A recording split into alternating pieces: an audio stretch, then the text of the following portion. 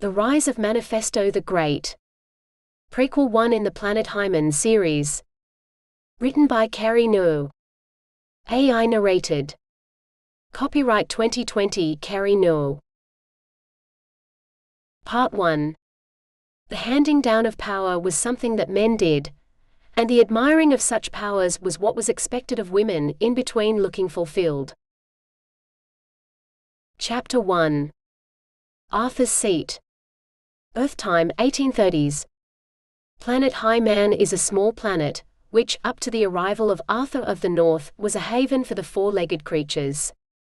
No one remembers the exact date the spaceship landed on planet Hymen, only that they came from some place north of the Milky Way and made planet Hymen what it was before women took over. Arthur of the North, along with his sphere of energy, a few plans, and a set of tools, took control, although it wasn't a piece of piss, as he would later make out. He was 20 at the time, and thanks to several treaties, a few bribes, and a keen sense of order, control was his for the taking. Arthur of the North and his crew had been in space searching for a home for longer than they could remember. At first they kept a log, performed daily mind-numbing rituals, and embraced their sense of duty, which involved restraint. Space turned contraception into fertility, and after an outbreak of births, it was agreed by all on the spaceship that segregation was the only way to survive. After all, the last thing you needed on a spaceship was a kindergarten. As time progressed, the daily rituals ground the crew into a sense of pointlessness, and their sense of duty waned. Some, mainly the women, turned to the stars, others, mainly men, chanted, and finally, most sulked. Celibacy, the key to survival, made life as bearable as a tooth abscess. There was a limit to how much happiness a nag-free life could bring, and many missed dancing, celebrating, and singing, which without a decent fumble afterwards was as pointless as many felt their mission was. Arthur of the North's father, a man who didn't last long on planet Hymen, was fed up. The last time he'd had his conjugal rights, he had a full head of hair and a set of teeth that made mincemeat of tough bits of pseudo-steak, and herself did not answer to Wi-Fi or Hey You, but to a selection of names he had now completely forgotten but knew put more than a smile on her face. How long had that been, he thought. He was casually helping himself to the ladies' leftover rations at the time, illegally picking his way through last night's roast, when he began to wonder. When did all this pickling segregation start? He thought the log would help give some timeline to all this celibacy, and perhaps some hope. He began to search the streamlined kitchen, which took all of 2 minutes, and without thinking he shouted, "Wi-Fi," a term which, thanks to segregation, was as obsolete as fresh air on a spaceship. He looked at his Wi-Fi as she entered. She stooped through the doorway. "What are you doing here?" She sighed. "No, don't tell me, eating. Couldn't resist your roast." "Ours is a pile of pickle. By the time I get my share, all that's left is a few bits of gristle and a dumpling you could frisbee." He stopped as Wi-Fi moved into the kitchen. His mind wandered to what was underneath Wi-Fi's so-called house jacket. Wi-Fi stood upright with a "here we go" sigh. She, being one of the few tall members of the crew, was always stopping and straightening in the spaceship, which would be the makings of her longevity on planet Hymen, and the beginnings of yoga. Pickling mass destruction, that's what their food is. He looked at his wife. "Weapons like..." She thrust an almost as good as home roast potato his way with a "here," and watched as he mashed down on it. Her hubby had the memory of an ant. There was a time when he was as bright as the Milky Way, thought Wi-Fi. Now he circles the kitchen repeating himself like heartburn. "Is not much at the cooking, our son, is he?" she muttered. Hubby eyed his wife. He could almost see through that jacket. He squinted. "Just wondering about dates and things," said hubby. "How old am I, and more's the point, your ovaries?" He tightened his squint. "Shouldn't they have retired by now?" He gave up the squinting and went for eye contact. "We could, engage in a little fumbling." A fumbling joke was on the tip of Wi-Fi's tongue. "I thought the log might help," he said. "Log?" "Yes, a quick flick might give us an idea of time and your ovaries," said hubby. "You've the log," said Wi-Fi. "What?" Hubby choked on his potato. "We left it with you, remember?" said Wi-Fi with an unnecessarily hard slap on hubby's back. "Oh, that," he coughed, waving her away. "Did we not give it to you?" She looked at his confused face. "You're the ones hung up on records, where to plot the stars," she said. "Whose idea was that?" he said. "Yours," snapped Wi-Fi. "I don't think so," he muttered. "Ask your son," she said. "Is he not our son?" said hubby. "Well, yes," muttered Wi-Fi, "but he gets all that forgetfulness from you." Hubby tried to digest the information, process it through an aging maze-like brain, while Wi-Fi, fed up repeating herself, sent a "to whom it may concern" memo. "Someone somewhere has misplaced the log," she wrote. "And that someone is male." The memo sent a ripple of distrust through the ship. Accusations began to fly, abusive memos were sent back and forth. All hell was about to break loose, erupt into a battle of the sexes.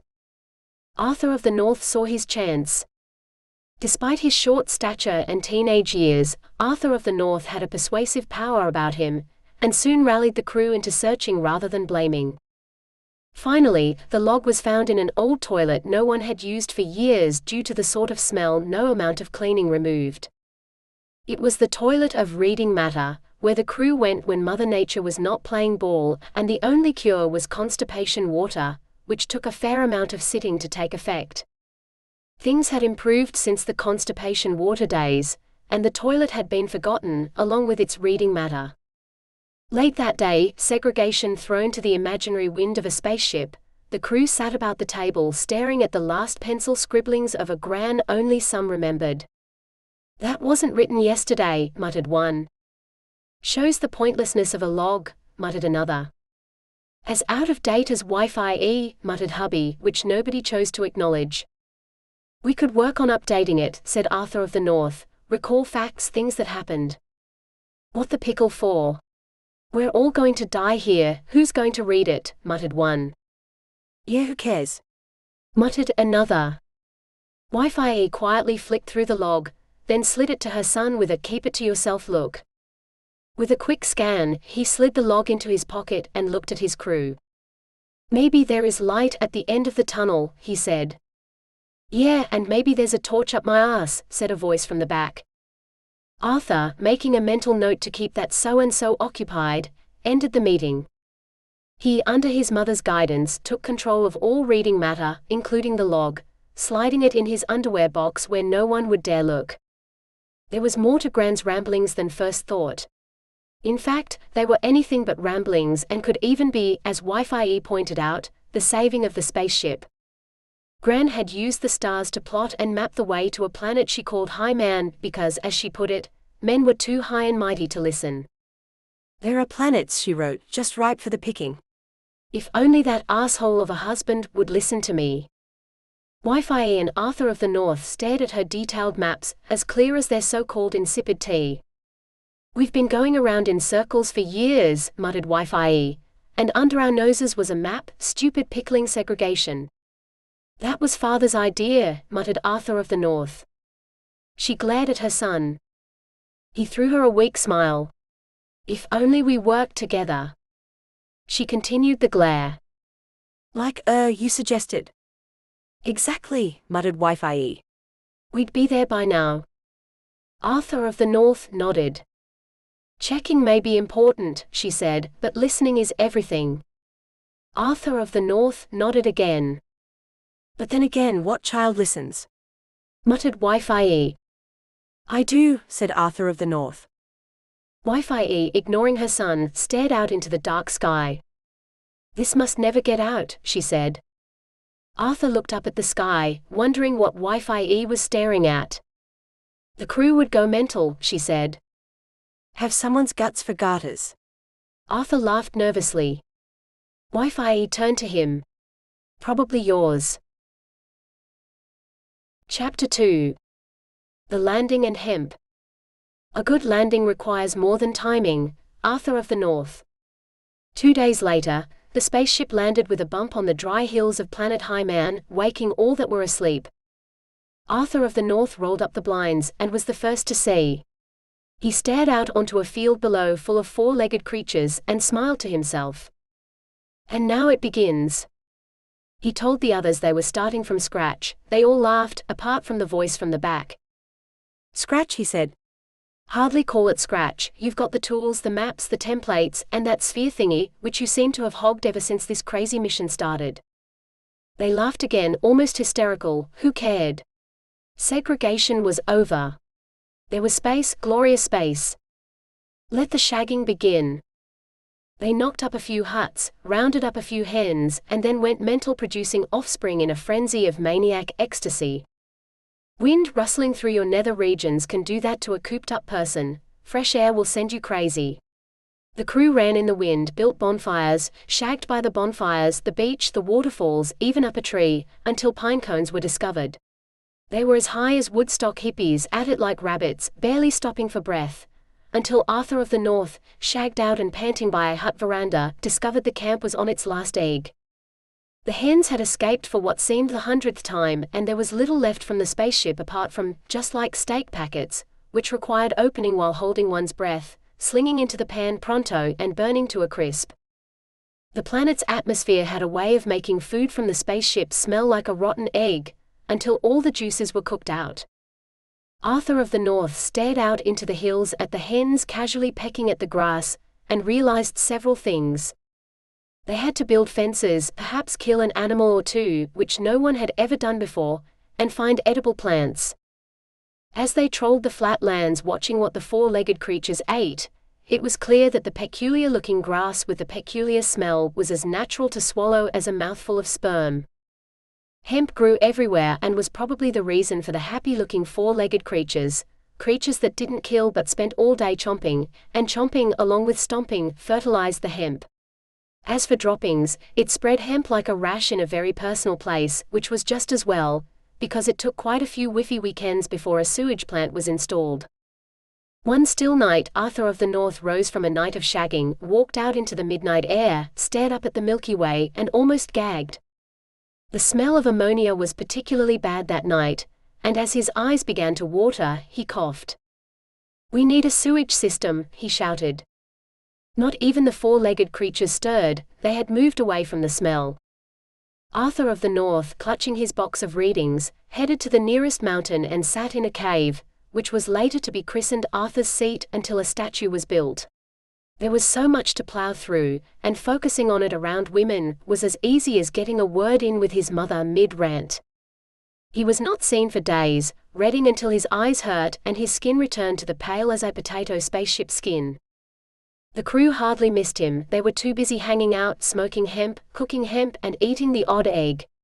In fact, him being away meant more for them, and less of that mother coming around moaning about tidying up. "Who cares if he's up a mountain?" said the voice from the back. "We can do what we like." "Yeah," said another with a toss of an empty can. Arthur of the North rummaged and read. It was not like he was looking to rule or anything, but if it wasn't for him, that spaceship would have been overrun with babies. Someone had to apply a bit of order, sort things, and from what he could see, no one else was offering. He came across many things during his readings, including Grant's rants about other spaceships. Some made him laugh until he came across Tracking, a chapter that had him choking on his tea. "Shit and pickled egg," he shouted. He'd forgotten about the others and their ships, and according to the readings, it wouldn't be long before his crew were tracked and followed. He stared at his calculations, they didn't have much time. He had to rally the crew, inspire them into caring, or else they would be overrun, ruled, bossed about, and he got enough of that from his mother. He stamped out his fire, rolled up his template for a new state-of-the-art recycle sewage system, cleaned up his cave, and headed back to camp. The place was like a used football field, a bomb site. He had been away 3 days, it looked like 3 months. Where did all the garbage come from? The ground was littered with eggshells, hen droppings, and empty food cans and packets from the ship.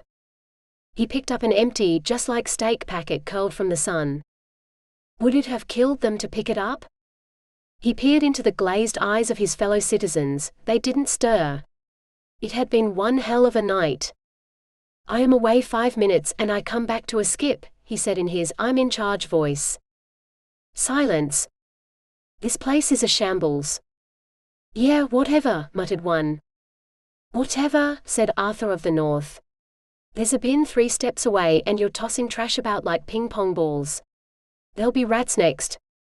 A rat scurried by. That one's called Frederick, muttered a comatose voice from the back. A few chuckled. Arthur of the North was lost for words. All he wanted was a toilet, some fresh air, perhaps a tidy place to sit. He stared at the garbage strewn across the front of the makeshift huts. It would take him days to clear the rubbish, let alone start on the John. He began to pick things up, as anger grew inside him. Why ruin such a haven? We need to get ready. He tossed a few eggshells into the bin. Other ships will come, it's only a matter of time. No one looked up, let alone answered. If we don't put things in order, they'll overtake us, said Arthur of the North. He tossed a can at the bin, sending a seagull scurrying. So? Muttered the voice from the back. So? What do you mean, so? This camp will not be ours unless we organize, rally together. A few blinked, some chuckled. Arthur of the North began to fume. Could they not see?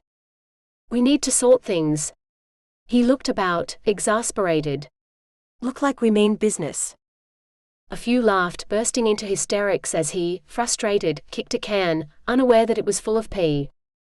We're not on the ship now, said the voice from the back. We're free to do what we want. A rat raced past Arthur of the North. He jolted, skidded, steadied himself on the bin and toppled. Great pickling sperm, he roared, then stopped as he caught sight of his mother zigzagging about the urine oozing across the ground. A few sat up, some watching, others jeering. Here's Mummy, laughed the voice from the back. Arthur of the North righted himself. Wi-Fi pulled her son aside. Why are you shouting like a caveman, she said. Those pickling plonkers, he huffed. If it wasn't for me, that spaceship would have been a dustbin, completely uninhabitable, and now they're doing the same here, and I can't stop 'em. He looked at her. There's ships coming, you know. Oh, that. She chuckled.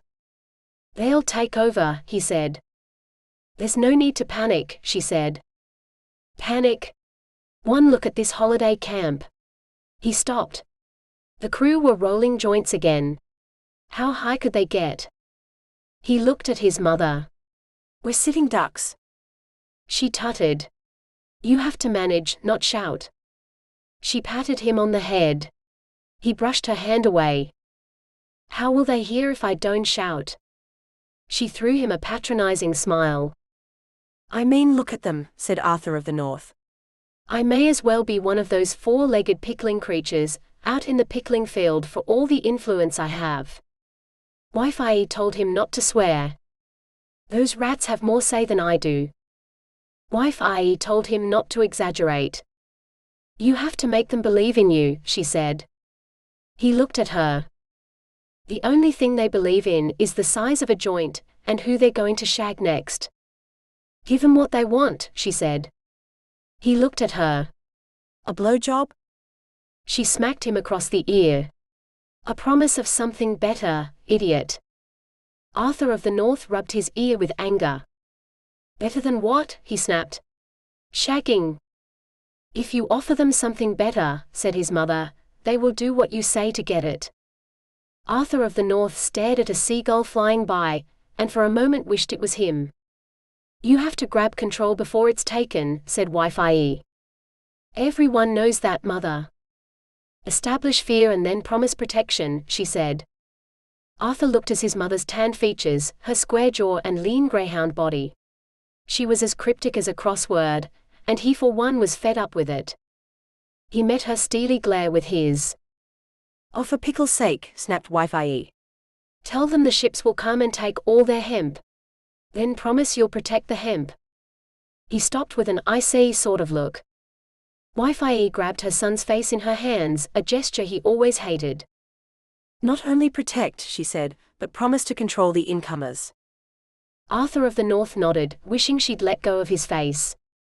Tell those bozos over there, and ordered town will intimidate the new arrivals, make 'em ripe for ordering, doing the dirty work. She laughed. No more picking up rubbish for us lot. Arthur of the North's face lit up with recognition. He nodded with an "I get you." Wi-Fi smiled. Once her son got something, he, like his father, was unstoppable and annoyingly single-minded. Arthur of the North walked back to the crew. Mustering all his persuasive powers and burying his anger deep into his stomach, he performed a speech that had the men inspired and the women a little edgy. Chapter 3. Treaties.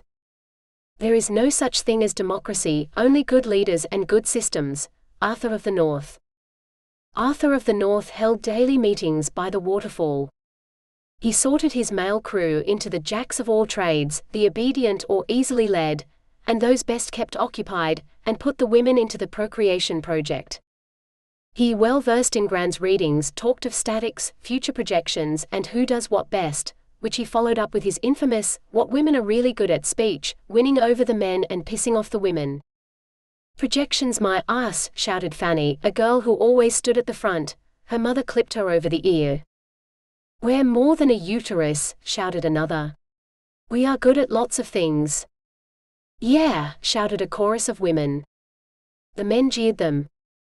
"Just as good as you," shouted her from the back. "Can you turn shit into drinking water?" shouted a jack of all trades. "Nearly a sewage system," muttered Fanny's mother. "Nearly?" said the jack of all trades. "What have you invented?" "We helped with the roads," said her from the back. "Anyone can dig," said one of the men. The woman at the front turned on him. "Haven't seen you with a shovel." "Why don't you shove your shovel up your butt?" he hissed. "Your butt is bigger," shouted the woman from the back. "Up yours," shouted the best to keep occupied man. "Up yours," shouted the woman from the back.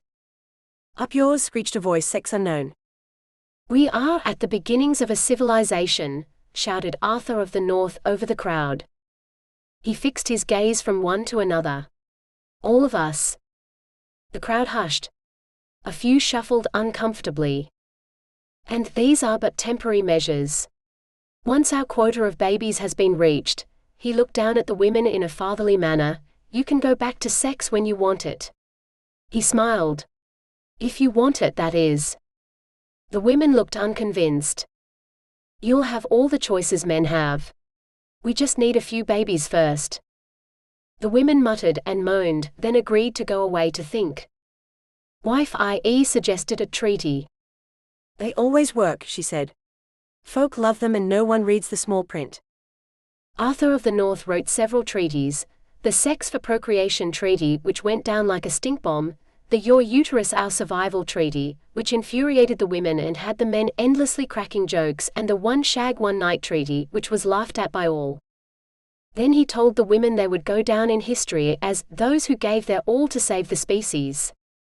The men, silenced by Wi-Fi after a few flat-on-your-back jokes, threw in a round of applause and cheering on a par with a football stadium, as suddenly it occurred to them what the treaty meant.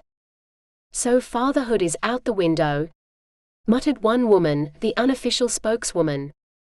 "Well, not necessarily, just put on hold," said Arthur of the North. "Shall we say optional?" muttered Wi-Fi. "Optional? And how does that work if you have no idea who the father is?" said the spokeswoman. "Work in progress," interrupted Wi-Fi. "We'll build you some stables," said a jack of all trades. "We're not horses," said a woman who actually looked like a horse. "Luxurious like with beds and things," said a jack of all trades. "Perhaps a few whips." "Or prostitutes," said the horse-like woman. "Well, you are, essentially," muttered another jack of all trades near Wi-Fi. Wi-Fi slapped his head. "Well, they are," said the jack of all trades, rubbing his head. "It's only temporary," said Wi-Fi with a steely look at the man. "You will be Earth mothers, for the planet," said one of the obedient, getting into the spirit of things. "With the finest hens and first pick of the eggs." The women looked at each other. "And we'll build your stables with the best views." "We're not horses," said the horse-like woman. "The nurturing stables," muttered Arthur of the North. "We're not pickling horses," shouted the woman from the back. "How about the nurturing shed?" said a jack of all trades. "And we can put it by the waterfall here." The woman looked about at the lush grass, the clear pool below the waterfall. There wasn't a rat in sight. "And there'll be no sex unless you say so," said Arthur of the North. "What?" muttered a few of the men. "And of course only if the day's work has been completed," said Arthur of the North. "You mean you're using us," muttered one of the women, "as a sort of payment for work?" "Oh no," said Arthur of the North. "You are in complete control." He smiled. "You have the last say." "And it's only temporary," said Wi-Fi. The women looked at each other, unconvinced. "Oh, and did I say you will be on hemp duty?" "Complete control," said Arthur of the North. "What?" shouted the men and Wi-Fi. "Yes, the women are in the best place to take care of the hemp," said Arthur of the North. The women looked from one to the other. "It would be nice to save the planet," muttered one. "And have a break from all-day sex," said another. Within days, Arthur of the North's leadership was established, not only for him, but for his soon-to-be-born offspring. With the help of his sphere of energy, sewage plant designs, and a payment system in hemp, Arthur of the North instructed the males to build, while the women, now firmly under procreation duty, were to nurture. Hubby and Wi-Fi watched as their dwarf of a son took control like a cowboy with a wild horse, Hubby mildly confused and Wi-Fi with an "I taught him everything he knows" look. "It all started with a sewage plant," muttered Wi-Fi. She turned to her hubby. "You must be proud." They were lying on the grass at the time, staring at the clouds above. "All those years of control and fake air," muttered hubby. She slid her hand into his. "I never thought I'd see a cloud again." She kissed his cheek. Hubby rolled onto his Wi-Fi and made himself comfortable. "Or the sun on my back." He chuckled. It was his last chuckle, his last words. With several ecstatic grunts, accompanied with the sort of pelvic thrusting that would earn a porn star an Oscar, hubby gasped his last breath, and Wi-Fi her last orgasm. As he lay on top of her with a death mask of ecstasy, she patted his back. "You've done yourself proud, my hubby," she muttered, and lay there until the sun went down. Chapter 4. Incomers. A sewage plant is the beginning of civilization. Arthur of the North. The first spaceship arrived in the middle of hubby's burial. The crew, or settlers as they called themselves, had worked their socks off building, creating, even laying off sex for a while to build a town, and Arthur of the North knew a day of celebration was needed, a day for hubby, the forefather of planet High Man. Not that many agreed with the whole forefather bit. Hubby was mainly remembered for sneaking into the women's kitchen. Wi-Fi was known as the true forefather, but who was going to argue when the first batch of home brew was ready? And hubby was a far more likable character than crabby-faced Wi-Fi. The spaceship landed on a pad, using coordinates sent by Wi-Fi, a ploy to let them know who's boss. And as the new ship opened its doors and stared onto a funeral befitting royalty, the ploy worked.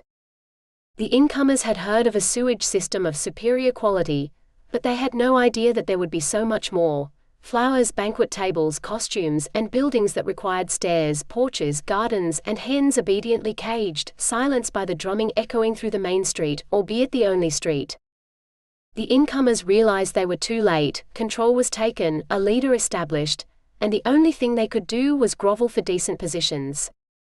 The lucky incomers were assigned to the building of the library.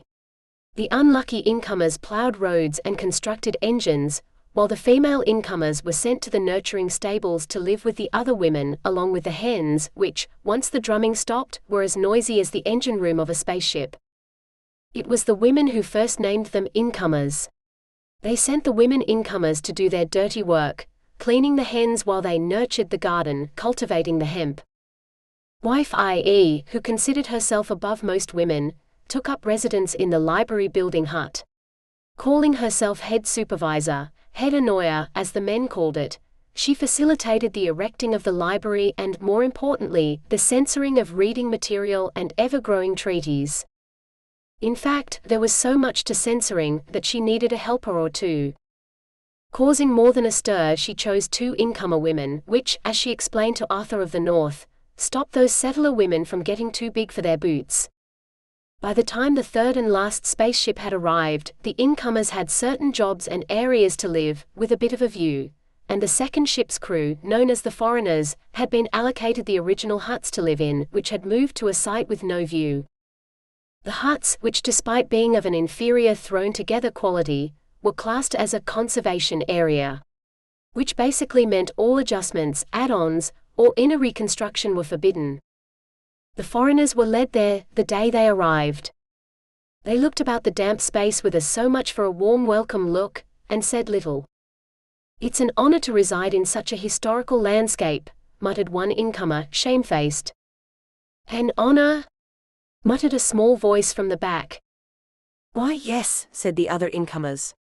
"This is the first settlement, where it all started." "What, here?" muttered another. "Well, not exactly here but near here," said the shamefaced incomer. "We've come a long way since then," said the other incomer. "So it would seem," muttered the captain of the foreigner's ship, dumping his overnight bag on the ground. "Enjoy," muttered the shamefaced incomer as the other incomer handed the captain a report for duty memo. With another so much for a warm welcome look, the foreigners peered at the memo, a few swaying under their breath, apart from a loudmouth. "Enjoy?" he shouted to the backs of the incomers. "Are you having a laugh?" The incomers disappeared into the sunset, without a backward glance. "Landscape?" shouted the loudmouth. "This is as much a landscape as my penis is a vagina." A few pulled faces. "It's probably best to keep quiet," muttered the captain. "Keep the genitals to a minimum. There's bugger all grass, the sun's blocked by that giant penis of a sewage system over there. Let's just get a feel for things before we insult the locals," muttered the captain. "And as for the huts, one fart and they collapse. We'd be better off living in a pickling wheelbarrow." "Farting will be the least of your worries if you don't shut up," said a voice from the back. For weeks Loudmouth moaned, until one day as the foreigners lined up for work, a mission was issued, a mission so lousy, so diabolical that no one volunteered. Instead, when someone was asked to step forward, they all stepped back as the captain pushed Loudmouth forward. The foreigners worked in the production lines, the crappiest of the jobs on the planet, where they took orders from the incomers. Their job was to make uniform building blocks, pipes, screws, and tools for the incomers' roadworks and engines. It was so boring that many did it with their eyes closed, until a batch of blocks were made upside down, causing a major tilting of the library. Loudmouth was sent to retrieve and replace, an impossible mission that involved dealing with Wi-Fi and a fair amount of shouting. Loudmouth, however, saw an opportunity. "What you need is statues," he said Wi-Fi, "to hold things steady." She looked at the swarthy man, dark from production line work. "The deadline for the opening of the library is getting near," she muttered. "Would a statue speed things up?" "Definitely," Loudmouth said, producing a mock-up statue of hubby from beneath his shirt. "Art," he said, "is the very cornerstone of civilization." Wi-Fi stared at his artistic interpretation of the man she had loved and dominated. "Oh," she said, running her fingers over mushed hemp. "If you like it," said Loudmouth, "I can construct a life-size one and place it here to resolve the tilt. Your opening would be on time, and you could have this by the entrance, for all perpetuity." Wi-Fi was speechless. Loudmouth wasn't loud at all, he spoke in a whisper and with such big words. "After a sewage plant comes many things," he whispered near her ear, "but finally art." Wi-Fi, suppressing all feelings of admiration, nodded. "It needs to be more than life-size," she muttered. "It needs to dominate the skyline." Loudmouth's statue did more than that. It was huge, majestic, magical, alluding to huge things beneath his cloak and a nose large enough to picnic on. Many stopped and stared. It was the first of its kind, its large silhouette catching the sun from dawn to dusk. "It's like his nose follows you," muttered many. Loudmouth was commissioned to create a second statue. "I want one of my son," said Wi-Fi, dominating the main street, overseeing all. Arthur of the North's statue was erected at the high point of the main street and so impressive that birds flew by without a dropping, rats took the long way around, and women laid flowers at the statue's feet. Arthur of the North, moved to almost tears, made Loudmouth the first ever statue coordinator. "I'm just one of many," said Loudmouth. "All us foreigners have the creative gene." Arthur of the North smiled to himself. That gene theory was as believable as fertility without men. "We could help you create the city of your dreams," said Loudmouth, who had moved on to a speech on art being the cornerstone of civilization. Arthur of the North smiled again. Loudmouth reminded him of him, and despite protests from his advisors, he bequeathed the foreigners an arts corner near a hillside with such a view that even Wi-Fi was miffed. "The galaxies love a trio," he said. "Aye, but not the settlers or the incomers, they'll go mental," said an advisor. Arthur, dismissing him with a wave, talked of how Loudmouth made his mother happy, which silenced all. Once Arthur of the North talked of his mother, there was no moving him.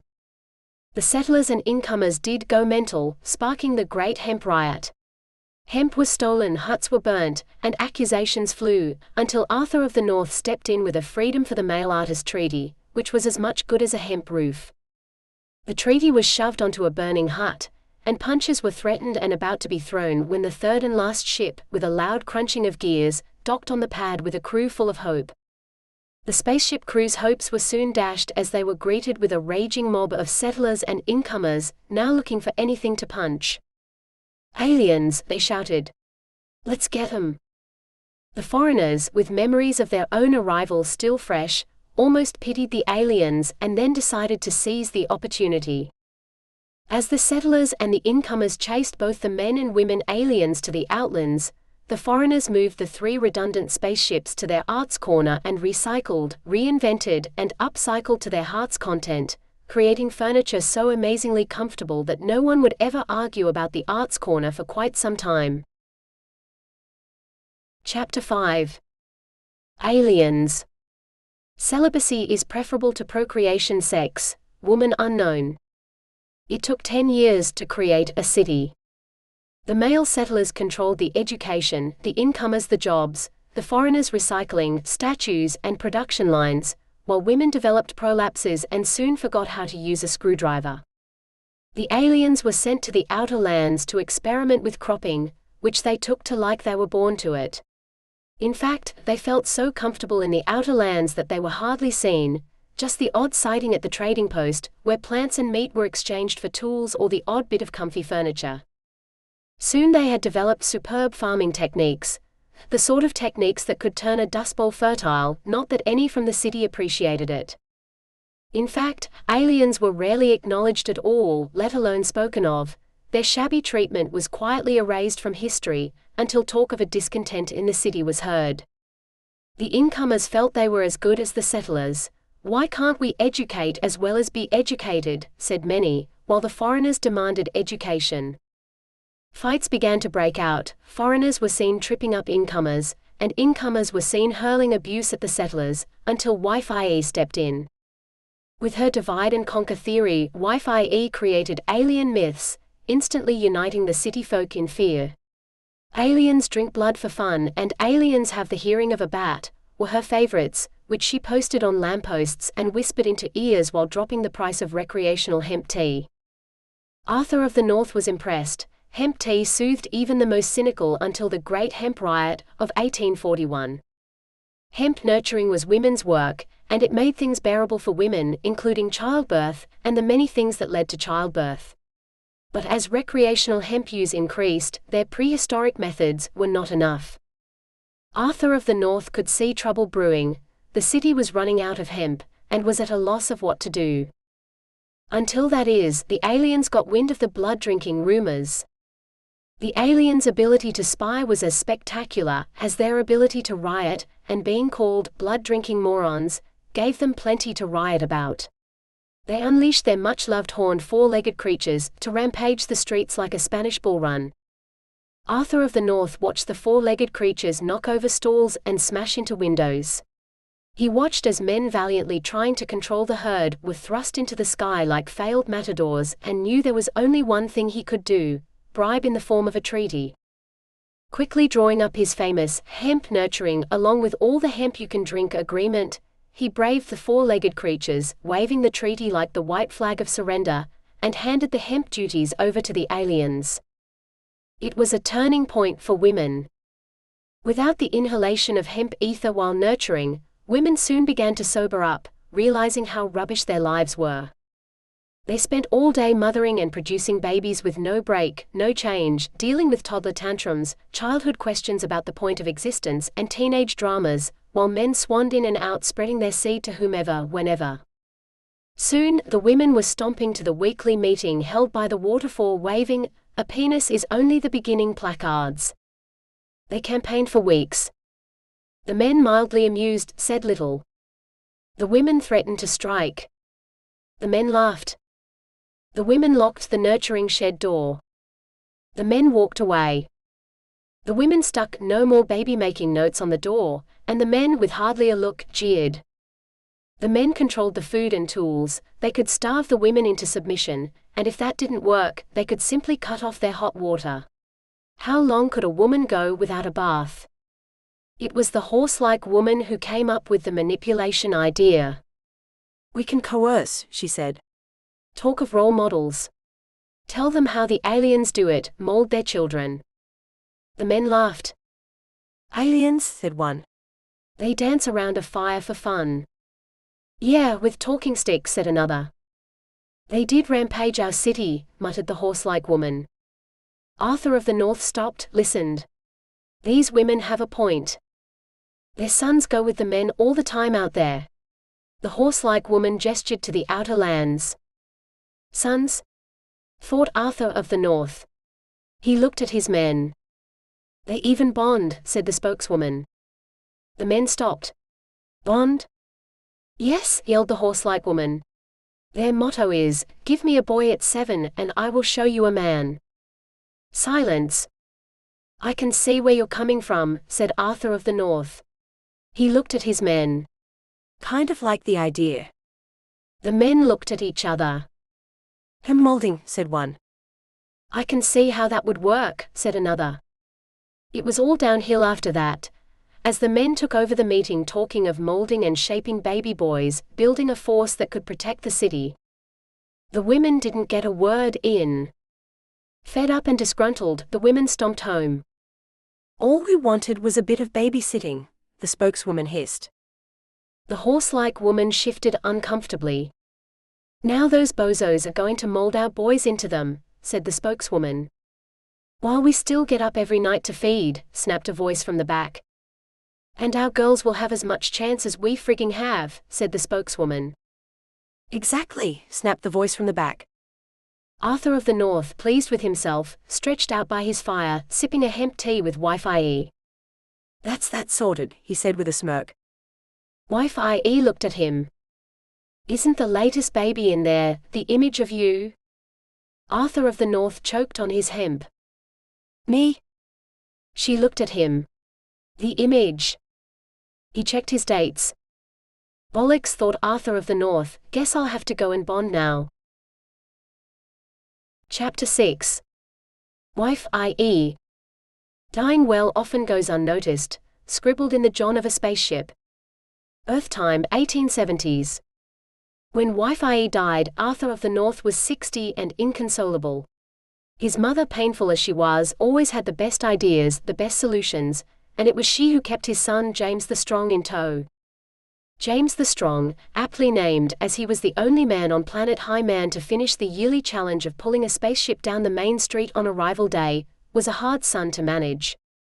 Very little went on in his brain apart from shagging and spaceship pulling, which was his idea in the first place.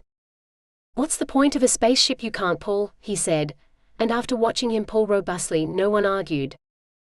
Arrival day started a year after the settlers arrived, causing the first of many riots that no amount of treaties could stop. The last thing the incomers wanted to do was celebrate the arrival of the up-themselves settlers, while the foreigners weren't even invited. In the end, each group had their own arrival day celebrations with the promise of unlimited hemp, a day off work, and free run of the nurturing shed, apart from the aliens. No one had any idea what the aliens did for celebrations. It was rumored that they treated every day as a celebration around the fire, with roast veggies and a four-legged creature race on Sunday, some say with super strong home brew. James the Strong, now a grown man of 40 score and whatever, had spent most of his time strutting about the place with his head in the clouds. His idea of thinking was staring, and his idea of a day's work was to hang about the nurturing shed. He had a string of women lined up waiting for his procreation seed, and a string of men wondering what would happen to the city when he took over from his father. Wife, i.e. dying, didn't help. She was taking ages, and it had Arthur of the North, not himself, and James the Strong no longer under her control. Wife, i.e. took her time to pass on. She was grieving the loss of Loudmouth, her second-hand man, and would not let go until his statue was finished and erected over his cremated body. Every morning, Wife, i.e. stared up from her bed, searching the eyes of Aggie, the only person she sort of trusted. The two helpers had passed on, never really getting over the isolation caused by helping Wife, i.e. Quietly cremated, their remains sat in urns in the arts corner waiting to be placed under Wifey's obelisk. Women weren't entitled to statues. Wifey's obelisk had been built 6 months ago, when Wife, i.e. first took to her bed. It was built in a rush and then sat blocking a decent part of the sun, waiting for Wife, i.e. to kick the bucket. The jealousy for the two helpers had passed on to Aggie, who spent her spare time avoiding up yours finger gestures from the other women. Being exempt from procreation duties did have its downside. Aggie started from the bottom, a wee girl no one noticed. It was Wife, i.e. who saw her sitting in the corner, ignored by the other children in the shed. She lifted her up and took her home to her two helpers. Every woman needs one maternal experience, she said. In truth, the two helpers were getting on a bit, and Wife, i.e. was always one step ahead when it came to future planning. She looked at Aggie as memories flooded back of that pickup day. Aggie was just a thread of girl, legs like a flagpole. She's fattened out nicely, Wife, i.e. thought to herself. Maybe her son would notice. The future of the planet depends of you, Agnes, said Wife, i.e. It's Aggie. I depends on you, Agnes, said Wife, i.e. It's Aggie. Wife, i.e. peered at her helper with watery eyes. The statue, is it finished? Aggie, dabbing her master's mouth with ice, nodded. My Loudmouth finally put to rest. Aggie nodded again. Just as well, groaned Wife, i.e. The last thing I need is to get up and do some shouting. Aggie looked at her master with pity. She had as much power now as an empty packet of seeds. Have you checked the itinerary for his funeral? Spluttered Wife, i.e. with a cough. Yes, Aggie lied. I don't believe you, said Wife, i.e. sparking a coughing fit. Phlegm flew from her mouth.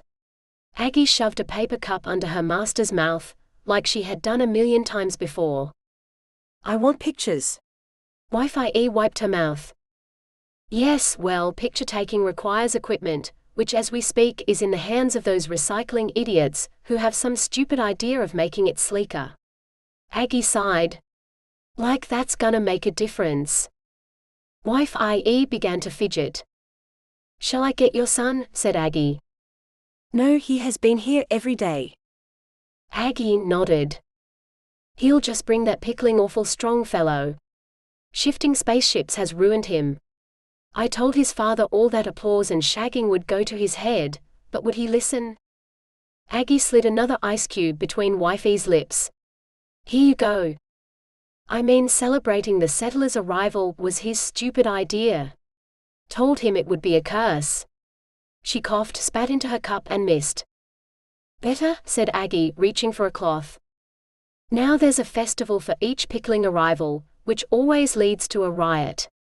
I mean, celebrating the day of running folk out of town, who would want to celebrate? Bound to rub some up the wrong way. Aggie wiped Wifey's mouth. Love a good riot. Oh, you would, wouldn't you, Agnes? Said Wife, i.e. It's Aggie. Wife, i.e. shifted uncomfortably. Why did dying have to be so scratchy? She scratched all over despite her silky sheets. She scratched her bum, ignoring Aggie's gentle leave-it slaps, and closed her eyes. She had no regrets. She ran her tongue around her lips. Aggie rubbed more ice. Better, she said softly. Wife IE blinked at her assistant. That library was meant for women too. I know. Aggie's face softened. You should be able to visit. Don't worry about that now, Aggie hushed. Remember the drawer. Wife IE gestured beside her. Take before anyone, she coughed, gets here. It's okay, muttered Aggie. I know what to do. Wife IE looked at the sun streaming through the window, what she wouldn't give to see hubby's outstretched hand pulling her to the horizon. She'd had enough. She tapped Aggie's cheek. Over the last few weeks Aggie had nursed her, made her comfortable, listened to her. She was a good sort. I killed my hubby, she said. Aggie wiped her brow. No, you didn't. You made his last moments happy. And now I am to follow. Wife IE turned to Aggie. Do you think it still goes on over the horizon? Aggie touched her cheek. She knew she was talking about sex. She always did just before she fell asleep. Aggie offered her a pain tablet. Wife IE slid her hand into Aggie's and squeezed it. A tear filled Aggie's eye. Don't forget the drawer, whispered Wife IE. A tear rolled down Aggie's cheek, followed by another. I'm ready to go, Wife IE murmured. What about Arthur of the North? Muttered Aggie. Wife IE didn't answer. Aggie stared down at Wifey's face. Was she asleep? She waited, not a sound. She put her fingers under Wifey's nose, nothing. Her ear to Wifey's chest, silence. Aggie sucked in her breath, wiped her tears, and after one final feel for a pulse stood. She knew what she had to do. She emptied the drawer, hid the contents in her room, and ran to Arthur of the North in the library. Chapter 7. The Library and the Librarian. If losing the hemp put all the women in the same boat, then Arthur of the North's treatise gave them the oars to row it, Fanny. Arthur of the North was in the middle of a meeting, attempting to wind things up and getting nowhere fast. Concerns had been raised about James the Strong's flagrant abuse of membership, and Arthur of the North, as usual, was arguing on behalf of his son. James the Strong was his Achilles' heel. Arthur of the North chose not to see past his son's glazed look of arrogance and ignorance, and as his son stomped and annoyed folk, Arthur made excuses. The library had had enough. The settlers were not big on meetings. On account of the women's "a penis is only the beginning" placard incident, rarely did more than two meet. Today was different. Arthur of the North was staring at the librarian and a reader. They were not budging. He stomps about like he owns the place, like he lives here, pays the rent, and feeds us, said the librarian. I can assure you he doesn't feed me, muttered the reader. This place is not the place for stomping, muttered the librarian, who lived for silence. Arthur of the North thought of his large son. He was handsome in an ape-like way, with massive hands, long hair, a full set of teeth, and a voice that purred. He could read a shopping list, and have women sighing. But he's a giant, said Arthur of the North. He can't help it, his tiptoeing makes the noise of a bass drum. That man has never tiptoed, said the reader. And what about the balance for overdue books, said the librarian. He laughed in my face the last time I mentioned it. Arthur of the North pulled out his payment book. How much? It is not for you to pay, he's a grown man, muttered the librarian. The reader tutted. And where is this giant now? Why is he not here instead of you? Arthur of the North said nothing. Strutting, I suppose, said the reader. Women welcome his strutting, muttered Arthur of the North. I have never seen them so happy. What would a woman know, said the librarian. The reader nodded. Arthur of the North thought of his mother, and sighed. She knew every pickling thing, and she knew it before anyone else. Some women dream of your son's seed and what it would produce, she'd said, and it's gone to his head. He will soon be uncontrollable. Was she right? Was he uncontrollable now? I think he's mending ropes, muttered Arthur of the North, for the next arrival day. But that's 6 months from now, said the librarian. Arthur of the North sighed. Apparently, there is a lot of drying involved. The reader threw a look at the librarian. Yes, well, waiting it seems is all you do with that son of yours, said the reader. He stopped. A woman crashed through the library entrance. The reader caught a glimpse of a skirt and with a sharp intake of breath, swore. The librarian, embracing his authority, stood and was about to shout, then caught the look in Aggie's eye. The two men turned to Arthur, his face fell. Let's call it a day, said the librarian. Yes, muttered the reader. Without a word, Arthur of the North followed Aggie back to his mother, for the laying of hemp on the dead's eyes. Arthur of the North, now a man in his 60s, had long forgotten how to cry. His face was a blank mask, despite his heart breaking, coming to terms with a life without his mother with something he dreaded. For 60 years, he had lived under the strong arm of his mother. Now he had to do it not only alone, but with James the Strong chipping at his heels and bollocking everything up. He went through the cremation preparations and, with the help of Aggie, organized the raising of Wifey's obelisk to catch the morning sun.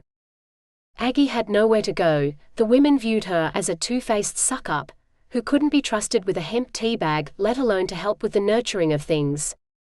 They, with a healthy suspicion for Wi-Fi and all who belonged to her, slammed the door in Aggie's face.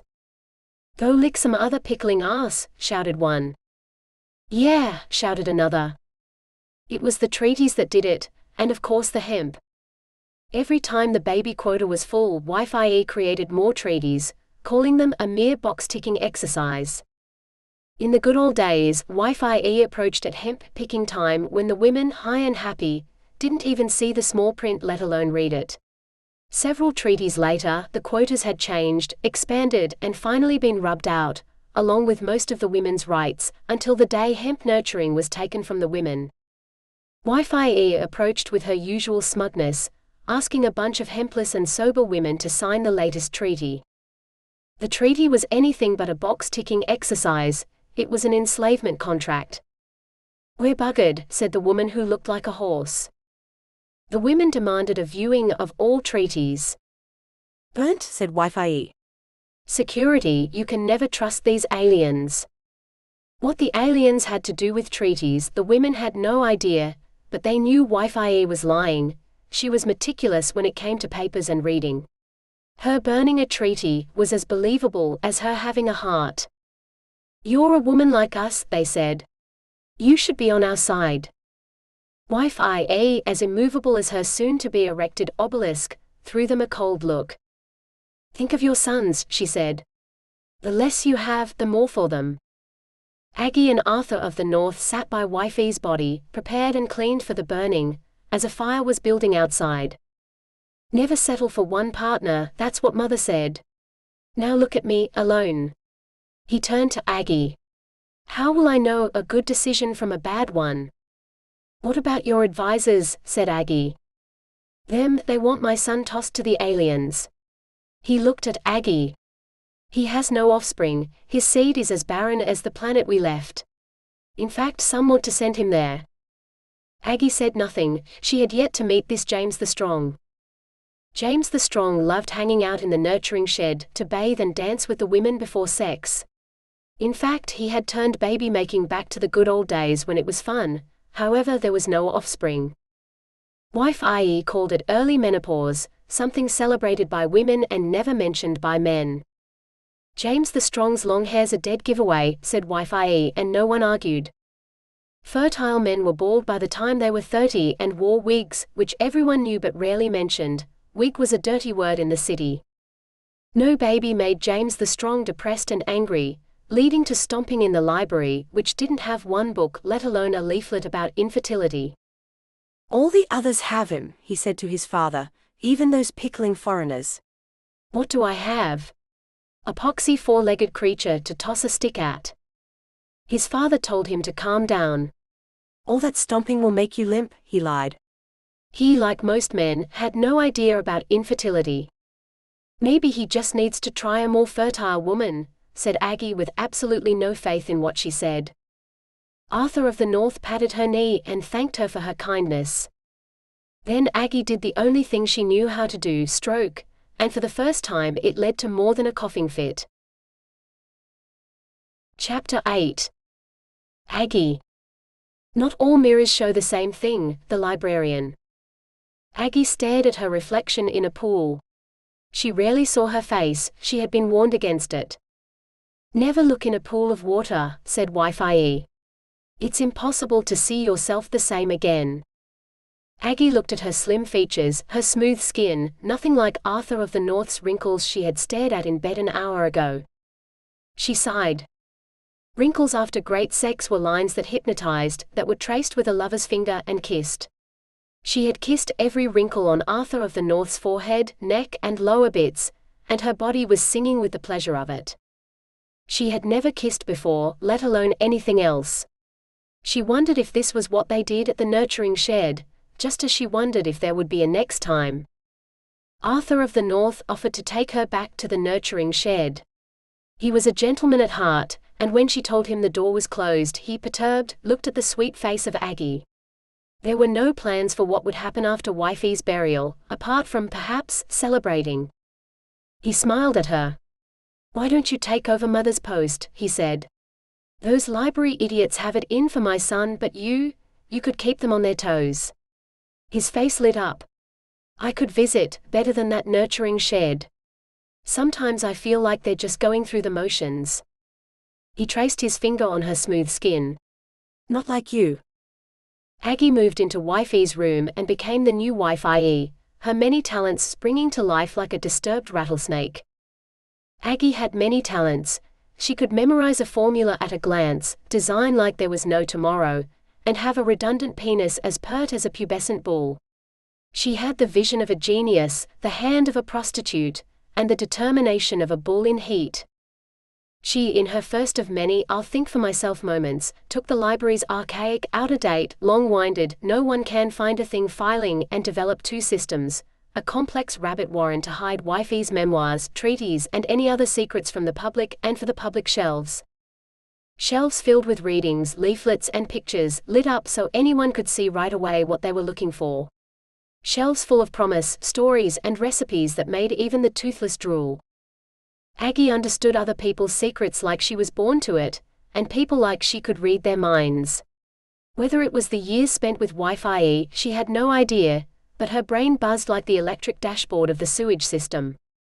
"People need mystery, myths, and knowledge, fake or real," she said to the librarian, who was happy to agree with her despite her being a woman. In her spare time, Aggie practiced Wi-Fi's stretching and posing with breathing techniques. The Wi-Fi techniques, as Aggie called them, not only cleanse the innards but keep a woman fresh well past her sell-by date. The women pooh-hooed Wi-Fi's techniques. "Anything that comes from that old bird's mouth is dirt fertilizer," shouted the horse-like woman. No one argued until 5 years down the line, Aggie began to defy age. James the Strong was the first to notice. He was strutting through the library, looking for policies on baby snatching, when he came across Aggie mid-tree pose in the filing room. He watched as she bent forward, breathed in, sighed out, and then stretched into a cat-like position. Her face glowed, and for the first time he could see what it was his father saw in her. He strutted into the small cubbyhole of a room, lit by a candle. "What is all this then?" he grunted. "It's good for trapped wind," she said. He stopped. "Wind? A woman has wind?" "Of course," she said. "They told me that was just great sex," he said. Aggie moved into a tree pose. She didn't have the heart to tell him women lied when it came to things in bed. "Well, I'm not in bed now, am I?" She squeaked a small fart. James the Strong chuckled. Aggie caught a look, an Arthur of the North look, and smiled to herself. Always the simple things with men, she thought. As James the Strong with one puff blew out her candle. Chapter 9. Appetites. A good bed dive is worth 1,000 words, James the Strong. 5 years on. Aggie looked at the blank face of James the Strong. He was staring at the ceiling like he always did after a decent night's shagging. James the Strong's appetite, like his father's, was huge, but it was so different, a much more robust form of thrusting. The sort that had Aggie yelling like a banshee taming a wild horse, which for some reason spurred James the Strong on, like a wild horse with a whip. In fact, she often used one. 5 years bouncing from father to son like a ping-pong ball in a tornado was not how Aggie had planned her life. Remembering the names, their little ways, could tax even the finest memory, and father and son were as different as Sawyer and hemp, but she had managed it, giving her a life she for the most part enjoyed, apart from James the Strong and his "I want a son" rants. He turned to her. "What I wouldn't give for a son." She sighed. "How many times?" "I'm pushing 40 with nothing to prove," said James the Strong. "Here we go. I've even shagged an alien." "Must we?" muttered Aggie. She sighed, pulled back the covers, and headed for the bathroom as James the Strong regaled her with his story yet again. "I dressed as a woman." He smiled to himself. "Took the swaps to the point, a nice cozy armchair and hammers. From what I remember, no one had a clue it was me." James the Strong almost laughed. Aggie sat on the john and pulled the toilet paper with disgust. For 5 years they had been together, and she had heard the alien story so many times she could repeat it word for word backwards. "Was your one-handed swinging of the armchair not a giveaway?" she said with a tired expression. "You would think," said James the Strong. He looked at his nails. "But no," he smiled to himself, "there I was by the field as instructed, and there she was, a sunburnt alien waiting with a bag of Sawyer and some apples. She didn't know what hit her." "I can imagine." Aggie flushed the john. "She laughed," said James the Strong. "Imagine laughing at you," said Aggie. James the Strong watched Aggie emerge from the bathroom. "Loved the licking," he said. "Did she?" Aggie sighed. "I told her it was my trademark." "Probably not something to brag about," Aggie muttered. "No baby though," he sighed, "and I heard those aliens breed like rabbits." "I wouldn't believe all you hear," said Aggie. He watched her slide on her dressing gown and sit beside him. Aggie traced a line around his nipple, and looked at his irresistible eyes. If only he didn't speak. "Why can't you be happy like your father?" she said. "Happy? How can I be happy? I want a son. All the others have a son, why can't I? They have a son to walk with, talk with, what have I got? More four-legged creatures you can shake a stick at. They do return them to you." Aggie sighed. "So what?" mumbled James the Strong. "I want a son to mold." She looked at him. "Or at least show things to." Aggie looked at her watch. "Like how to pull a spaceship, the trick to tying it to one's back." "There's a trick," said Aggie. "You never said anything about a trick." He stopped. "Yes, well, we all have our secrets." "It's just tying though, isn't it?" said Aggie. "There's tying and then there's tying," he muttered. Aggie looked at him like he was talking twaddle. "And then there's the drying of the robe." "Now you're being silly," said Aggie. "A secret I'll take to my grave." He stopped and slid his hand onto Aggie's breast. "If there's no son to leave it to." Aggie pushed the hand away. "You're always banging on about a son. What about a daughter? I'm sure there are plenty of girls who'd love to know about rope drying." He huffed. "A daughter, for men to fill with their seed?" She looked at him. "That's what you do to me." "But that's different," he said. "How?" she said. "Well, you're one of them," said James the Strong. Aggie sighed. "You know, a woman who pleases," he said, "who needs man's seed, and mine is, well, good for you." She threw him a really look. "It's like my name." He laughed. "Strong?" said Aggie. She stared at James the Strong's blank face. "Thank pickle we have no children," she thought. At the beginning she thought about babies, but she had seen the worn-out looks of those at the nurturing shed, and figured if they were worn out without James the Strong to interfere, or mold, as he put it, then what would motherhood be like with him? Could the planet take another him? Could she take another him? Even though his sperm was as fertile as a scrambled egg, she took action. She saw it as her moral duty to end the James the Strong line before it got started, it was the least she could do for all the benefits she enjoyed with her position. Contraception was banned on Planet High Man, the formula hidden, and yet it was so simple even James the Strong could follow it. Aggie, having sorted the secret files into her rabbit warren, knew all about the formula: no sex during a full moon and using a sponge-type thing down there, which, in the end, was Aggie's downfall. After 5 years of illegal family planning, watching, avoiding, and being prepared, Aggie, thanks to a night of way too much hemp, threw caution to the wind. It was the end of the arrival of the aliens' celebration day, celebrated by all bar the aliens. During the yearly celebration, the whole city closed as men and women reenacted the day of running the aliens out of town by chasing, feasting, and catching, usually in dark corners for ravaging. Aggie had vague memories of watching from her window with several hemp smokes and a bucket of homebrew. Drunk, stoned, and singing, she thought, "Bugger the sponge thingy," and dived onto the bed with Arthur of the North. It was all a bit of a blur. Did James the Strong visit after that? She couldn't remember. A week later, she woke up, raced to the John, and threw up the previous night's spicy tofu. Was it that bad? Yelled James the Strong. What? Aggie gurgled through a gag. My cooking. She looked up, wiped her mouth, and wondered, how stupid can a man be? Did you visit after the celebrations the other night? She asked as casually as possible. Celebration night? Muttered James the Strong. Yes, for some bed diving. Don't recall, he said. Shit, muttered Aggie. She stared into the toilet bowl. It had never been her plan to sleep with anyone, but when the nurturing shed door closed and Arthur of the North lurched, she saw an opening.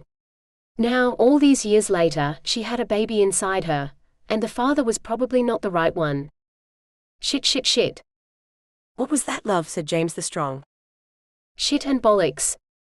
If you fancy a spot of bed diving, I've got 5 minutes. The next day, Aggie picked her moment. After some gentle snogging in the sun, Arthur of the North closed his eyes and she told him. He slid his hand onto her stomach as his old tired face smiled. If he looks like my James, you're laughing, said Arthur of the North. Chapter 10. Offspring. A woman's limit is all in her mind, Fanny. Aggie swore. She was in the library, attempting a yoga tree pose while trying not to throw up. She felt trapped, scared, in fact terrified. Arthur of the North seemed to think she had the brains to pull off a paternity lie. She, however, had doubts. James the Strong was strong and vengeful. She stumbled. Oh, great pickling sperm, she shouted. The librarian, with a skid, stopped at the doorway. Ma'am? She glared at him. Must you call me ma'am? Apologies, ma'am. Aggie clutched her mouth and gagged. The librarian said nothing. He'd read enough to know morning sickness when he saw it, and he saw enough to know who the father was. The trick is to sleep with 2 simultaneously, he said. What? Aggie gulped. That's what Wi-Fi says. Sleep with the enemy, sleep with your friend, and never let the right hand know what the left is doing. He pulled one of Wi-Fi's memoirs from a shelf and slid it toward Aggie. You should read it. It might help. Aggie looked at him with a, "Why are you helping me?" look. She and the librarian had a, "let's put up with each other" sort of relationship. Him helping her was as plausible as James the Strong completing a crossword. Aggie suspected the librarian knew why she spent so much time in the rabbit warren. It was the way he sniffed as she entered and muttered, "satisfied," when she left. The way he, despite a do not disturb sign, walked in on her plotting the moons and carving up sponges with a feeling artistic. "Today, are we, ma'am?" He even collected sponges for her, helped her hack out a few small enough to fit whatever, like he knew nothing of contraception.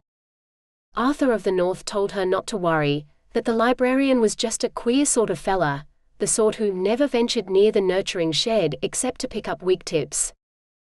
Aggie looked at his outrageous wig, perched like a Persian cat with piles. It says a lot about him, she thought. It's all about doing your bit for the planet. He pointed to the book. We all do our bit, snapped Aggie. You've done more than many, mostly on your back, said the librarian.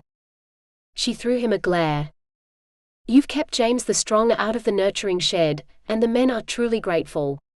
I mean, before you came along, there was a waiting list. Glad to be of service.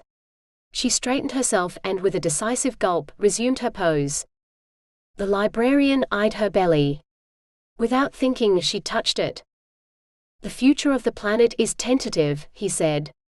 Poised like a four-legged creature on the tip of a needle, as precarious as the outlands. The outlands are hardly precarious. We send the women there. She stopped, thinking of James the Strong. Well, mostly. The librarian smiled like he knew what she was thinking. Then he waited until the silence was uncomfortable. Aggie squeaked a small fart. Pardon, she muttered. Now is the biggest moment of your life, ma'am, said the librarian. She stopped. What? Every step you take is, well, crucial. Silence. You need to steer with clarity, he said. Aggie glared at the librarian. Him making sense was as rare as contraception. Must we always talk of clarity? Every time you mention that word, I leave as confused as James the Strong with his tax return. A lump was forming in her throat. It was going nowhere but up. She attempted a gulp. The librarian handed her a glass of water, the perfect temperature. She tried a sip, just as James the Strong arrived, panting with distress. It's father, he said. You need to come. I don't know what to do. He's delirious, talking of diving on beds and off springs. The librarian threw Aggie a look followed by a my lips are zipped gesture, which James the Strong assumed was something men in stupid wigs always did. Aggie was by Arthur of the North's bedside in minutes, holding his hand as he gasped for breath. James the Strong stood outside, watching someone die was women's work. Aggie looked at the familiar face of her only true friend. You're not old enough to go, she whispered. Wasps know nothing of age, he said, and when one stings there's nothing you can do. A tear rolled down her cheek. You have made me so happy, she thought. We had our moments. He smiled and patted her cheek. More than moments, a lifetime, she said. I know, he said. There are no words. His eyes lit up as he stared to the heavens. He stretched out his hand, making as if to grab for something higher. The medicine official looked at Aggie with a shrug. Just the drugs, ma'am. I see it all now, Arthur of the North said. Maybe overdid the sedative, muttered the medicine official. It's so clear, it's perfect, said Arthur of the North. The medicine official threw Aggie a look, then shouted, What do you see? A light? An angel? They're diving and babies. Arthur of the North smiled. They're all at it. And then with a cough, he stopped breathing. The medicine official looked at Aggie. They're diving. It's a figure of speech, muttered Aggie. James the Strong, just as his father did, leaned on Aggie as she organized the funeral of the century. It was the sort of funeral any Viking would have given their eye-teeth for. The sort never seen before on planet High Man. The bonfire was higher than any statue, built from unwanted furniture, wood, leftover food, and eggshells. The smell was not brilliant. James did not account for the smell. He was too preoccupied with height, and as he was a giant himself, that meant pretty high. It took 3 days for the bonfire to burn to waist height, and 3 more to cool down enough to spread across fields, hen coops, and the odd hidden hemp plant. It was a magnificent night, and as the father of Aggie's son went up in flames, the sun fluttered about Aggie's womb almost like he knew. Aggie watched the celebrating crowd from the balcony, with James the Strong beside her. The women had been let loose to dance and tantalize. Apart from celebrating days, women spent their time in the nurturing sheds and used a booking system for baby making. Arthur of the North's suggestion, care of Aggie, not that anyone knew, apart from the librarian. With Arthur of the North now a pile of ash and the booking system thrown to the wind, the men soon threw themselves into fighting and rolling about on the ground, relishing the chance to impress a woman, while some women began to regret their frenzied dancing. To many men, the booking system was on par with a visit to the dentist, and the idea of being chosen rather than making a booking went to their heads. So engrossed in impressing, the men often didn't notice when a woman, bored and fed up, moved on. Some women made a quick retreat, others made a mental note to avoid future death celebrations, while others, carried away, cheered like wild banshees at a cockfight. The mixed messages confused the men. It had been ages since they'd had to read body language, interpret a woman's no. It didn't take long for some to crumble, unable to cope when rejected, lost to another male, especially when punched in the face. Aggie watched. She had never seen anything like it before. Arthur of the North would have a fit of the hairies, she said. James the Strong laughed. The fighting is all play acting. The whole rape and pillage thing is more a ceremony than anything. He laughed again. Swapping and swinging. He eyed Aggie's belly with a sigh. Reminds me of the good old days. Aggie watched as a bull-like foreigner punched a weedy man to the ground, tossed his wig to the wind, lifted a woman over his shoulders, and disappeared into the dark with a "let's be having yer" shout. Why does everything have to lead to ravaging? Muttered Aggie. It's because they don't have you, said James the Strong. That was me until I met you. She watched the wigless man as he jumped to his feet, scrabbled for his wig, and ran like a stunned chicken toward the nurturing shed. Really, she muttered. The number of women I've tossed over my shoulder, muttered James the Strong. He eyed Aggie. You fancy a toss? Aggie didn't hear. She was too busy watching the crowd descend into a rabble, the words of the librarian haunting her. Did the planet really balance like a whatever on a needle? Cryptic, she thought. Why so pickling cryptic? Chapter 11. Choices. All women need limits, but men are limitless. James the Strong. Aggie told herself a baby would be the making of James the Strong, that he would burst forth from the shadows of his father and become the man she thought he should be, and when she didn't believe that, she told herself she could manipulate with a little bed diving. The truth was, she didn't have much choice.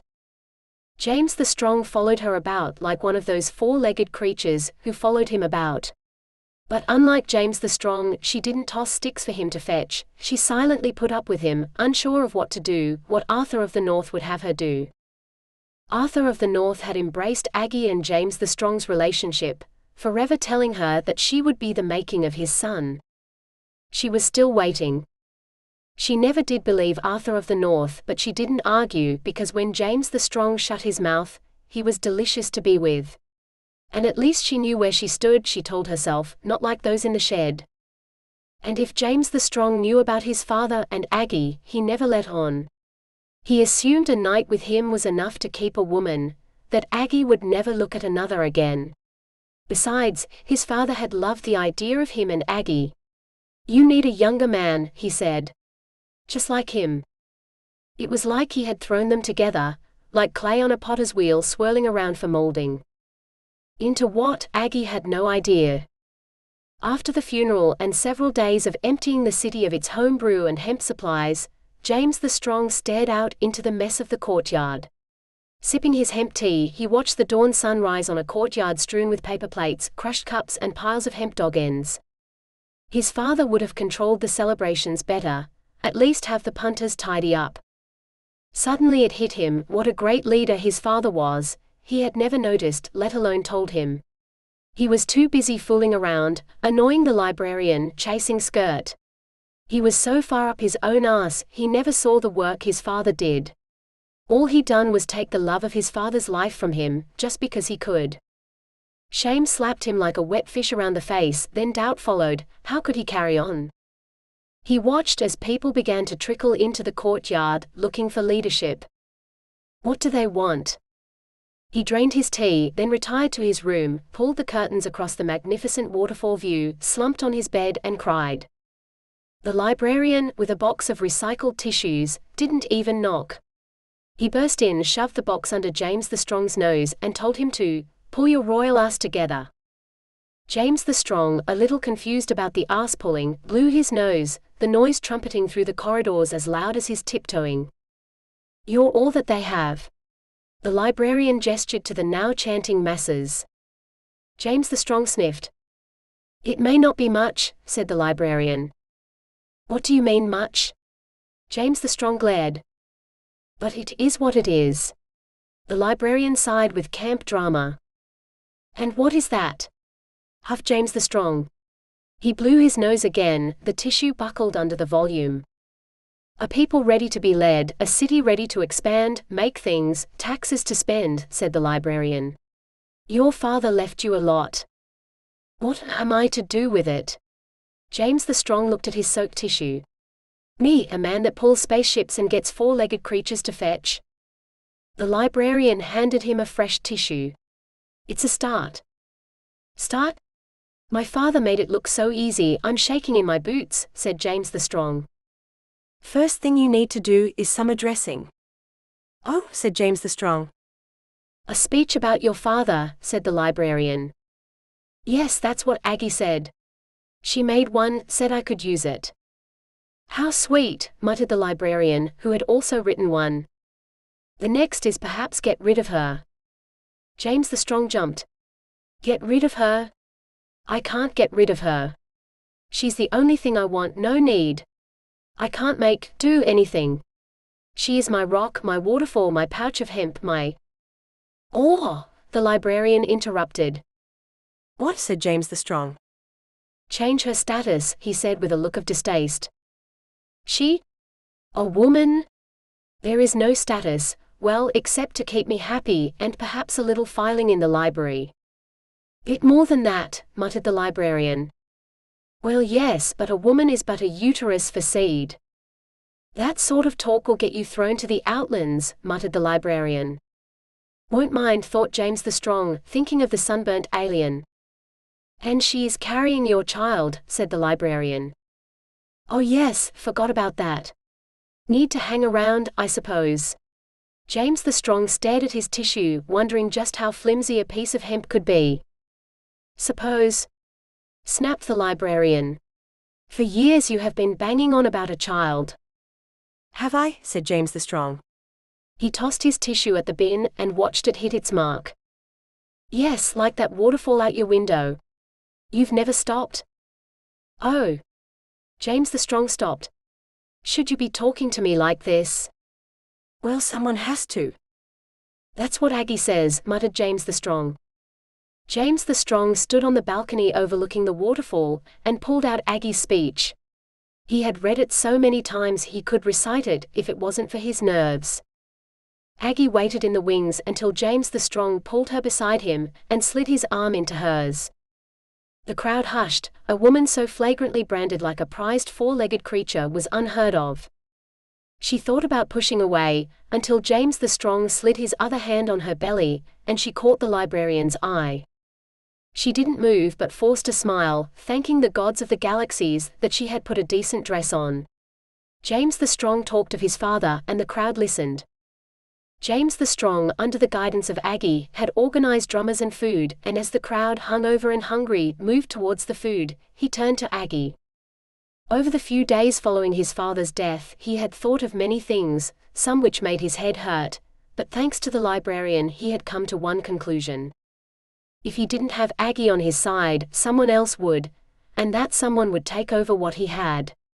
Not that he didn't dream of running away, but over the last few days, he had watched the masses and realized being one of them would be worse than trying to tame a wild horse with only a set of piles for company.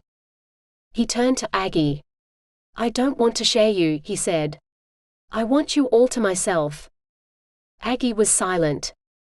And I was thinking, now I am, well, in my father's footsteps, I could make changes.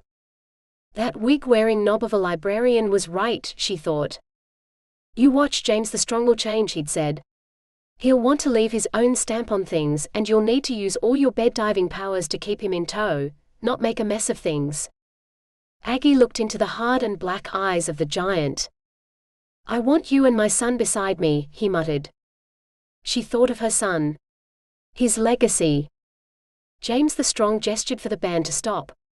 The crowd looked up. No more quotas, no more nurturing shed, as my Aggie says, the times they are a-changing. What? Said Aggie. The crowd looked from one to the other, confused. Aggie. "There is more than one way to build a city, and I have found mine," said James the Strong. With great ceremony, he unraveled the librarian's speech to read. "We need to treasure our women, stop all this appointment business," he pronounced. The crowd muttered and murmured, some in panic. "Does that mean no sex?"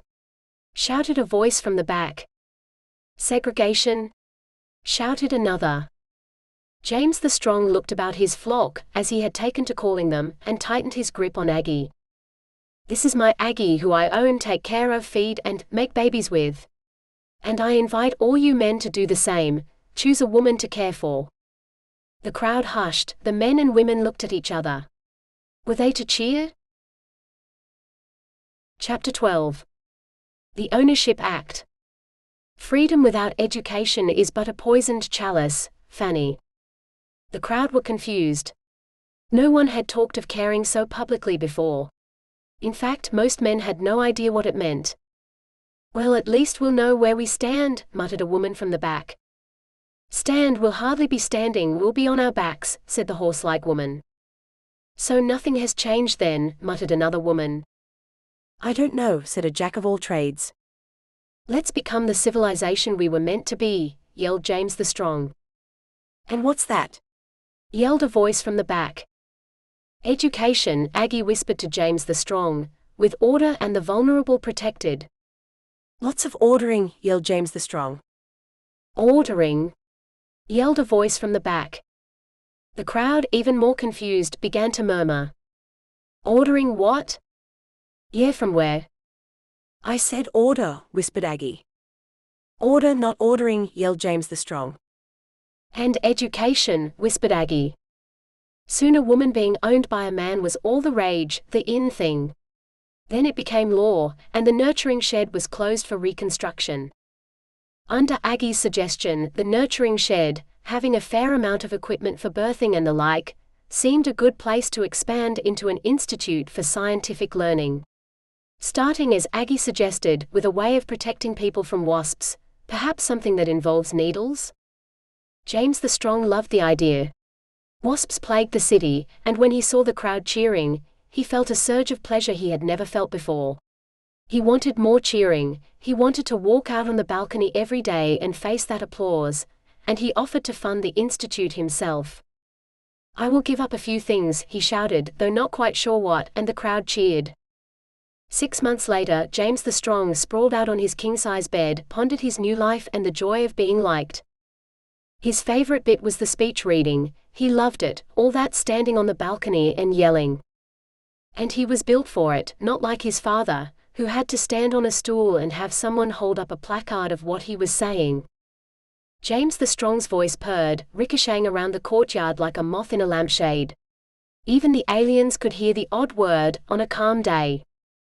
It was all in the design of the courtyard, a design courtesy of Aggie and of course the voice vibrator.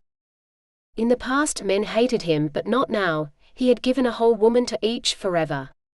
The only thing a man had to do was pick. Under the new Ownership Act, a woman could swoon and flirt all she liked, but once owned by a man she was his to dive on, talk at and feed. With one act, James the Strong had become a man's man. He had given men so much, and women even less. Each day he was greeted with cheers, backslaps, and handshakes from the men and little from women. Life had changed drastically for women. Not only were they to make babies, but they had to catch a man first. They still couldn't earn a living or learn things or even own a place. Instead, they were shuffled off to the huts the foreigners had left for the art corner and, with an "it's only temporary" promise, tried to make the best of things. Free to roam with the sole aim of attracting a man, they started talking of good and bad catches and ways to attract, some getting a little up themselves when they had a choice. Others, like Fanny, yearned for the good old days. Fanny, claimed by an opulent settler, was one of the first to be owned. "A bad shag is for life now," she said, "and what's worse, there is no complaints department." James the Strong slid his arm behind his head and watched his Aggie undress. She slipped off her shoe. "This leading thing is not as bad as I first thought," he said. She slipped off her stockings. He sighed. Her dress fell to the ground, her hair to her shoulders, then finally her bra. In the moonlight she always took his breath away, stopped him talking. "How about some bed diving?" he purred, and then, forgetting about how bed diving worked, grabbed his Aggie and pulled her to him. Over the next few months, James the Strong watched his Aggie expand with child, often wondering how he would have done any of this leading thing without her. And as her tummy grew, he marveled at it, touching it, always with his ear pressed to her stomach, listening to the baby. For the first time in his life, James the Strong was truly happy, so happy he was willing to try any shagging position to work around the bump, even give up bed diving until the offspring was born. Aggie began to relax, enjoy her status, and make plans for her son, collecting information in the library. Until Aggie's son Manifesto the Great was born, then things changed. For a start, James the Strong was not crazy about the name. Chapter 13. Manifesto the Great. Coming too late is not as glamorous as many make out. The captain of the third spaceship. 10 years on. When Manifesto the Great was born, the crowd cheered, celebrated, even talked of a new world. James the Strong looked down at the pink bundle and expected to feel the same, but the only thing he felt was a mild repulsion, and when Aggie bent to feed him, James the Strong left the room to throw up. Manifesto the Great was a long string of a baby, who had the promise of height until the age of 10 when, like Arthur of the North, all growth stopped.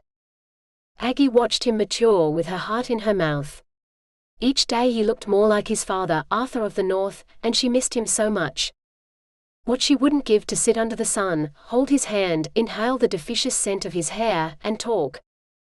James the Strong had no idea about proper talk or how to make her laugh.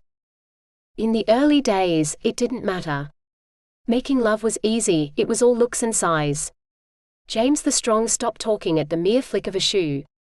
Not now, he talked and never stopped, and it was the sort of talk that dried up every orifice in her body.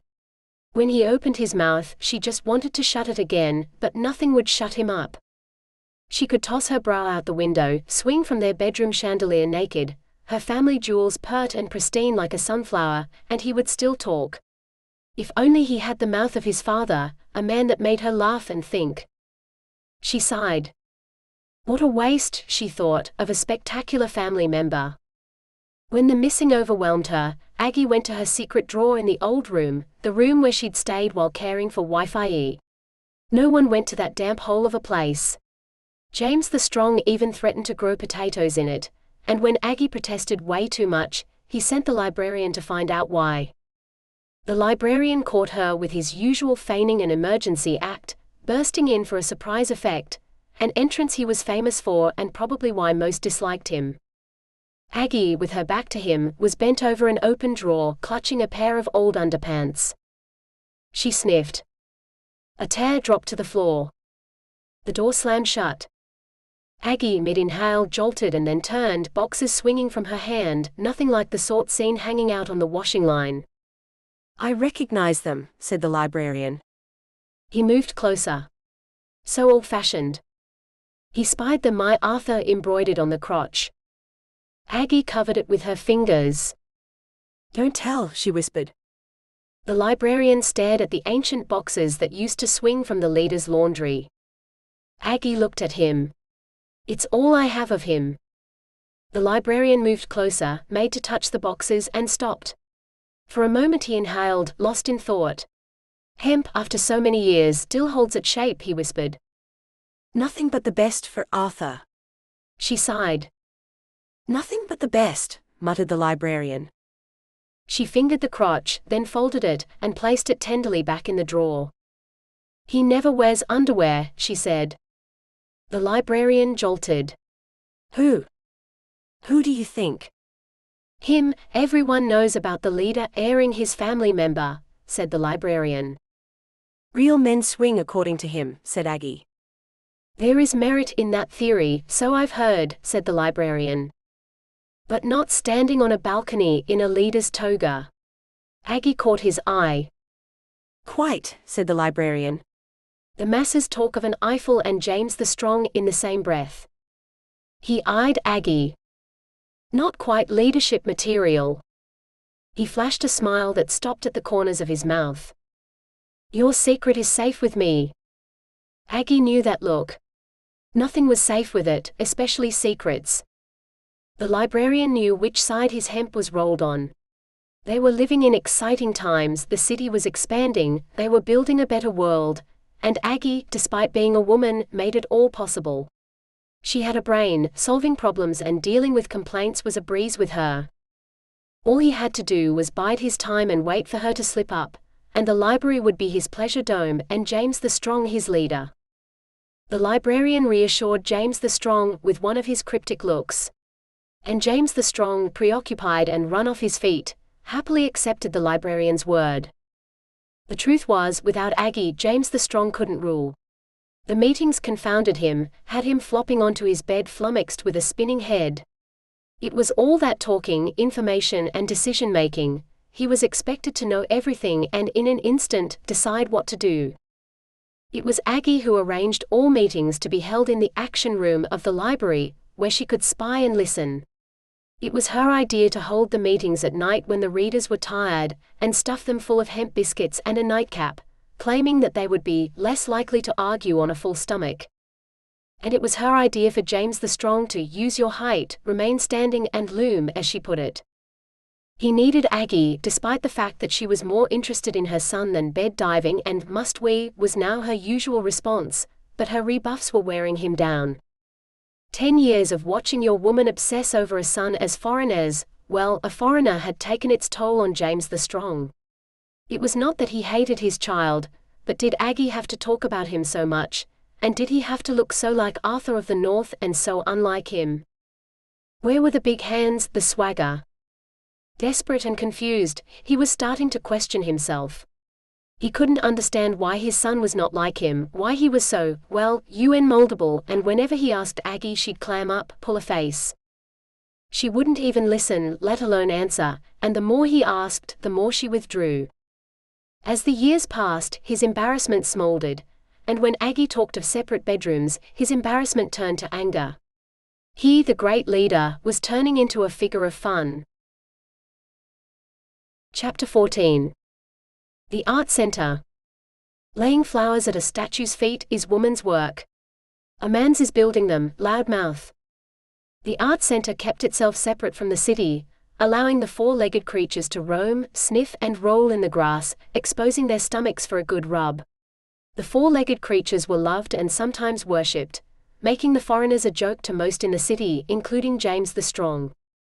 He, like many in the city, celebrated everything with the burning of a four-legged creature, followed by the peeling of flesh to eat, and skins to decorate walls with. The foreigners preferred paint.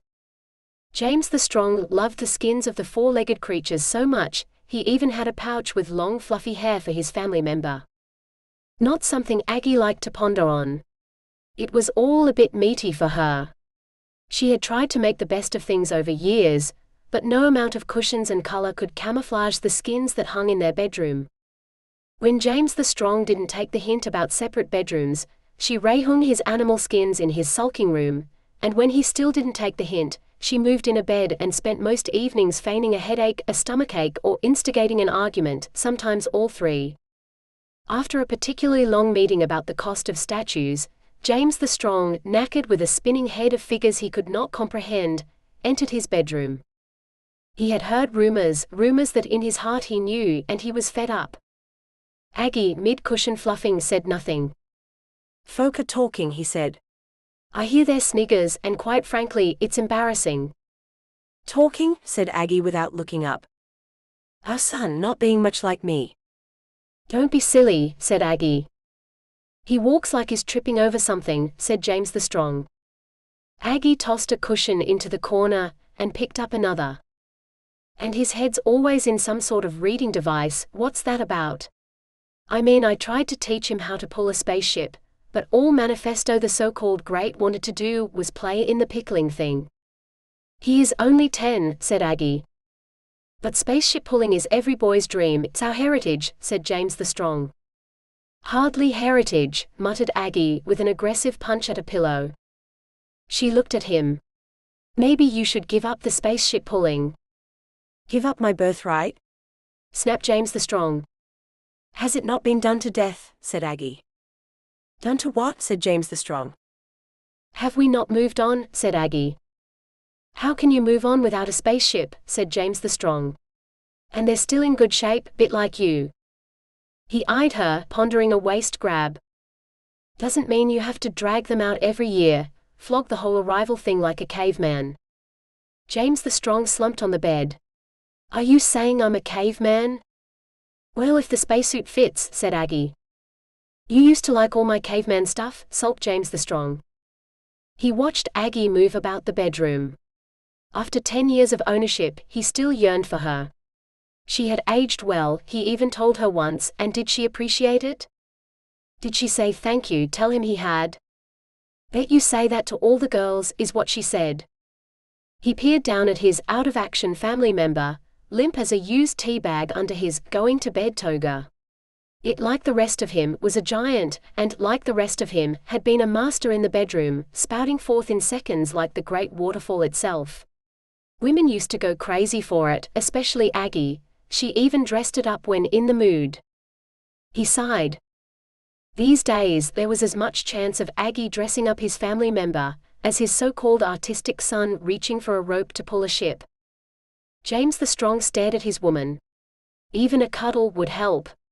Is it too much to ask? He looked at Aggie with his best smile and patted the bed. Why don't you come and sit down? Aggie said nothing. She was engrossed in pillow fluffing, a habit she had taken to when James the Strong had his fancier toss-over-my-shoulder look. Pillow fluffing usually had him running to his sulking room. She reached for another cushion, wondering how many it would take. He seemed planted on the bed, talking like no one had listened to him all day. She sighed. What she would give for some decent conversation. Do you know what he called me the other day? Said James the Strong. Aggie didn't answer.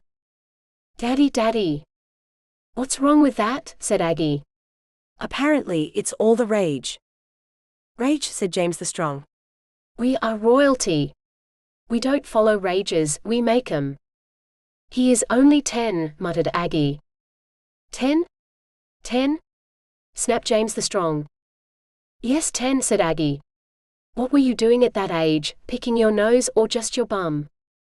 Well, I certainly wasn't an arty-farty picklehead, snapped James the Strong. Aggie grabbed another pillow. It's like living in the art center with him, and what's all this abstract bollocks? What 10-year-old talks of abstract? Aggie let out a here we go sigh. I mean, he pulls things apart, puts them back together. It's called recycling, snapped Aggie. Recycling's boring, huffed James the Strong. Why doesn't he go and join the foreigners and their so-called arts corner? Them and their save the four-legged creatures sewage talk. Aggie tossed the cushion into the corner, and picked up another. He'll be making statues next, snapped James the Strong. And it's not like we don't have enough of them. I mean, how many statues does a city need? Aggie sighed. And they're all covered in flowers. A walk down the main street gives me a headache. I nearly passed out the other day. Aggie pulled a face.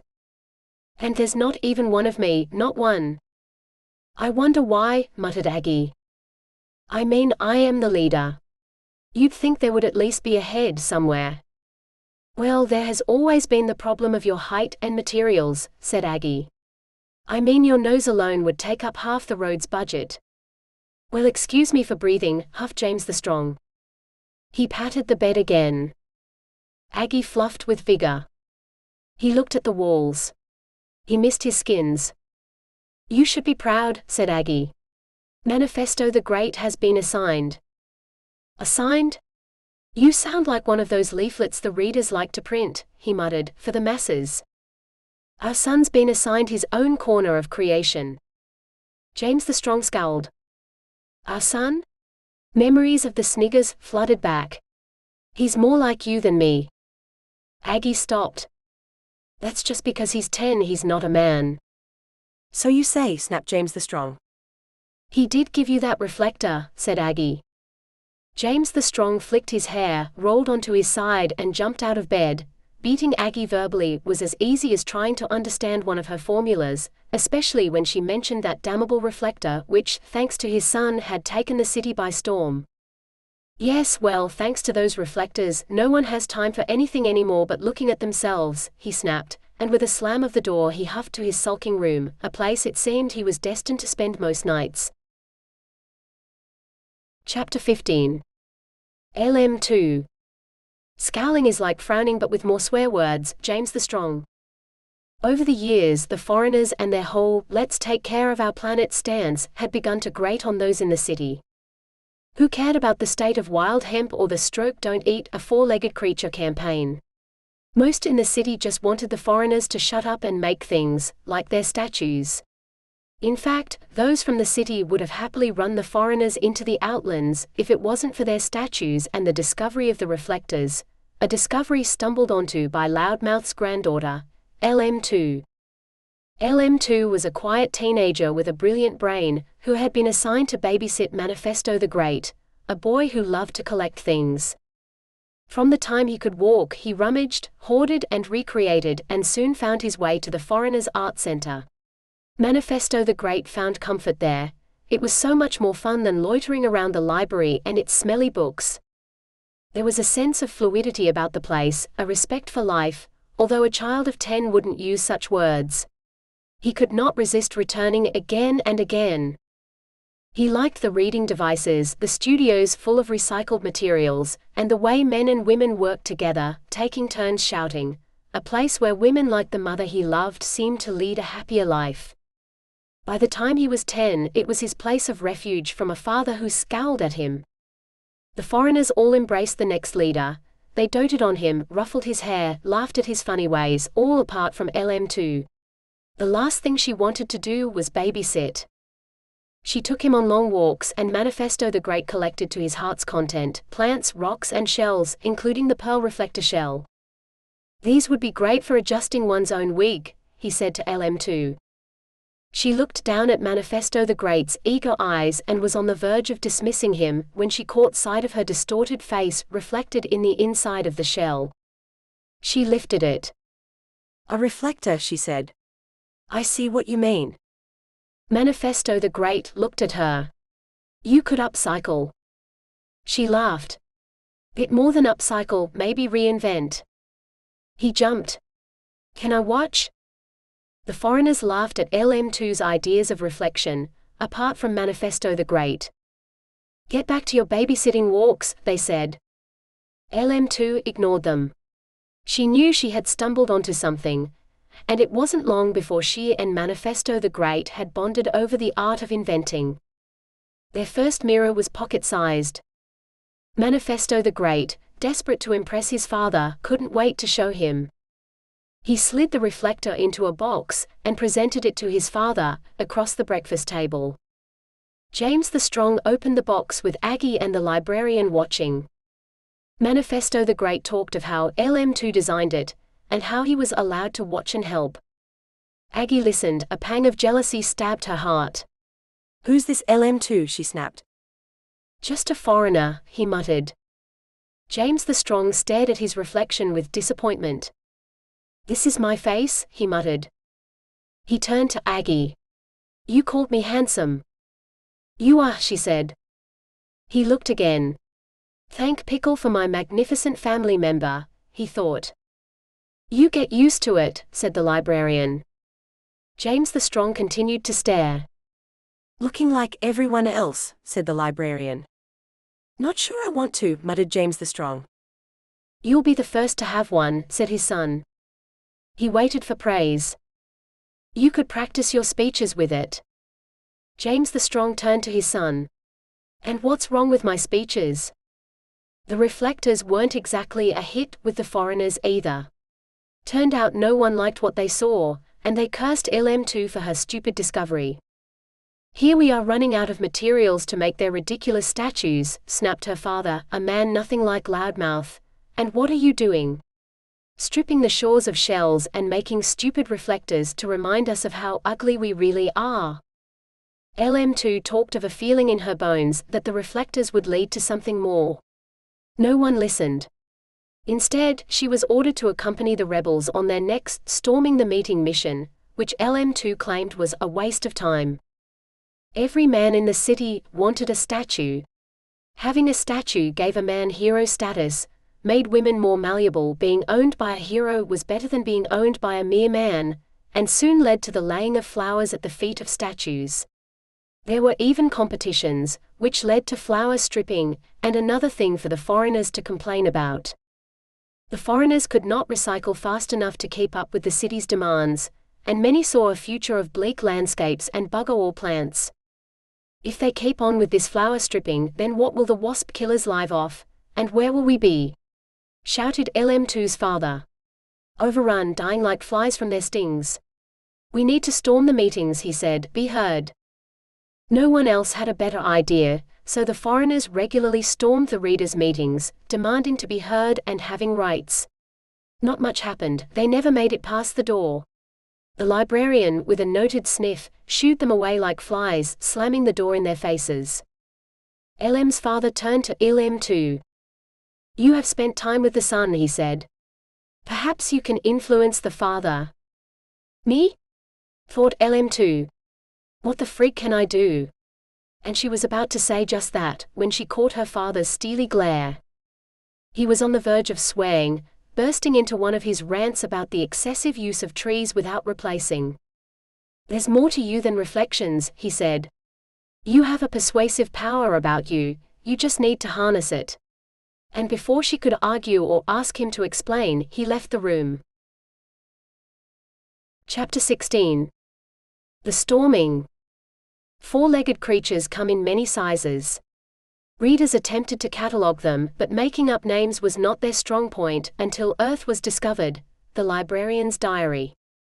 The two allocated rebel foreigners disguised LM2 as a man, and pushed their way into the library. LM2, having been trained to speak in a deep voice and butt into conversations, made a passing resemblance to a young teenage boy with way more growing to do. On LM2's suggestion, they watched and waited for the librarian to leave. Manifesto the Great knew all about the librarian's habits. Foreigner 1 knocked on the door. Bet you they won't let us in, said Foreigner 2. You say that every time, said Foreigner 1. Yes, well, there is a reason for that. We have a right to be heard, yelled Foreigner 2 with a bang on the door. They'll just send for that snotty librarian, said Foreigner 1. Complete waste of time. LM2 wondered. Manifesto the Great said the readers were idiots, nothing without the librarian. I heard something, she lied. At the door. Me too, lied Foreigner 2. LM2 hammered the door. I know you're in there.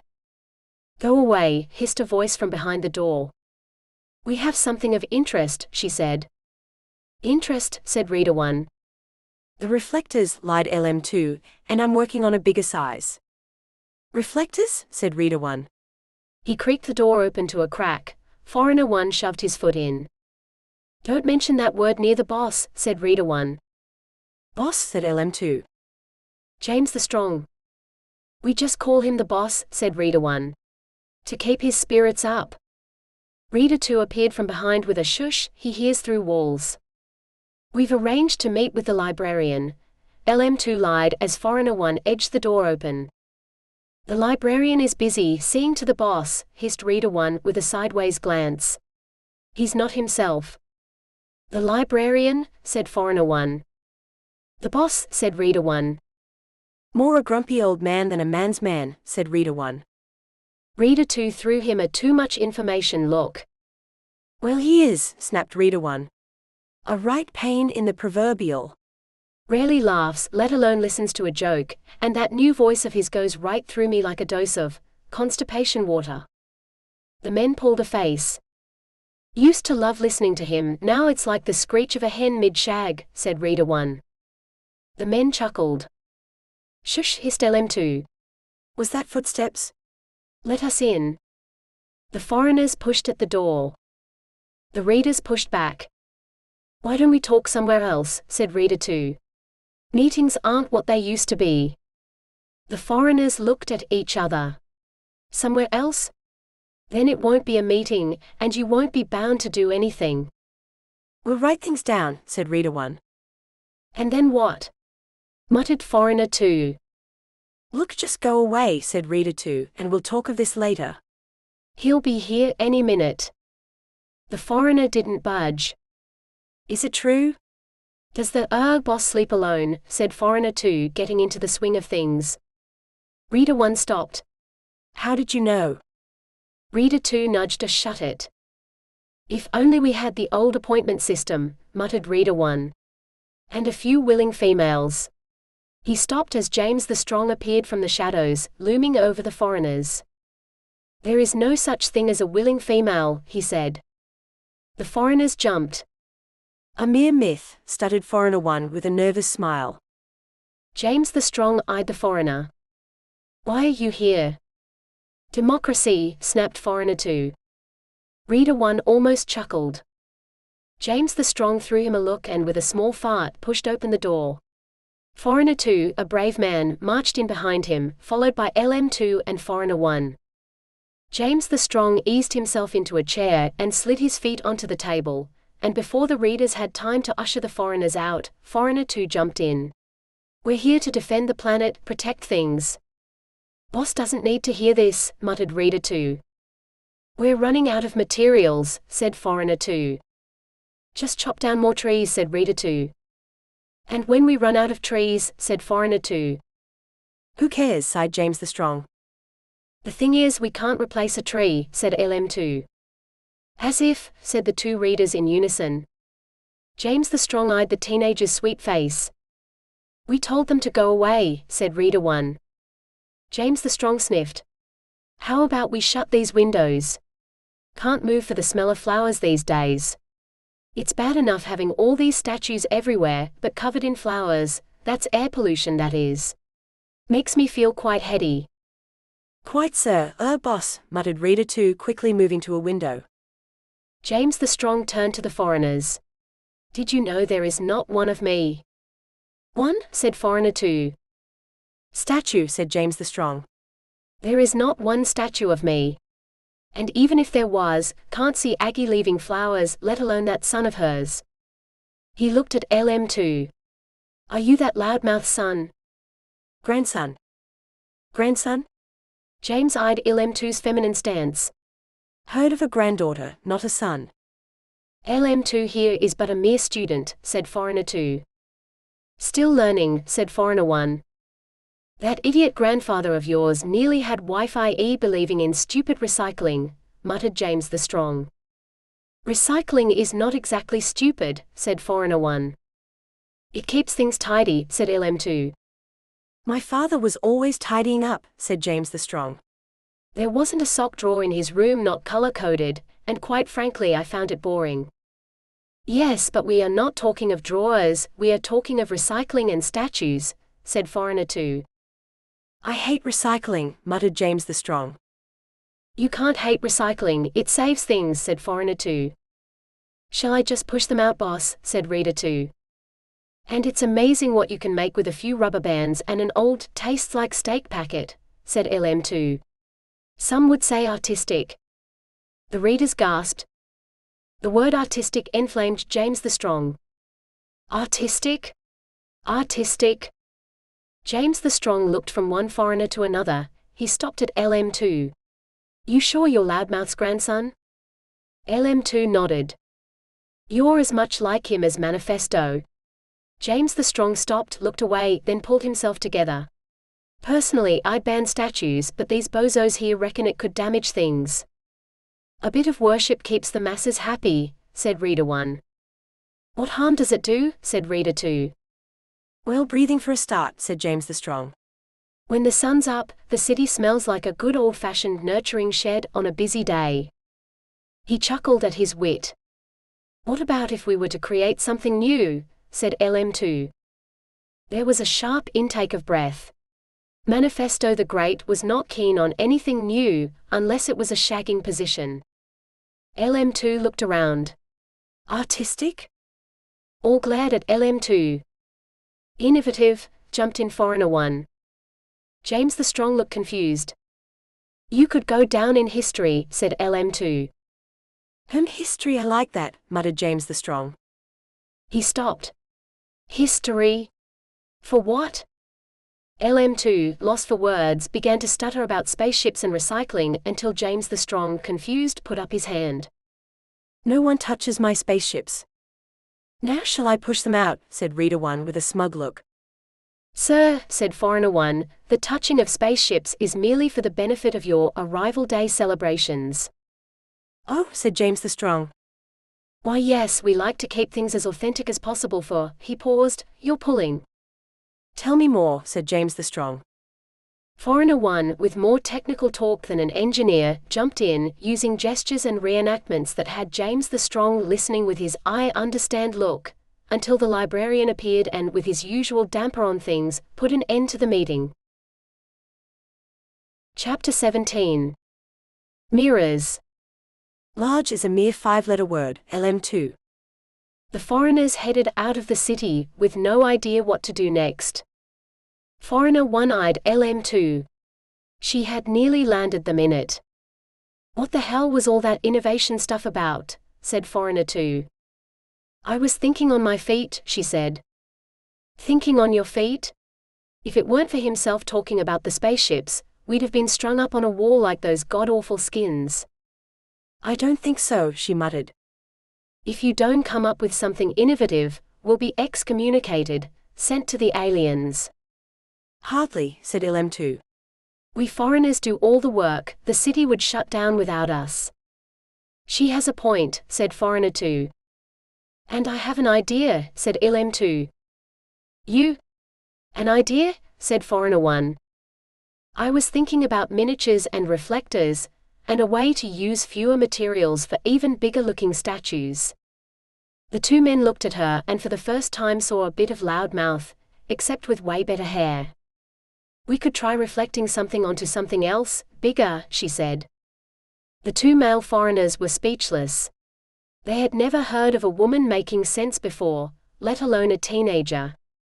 LM2 came up with the template involving mirrors and a miniature statue of James the Strong.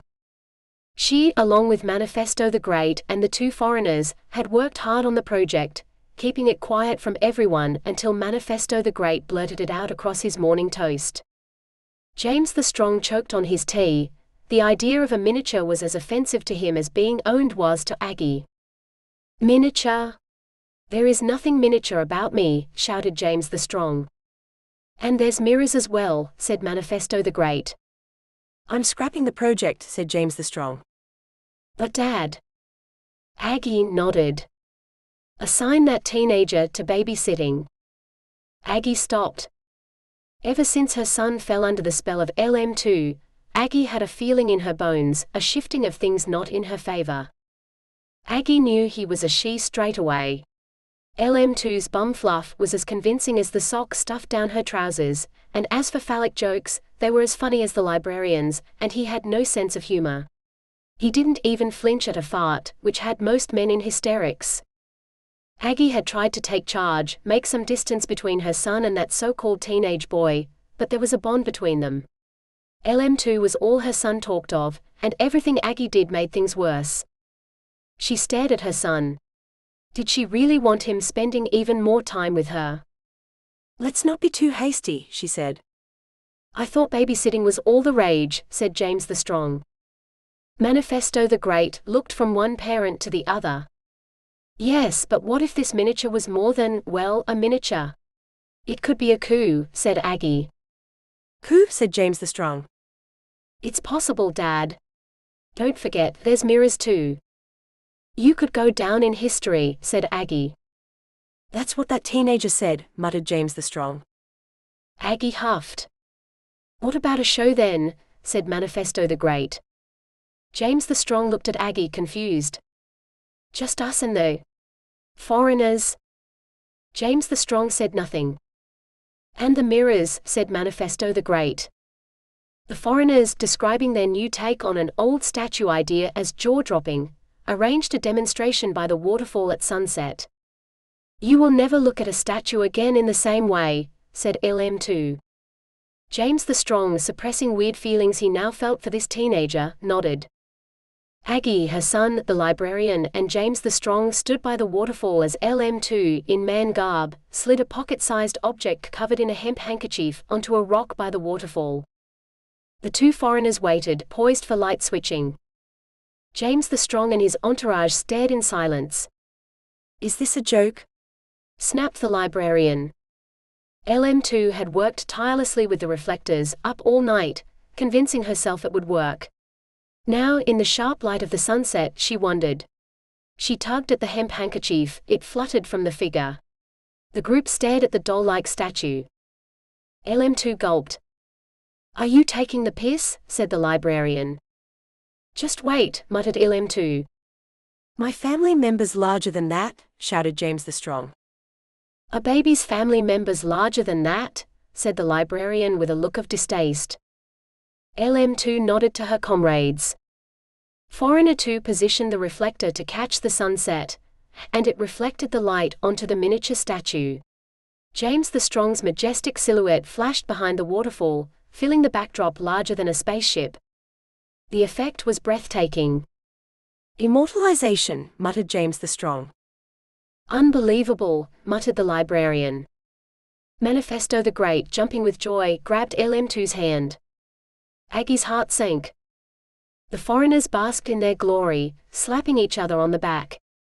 Manifesto the Great turned to his father and waited for a smile, a nod, a well done, and was just on the brink of shouting a "See, Dad," when a cloud slid by, plunging the waterfall into darkness.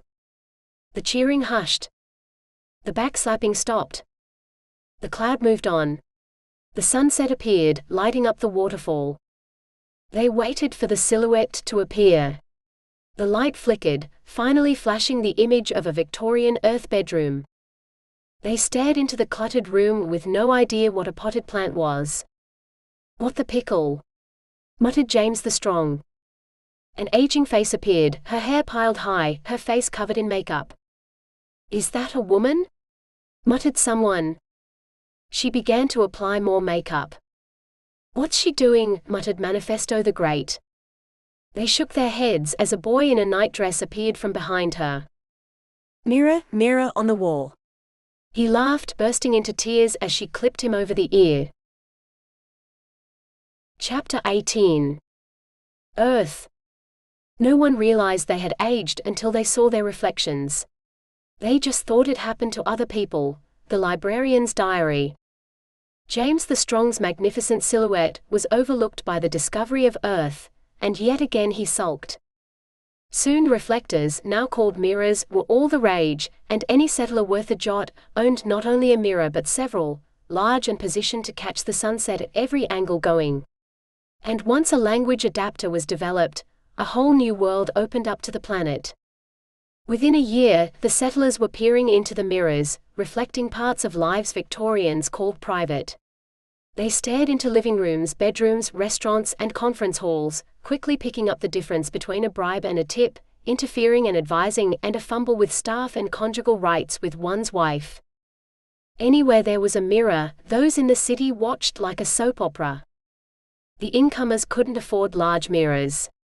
What they had were pocket mirrors, which they took about their person, waiting for the sunset, which, when arrived, sent them into a spin of a headless chicken running, trying to catch the light like an elusive mobile signal. It took 6 months to develop an aerial that connected to Earth, and another month for the production to be rolled out, leading to rows of identical incomers' huts covered in aerials and incomers, finishing a day's work on the dot to catch the sunset. The foreigners were busier than ever, caught up making mirrors, with instructions, flat-pack aerials, with instructions, and price-cut Victorian clothes that were machine-washable while trying to deal with an influx of old wigs to recycle. Settler men had given up wigs for hats and beards and the amusing tipping of a hat in the street, along with suffragette joking, while women flounced about in dresses with petticoats, privately wondering if petticoat wearing was really the be-all and end-all so many claimed. The settlers and the incomers found the Victorians hugely funny. They laughed at the old-fashioned ideas of Darwinism and even had Darwinism parties, making up names for four-legged creatures, then falling about the floor laughing. They learned that owning a woman was called marriage and wedding dresses were best left for Darwinism parties, due to white being the sort of color that could only be worn once before needing a wash. It was Fanny who first saw a suffragette. She, being the offspring of the spokeswoman, was, as many called her, a chip off the old block and just as mouthy. Fanny was staring into a tank-sized mirror, wondering how long it would be before her owner would arrive looking for a seeing to. Her owner's idea of a seeing to was a quick in and out under a petticoat. An orgasm was a distant memory to Fanny. "My family member is comatose," she often claimed. "It hasn't woken up in years, let alone applauded an entry." She stared at her image and was just in the middle of counting how many of her friends felt the same way, when her image morphed into the bedroom of a suffragette. She watched, fascinated, and over the next few months, a new world opened to her. She started tea parties for women and talked of voting. "It's the cornerstone of democracy," said Fanny over a particularly stewed cup of hemp tea. "I thought democracy was standing outside the meeting room yelling," said the aging horse-like woman, "something the foreigners did." "Apparently not," said Fanny in her best women from the mirror accent. The horse-like woman sat up. With an accent like that, Fanny obviously knew what she was talking of. LM2 and her two comrades were installed in a room next to the meeting room. They were whipping up designs of mirrors that didn't rely on the sunsets, with switches and light adjustments. Mirrors had changed everything, and Aggie struggled to adjust.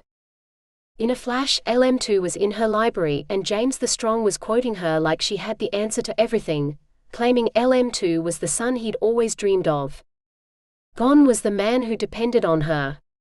Instead, James the Strong was quoting a woman dressed as a man who had her son eating out of her hand, and she, the mother of the next leader, had as much influence as an alien. She was as redundant as a used tea bag. Aggie knew it was only a matter of time before James the Strong would work out exactly what the bulge in LM2's groin really was. In fact, she often wondered if he already had. She began to wake up in the morning in panic, look to the future with dread. Soon her position would be as buggered as the flowered beds that were constantly stripped. She thought and pondered and came to the conclusion that there was only one thing she could do to save herself: outthink LM2 and interfere. Before anyone could sneeze statue, Aggie had come up with a template for a mirror that worked any time of the day. The foreigners, however, pooh-poohed her ideas. They had been told by the librarian that she was a spy, not to be trusted. Not that anyone trusted the librarian, but at least he had some clout, and could change things. Aggie had as much clout as a teabag. It was tough for LM2, remaining incognito in a man's outfit. James the Strong loved to stand beside her and inhale her scent while she explained things so clearly, like Aggie used to. LM2 tried to keep her distance, but he was so large and the room so small, and he was always touching. "You make everything so clear-cut like sliced cheese," James the Strong said to her, literally breathing down her neck. The truth was, she was starting to enjoy it. For a start, he had very pleasant-smelling armpits, and he always came to her, rather than the other two foreigners, with a, "Let's hear what our LM2 has to say." "Merely tactile," muttered Foreigner 1, who had taken to talking like the librarian, a habit to hide any confusion. "This whole mirror thing has him flummoxed. As confused as a four-legged creature after a day in a hemp field," muttered Foreigner 2. "I wouldn't let him hear you say that," muttered LM2. "Doubt he'd understand," said Foreigner 2. "He just needs gentle guidance," muttered LM2 to herself. "A little time, that's all." "Yes," muttered Foreigner 1, "he is but a flummoxed creature." Foreigner 2 looked at his comrade. "Just 'cause you're best buddies with that librarian, doesn't mean you have to talk like him." "Best buddies," said Foreigner 1. "Yeah, you're so far up his backside you could clean his teeth." "That is a highly inappropriate comment," said Foreigner 1. "Oh, I forgot, he's got falsies, hasn't he?" snapped Foreigner 2. "Falsies are for incomers." "What he has is a set of." He turned to LM2. "What do you call them?" "New teeth," she sighed. "New teeth for an old face," said Foreigner 2. "You're so flippant," huffed Foreigner 1. "Oh, am I? I'm not the one flicking his golden locks at a man old enough to be his grandfather." Foreigner 1 glared at his comrade. I am merely trying to oil the works for us, he hissed. He is the only one who can make changes. Oil? You're so slippery you've got skid marks, snapped Foreigner 2, on your tongue. It doesn't matter what age the librarian is. We need to focus on these mirrors, work together, or we'll be back to the arts corner, achieving nothing, said LM2. Yeah, like you want to go back, said Foreigner 2. Leave it, said Foreigner 1. LM2 stopped. What are you on about? We've seen the way you look when he comes in, said Foreigner 2. You'd better be careful. What do you mean? I said leave it, snapped Foreigner 1. I wouldn't get any ideas. That Aggie's still got her feet under a few tables. That's enough, snapped Foreigner 1, gesturing to the corridor full of voices. That Aggie will be here any minute, and we need to be prepared. You know what that librarian thinks of her. Chapter 19. The Rift.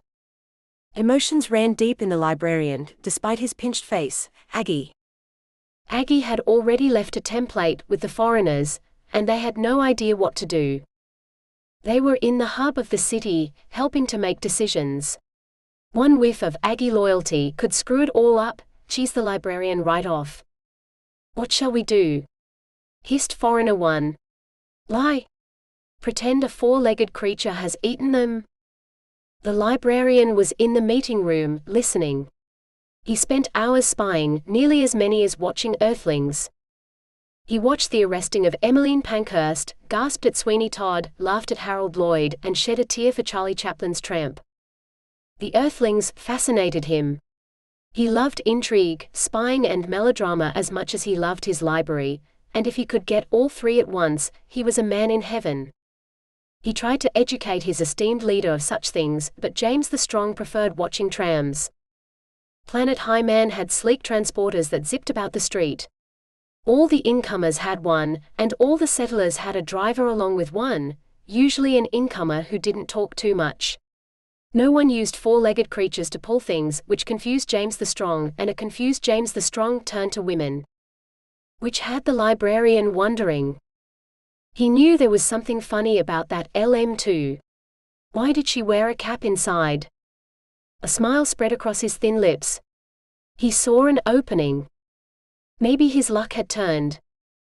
He slid into the foreigner's room and left minutes later, just as Aggie's heels echoed down the empty corridor.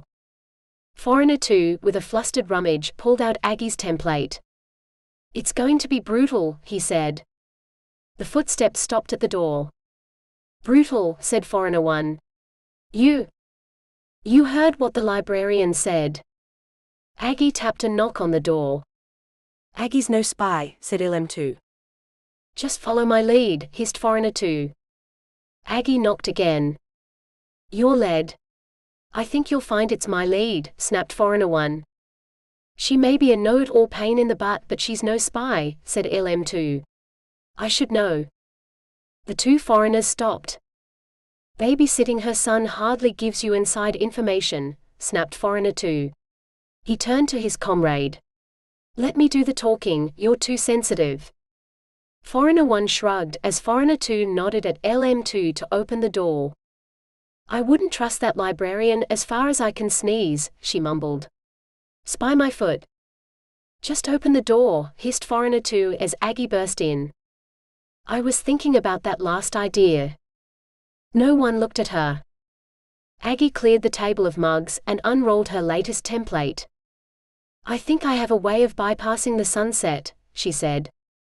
The foreigners looked at each other. Foreigner 2, with a sniff of indifference, unrolled another template. We have our own ideas. Aggie stared at it. That's my template. Hardly, said the Foreigner 2. It's in my handwriting, said Aggie. Could be mine, muttered Foreigner 2.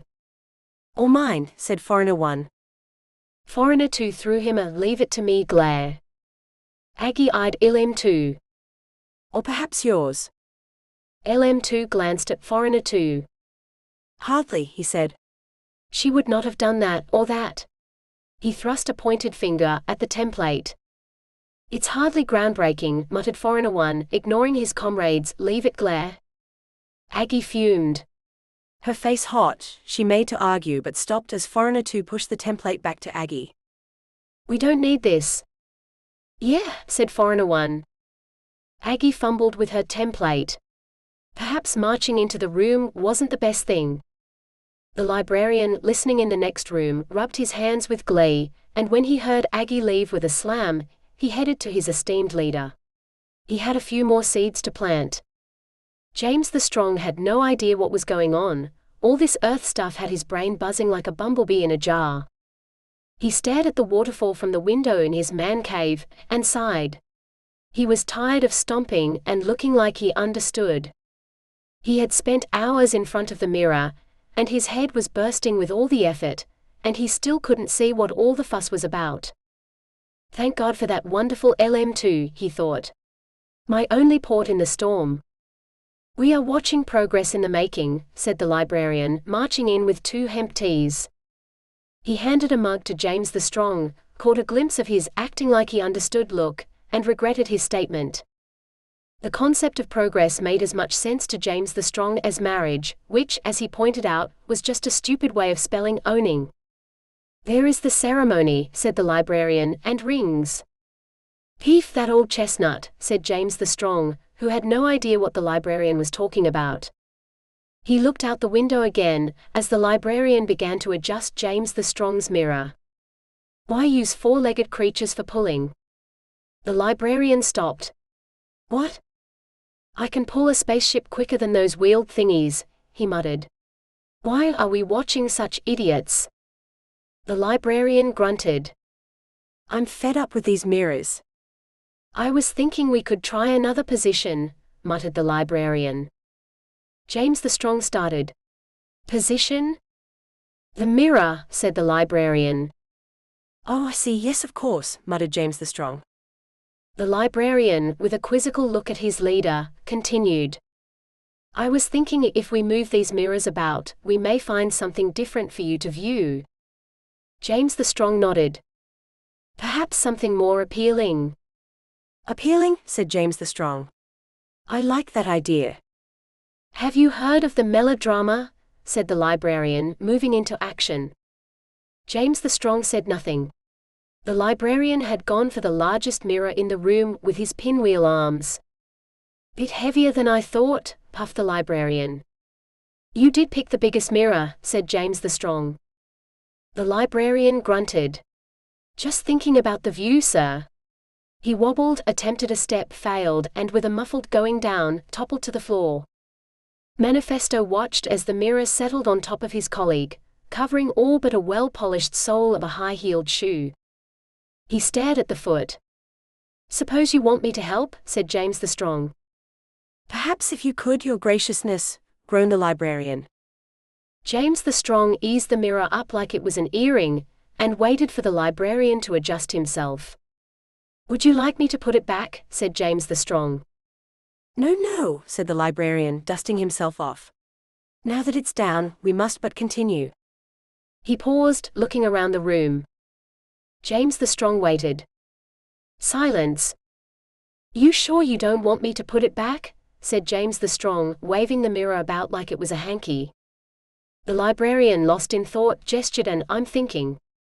James the Strong tutted. Yes, muttered the librarian. It will soon be sunset, huffed James the Strong. I could have this back in a jiff like. If we move that to there and this here, said the librarian. Right, said James the Strong. No, wait, maybe there, said the librarian. Okay, muttered James the Strong. No, I think here or over there, said the librarian. Yes, that's it. Now let's just tweak this mirror. Tweet? James the Strong looked confused. In my man cave? It is tweak, sir. Tweet is something birds do. James the Strong, pretending he didn't hear, snapped to hurry up. Yes, nearly there. Just need to move the 4-legged skins. James the Strong glared at him. Aggie walked down the corridor, her template crumbled by LM2's feet, forgotten. Never had she felt so vulnerable and alone. Chapter 20. Melodrama. Mornings were a thing of beauty until the bathroom mirror was invented.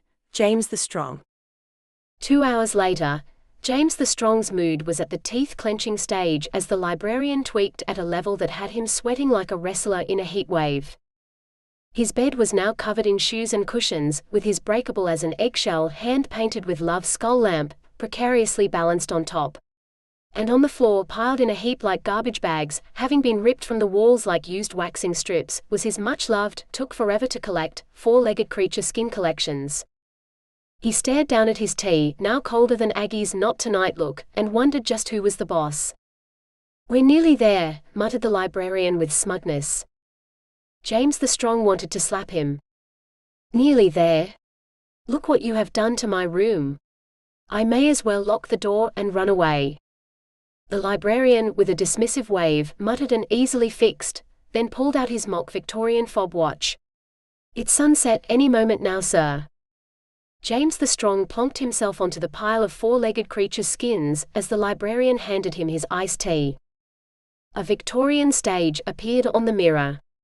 Applause rippled from it, and a smart young gentleman sauntered onto the stage, followed by a woman with blood-red lips, messy hair and runny eyeliner.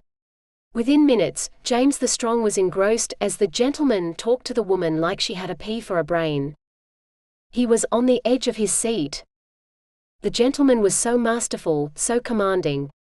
"If only I could be like him," thought James the Strong. "Aggie would be back in my bed like there was no tomorrow, maybe even wearing some complicated Victorian underwear." He sighed. "So much fun to undress." "Get out of my house, you damnable harlot," shouted the gentleman. Aggie, who usually skidded past the man cave as quickly as possible, stopped. "Harlot." She peered in, caught sight of the librarian beside the leader perched on a pile of skins, and stopped. They looked up, James the Strong with a look she had only seen after a particularly rousing applause from a speech.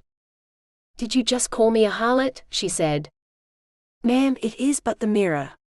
The librarian smiled unconvincingly.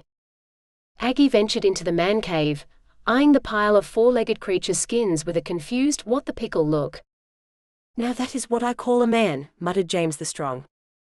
Aggie stared at the mirror. "And you can take your damnable orphans with you," shouted the gentleman. Applause filled the room, along with cheering. "You tell her, Gov," shouted someone from the audience. "I think that's a play, a melodrama," said Aggie. "You damnable woman, what would you know?" said James the Strong. Aggie, with a pinched face, glared. "Shall I cover the mirror for a while?" said the librarian, with no intention of doing so.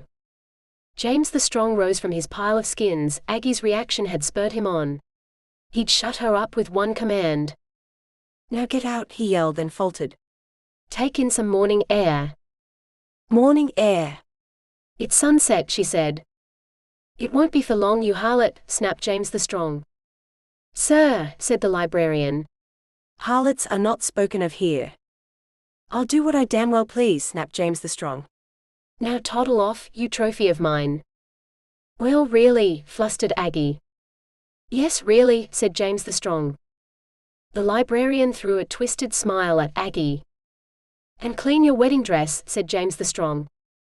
Aggie stood dumbstruck. "I have no wedding dress," she muttered. "Sir," muttered the librarian. "Perhaps we could do a spot of head clearing outside." "Head? My head is as clear as that water running from that. He gestured to the window. "Waterfall," said Aggie. The librarian, with yet another slappable smug look, said nothing. He had no idea it would be so easy. If one play had this effect, what would the silent movies do to his leader? "Sir, there is no need for you to carry on like this." He feigned another smile. "Aggie is, after all, your woman." "Carry on," said James the Strong. "The leader never carries on." And with a dramatic point to the door he shouted, "Now get out, woman, and let me see the end of this damnable melodrama." Within a week, James the Strong was addicted to melodramas and had taken to pacing up and down the corridor, talking like he was in one. He couldn't believe how yelling changed things, how good it felt, way better than being confused and pretending. Aggie stopped being such a smart ass, and the readers stood to attention when he marched in, although they did talk of toning things down, which James the Strong chose to ignore. Toning things down made as much sense as the Earth's snail's pace tram system. Angry worked. All he had to do was look angry, scowl, and men scattered, except of course when he spoke to that rather nice young teenager. The last thing he wanted to do was yell at that sweet face. The librarian watched and smiled. Soon that damnable Aggie and her liberal advice would be gone for good, and then he could manipulate. He felt smug, pleased with himself, until the readers called an extra meeting and talked of prepping. In those days, prepping was the nearest thing to a coup, and only ever done in a state of emergency. In fact, there had only ever been one, when the four-legged creatures rampaged the main street during Arthur of the North's reign. Troops of aliens appeared from nowhere, surprising the creatures, and, with the sort of herding any shepherd would be proud of, cleared the streets. The readers wondered if James the Strong could be herded back to his sulking room, preferably with the door locked. "We need to do something," said Reader 1. "The last thing we need is other men copying him, shouting damnable at their women." He looked at his colleague. He had heard of Fanny's suffragette tea parties and heard talk of such things as voting, whatever that was. "Some of those women are getting lippy," he said. Imagine if they got wind of this slapping. There could be an uprising, like the aliens and the four-legged creatures all those years ago. "Uprising!" shouted James the Strong as he entered the meeting room. Who is uprising, and why wasn't I told before now? "There is no uprising, boss," said Reader 2. "But we do need to set up a system," muttered Reader 2, who, in a panic, waffled on about leakage and damage control which had even him confused. James the Strong held up his hand, silencing the reader, as the librarian entered with his best "I know what to do" expression. He was about to say something profound when Aggie's heels clipped down the corridor. She was heading for LM2's room. She had more than a template to retrieve, she had her dignity. "It's that Aggie causing all this uprising, isn't it?" boomed James the Strong. Aggie stopped. "That damnable woman." James the Strong looked at the librarian. "Has she been stirring things up?" "You did call her a harlot," muttered Reader 1. "Yes, but harlots are known for their underwear, and I was hoping." James the Strong stopped, realizing the meeting room was not the place to bring up underwear. The foreigners, hearing the shouting, appeared from their rooms. They caught sight of Aggie poised in the corridor. "Perhaps, sir, you've rubbed her up the wrong way again," muttered Reader 2. James the Strong looked around the room. "They are so smug." "Rubbing her up the wrong way?" "Hell and damnation, that woman could do with some wrong rubbing. In fact, rubbing is too good for her," shouted James the Strong. The foreigners looked at Aggie with a "glad it's you and not me" look. Aggie blushed. "What she needs is a good slap," shouted James the Strong. The readers, the foreigners, even the librarian gasped. Slap? Slapping was something foreigners did with rugs, to get the dust out. "Am I but a mere rug?" Aggie looked from the two foreigners to LM2, her face now poker red. "I heard that," she shouted. "Oh bugger," thought James the Strong. "Did I go too far?" The librarian, thinking on his feet, grabbed his chance. "Rather than slap," he said to James the Strong, "perhaps it's time for a change of things, woman-wise." "Remove any opposition?" For a week Aggie flounced as she had never flounced before, but it did her little good. The librarian saw to that. With the hearing of a sheepdog, the nose of a sniffer dog, and the ability to pick up conversation better than any bugging equipment, he mingled like mad. From the top of society to the bottom, from the rich to the minions, he spread slapping gossip about Aggie. He could lip read like the deaf, camouflage like a chameleon, and move among a crowd as unnoticed as a beggar, which he often did, spreading rumors, gossip, and leaflets claiming that Aggie was known to slap the leader. He even ventured to the outposts where the aliens and the foreigners traded. "Should our esteemed leader live with a slapper?" he said, along with the many leaflets he circulated. Aggie was outcast, banished, and with just a small bag in her if all else fails plan she left. In 1 week she had gone from a woman who could wander and boss to a woman no one spoke to, pushed out like a sack of used hemp. Chapter 21. A slap in the face. A closed door can always open again, Fanny. The city was dark and quiet, except for the odd scurry of a rat. Aggie, with her small bag, stared into the empty street thinking how shit her if all else fails plan was. It started and ended with a tent. She hadn't factored in the need for pitching. She had heard of Fanny's suffragette teas, held in a house so big it would take all morning to jog around the gardens. Perhaps there was a small square in the garden for her tent. A corner, until she knew what to do.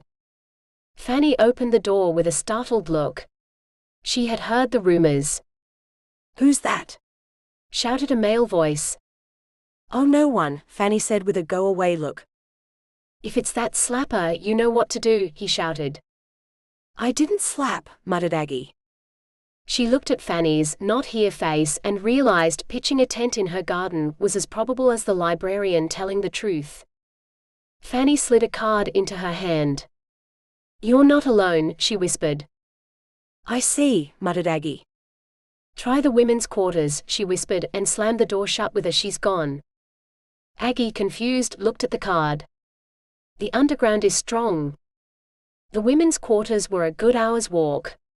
Aggie headed off in the dark with hopes of womanly understanding, despite the fact that she had never been there. She knocked on the warden's door. The warden slid open the peephole and eyed Aggie with a pinched smile. "Who's that?" shouted a distant male voice. "Oh, nothing." The warden nervously laughed, poking a card at her. "Try the foreigners," she whispered. A man appeared behind the woman, and looked at Aggie like she had the plague. Aggie eyed the gruff face. "Slappers aren't welcome here," he said. And before Aggie could say "I didn't slap," the peephole slid shut. "No need to be so mean," said the woman from behind the door as Aggie, confused, disheartened, and heading toward fearful, stared at the card. "The underground will win." She headed for the arts corner. It too was an hour's walk in the dark with little light. She stood at the gate and rang the bell, setting off a searchlight, and a litter of four-legged creatures barking. Two bleary-eyed male foreigners appeared from nowhere. "You can take your slapping and bugger off," muttered one. He turned off the lights, while the other ushered the four-legged creatures away. "But I don't slap," she muttered into the dark. No one answered, but a leaflet fluttered from the gate. "The underground will never die." This time with a date and an address. Aggie slid it into her pocket along with the others and decided to leave the city. Part 2. A true leader masks his feelings. A smart leader knows what is needed, and how to convince the masses it's what they demand. Manifesto the Great, like Arthur of the North, was a master of all three. Chapter 22. The Funeral. The only good foreigner is a sleeping one, the librarian. Earth-time, 1920s. Manifesto the Great was not always great, but he had from the age of 10 always been small with little hair, tiny feet, and some say, little other things. It was he who had started the whole, short is the new tall idea, after realizing that his father had lied to him. Manifesto the Great had been an artistic boy with a passion for cheering his mother up. But when he was told she had been eaten by a four-legged creature, he had nightmares for weeks, vowing to rid the city of every four-legged creature standing. He was 45 when his 80-year-old father died, just like Arthur of the North, stung by a wasp, and just like Arthur of the North he passed away in a blur of visions. In the 45 years since James the Strong had taken charge, the city had evolved into a metropolis. Penthouses for the settlers with views and clean air, and low living areas for the incomers with the smells of effluent, air fresheners and taxis that honked like their lives depended on it. It was a noisy, masculine place, full of beating drums and orders chanted like a Muslim's call to prayer. Manifesto the Great grasped his leadership, with a speech prepared since the loss of his mother. As the drums beat out the coming of a new leader, he marched onto the speech balcony, stood on a box and inhaled the smell of power. The librarian, now in a wheelchair, wheeled himself beside his prodigy. He peered over the balcony and stared down at the minions of men, along with the odd woman free of a child. Great pickling egg, there's some crowd today, he coughed. Manifesto the Great said nothing. A crowd to the librarian was anything more than two people in a canteen queue. LM2 was by her lover's body on the burial bed, a misleading name as the dead were burnt on planet High Man. She could hear Manifesto the Great begin his speech, but she wasn't listening. Her heart ached, emotions and memories bubbling inside her. She had spent her life making sense of James the Strong's confusion. Now she had her freedom. She looked at her lover's smooth face, there was not a wrinkle. He had died before his time. If only, she thought, and blew her nose, unsettling the mechanical bird perched on the windowsill. My father wanted the best for everyone, shouted Manifesto the Great. He was a person for the people. The footman bent near the leader's ear. There's no need to shout, he said, the voice vibrator is on. Manifesto the Great looked impressed. Yes, your voice will echo across the courtyard to the outskirts of the city. Even the women at home, said Manifesto the Great. Who cares about the women? Muttered the librarian. If the women have their windows open, muttered the footman. Manifesto the Great waved to the crowd. And the aliens. The librarian belched. Let's not get carried away, sir, muttered the footman. The footmen were the initiation of Manifesto the Great. The foreigners were arming themselves with knowledge, secretly educating their young. Manifesto the Great saw them as a threat, and came up with the idea of divide and suppression using privileges. The number of readers had swelled since Aggie left, and they met in a large room at the top of the library. It had the best view, but there was a fair walk to the beverage department.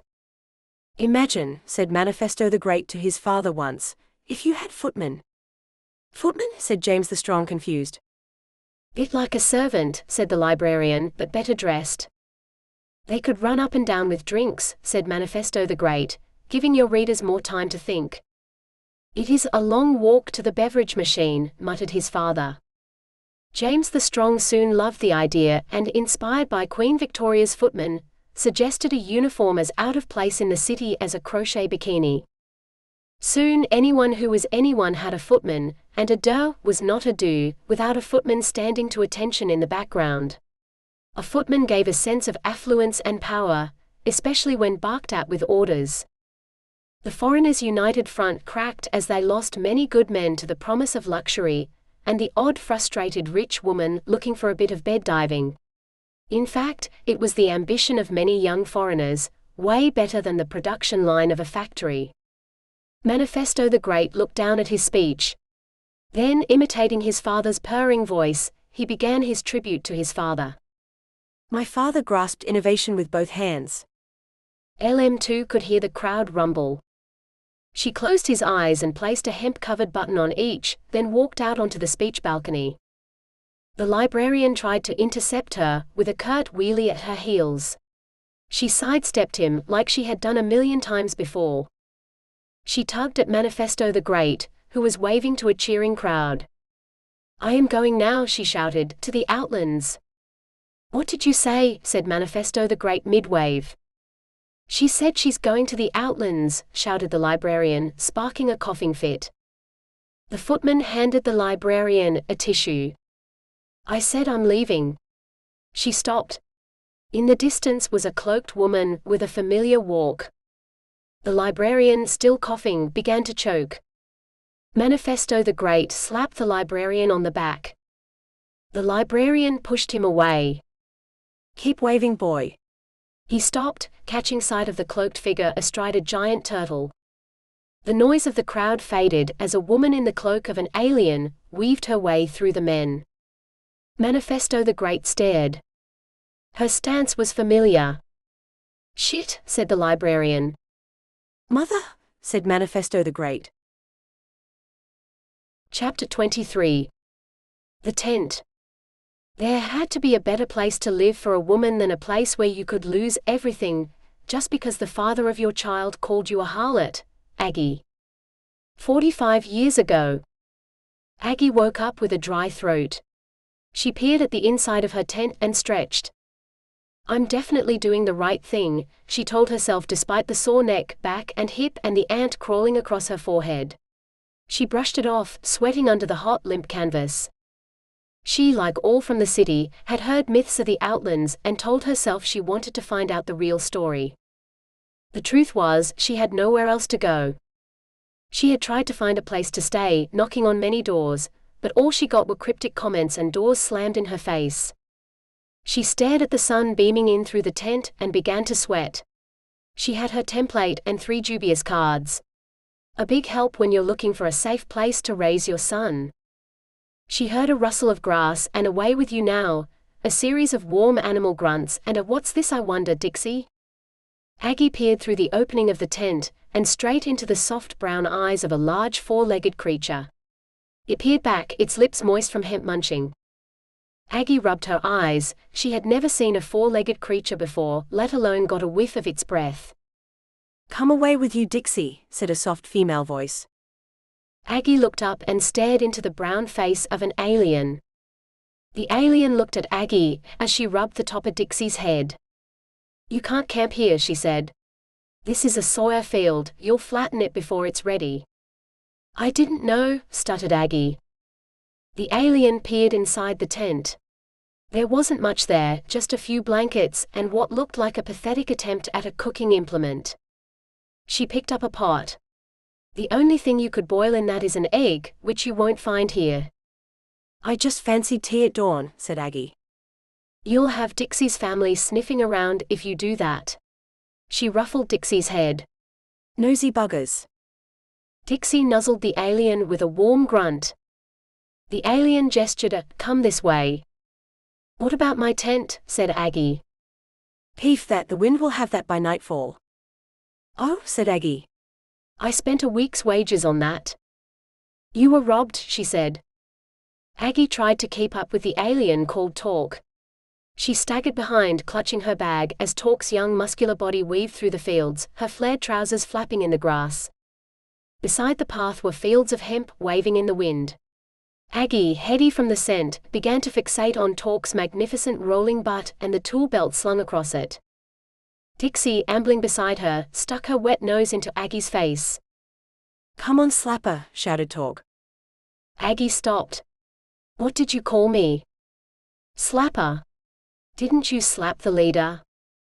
"No," said Aggie. "That's not what I heard," said Talk.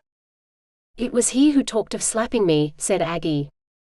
Talk, with a who cares shrug, carried on. "Like a mere rug," said Aggie.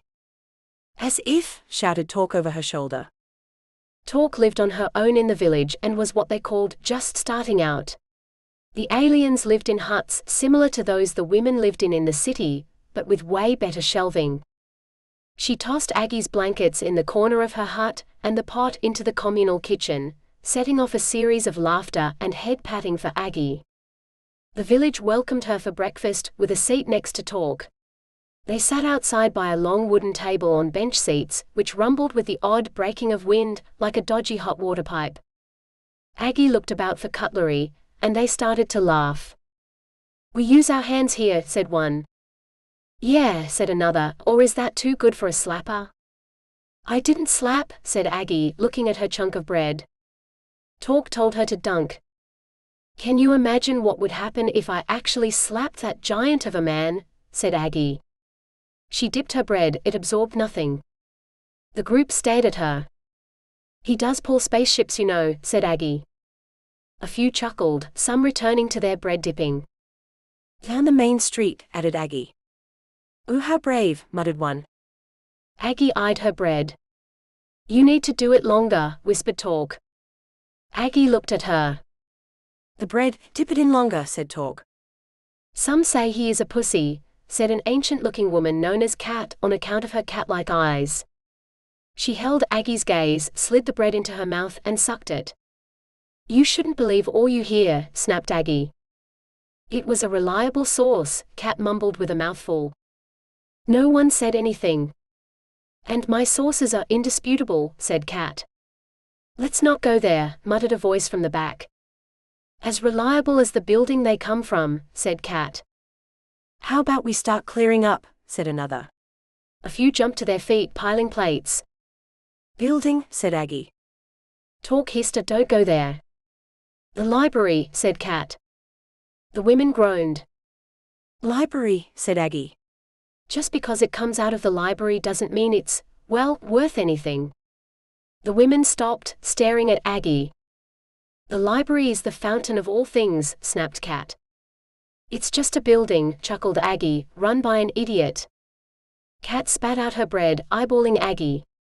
Full of writings, tables and books, she said. So, said Aggie. The women gasped. But reading is everything, snapped Kat.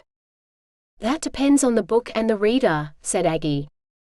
The two women glared at each other. Time for the dishes, jumped in a large woman called Maisie.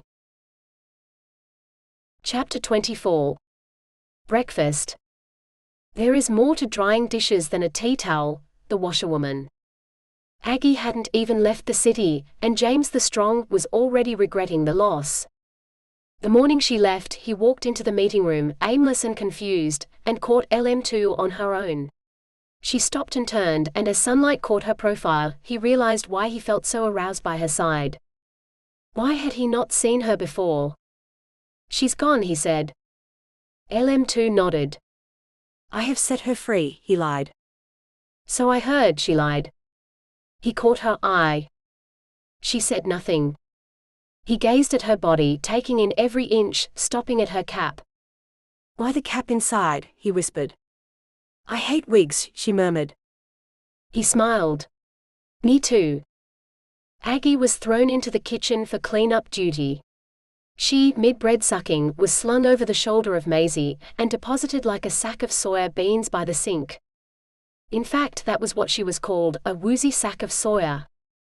Aggie, with no idea how soya could be woozy, was about to ask, when a tea towel was tossed at her with a dry command. Aggie, gulping the last of her bread, scraped the towel from her face. Dry, she thought, and looked for someone to copy.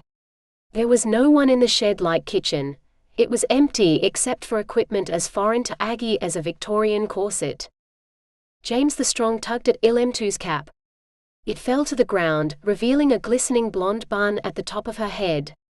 He moved closer and inhaled the scent of her hair. LM2's heart raced. She had heard of his past, his ability to reduce a woman to a wreck of sighs and moans. She told herself she would not be one of them, that she was a foreigner first and a woman second. She made a half-hearted attempt to replace her cap, but as soon as he touched her hair she was gone, and as her locks tumbled, so did her resolve. James the Strong moved in for the kill, his family member rising to the occasion like the swell of perfectly baked bread. The sun burst through the clear ceiling of the kitchen, giving Aggie a perfect view of a room built for a purpose of which she had no idea. She stared at the plates, pots and pans piled by the sink, the walls covered in a masterpiece of shelving, the large table in the middle, and wondered, what the pickling shag am I to do? The women were outside acting like she was invisible. She could see them scraping their plates into large bins by the expansive garage-like entrance. They were nothing like the women she knew. They had arms like dumbbells and low voices that purred. They walked and marched like men, shoving each other and cracking jokes at a moment's notice. Talk, on hot water duty, was by the fire lifting buckets of the stuff like she was picking flowers. Aggie caught sight of her lifting her top over her head, with the sort of muscular arms she had only seen on James the Strong.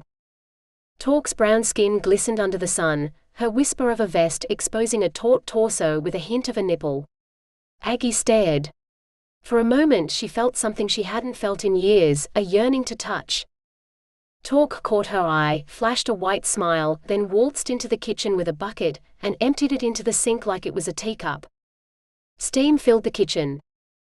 Another older woman appeared, took up her station at the sink, eyed the pile of dishes, and sunk her hands into the hot water. Aggie waited for instructions. I'm not a mind reader, she thought. You soon will be, snapped the washerwoman, now dry. The women outside roared with laughter, some slapping each other on the back. Aggie lifted her towel and looked about. The plates, said Talk with a kind face. Aggie lifted a plate. A rat clutching a lump of bread stared back. Aggie jumped, screamed and dropped the plate. The crash blasted through the eating area. The rat screamed, breadcrumbs spewing from its mouth like a burst pipe. Aggie yelped as spit-covered crumbs splattered onto her face and stuck fast. The rat, still clutching its bread, scurried as Aggie, with another shriek, realized the tail was left behind. Talk chuckled, clutching her stomach. A woman emptying the bins laughed her head off. "Don't mind Toby," she shouted, wiping tears of laughter. "That rat keeps the garbage at bay." LM2 stared into the dark. It was a full moon and she felt fantastic. She had no idea of such pleasure. She looked at James the Strong, ran her finger along his giant of a nose, and sighed.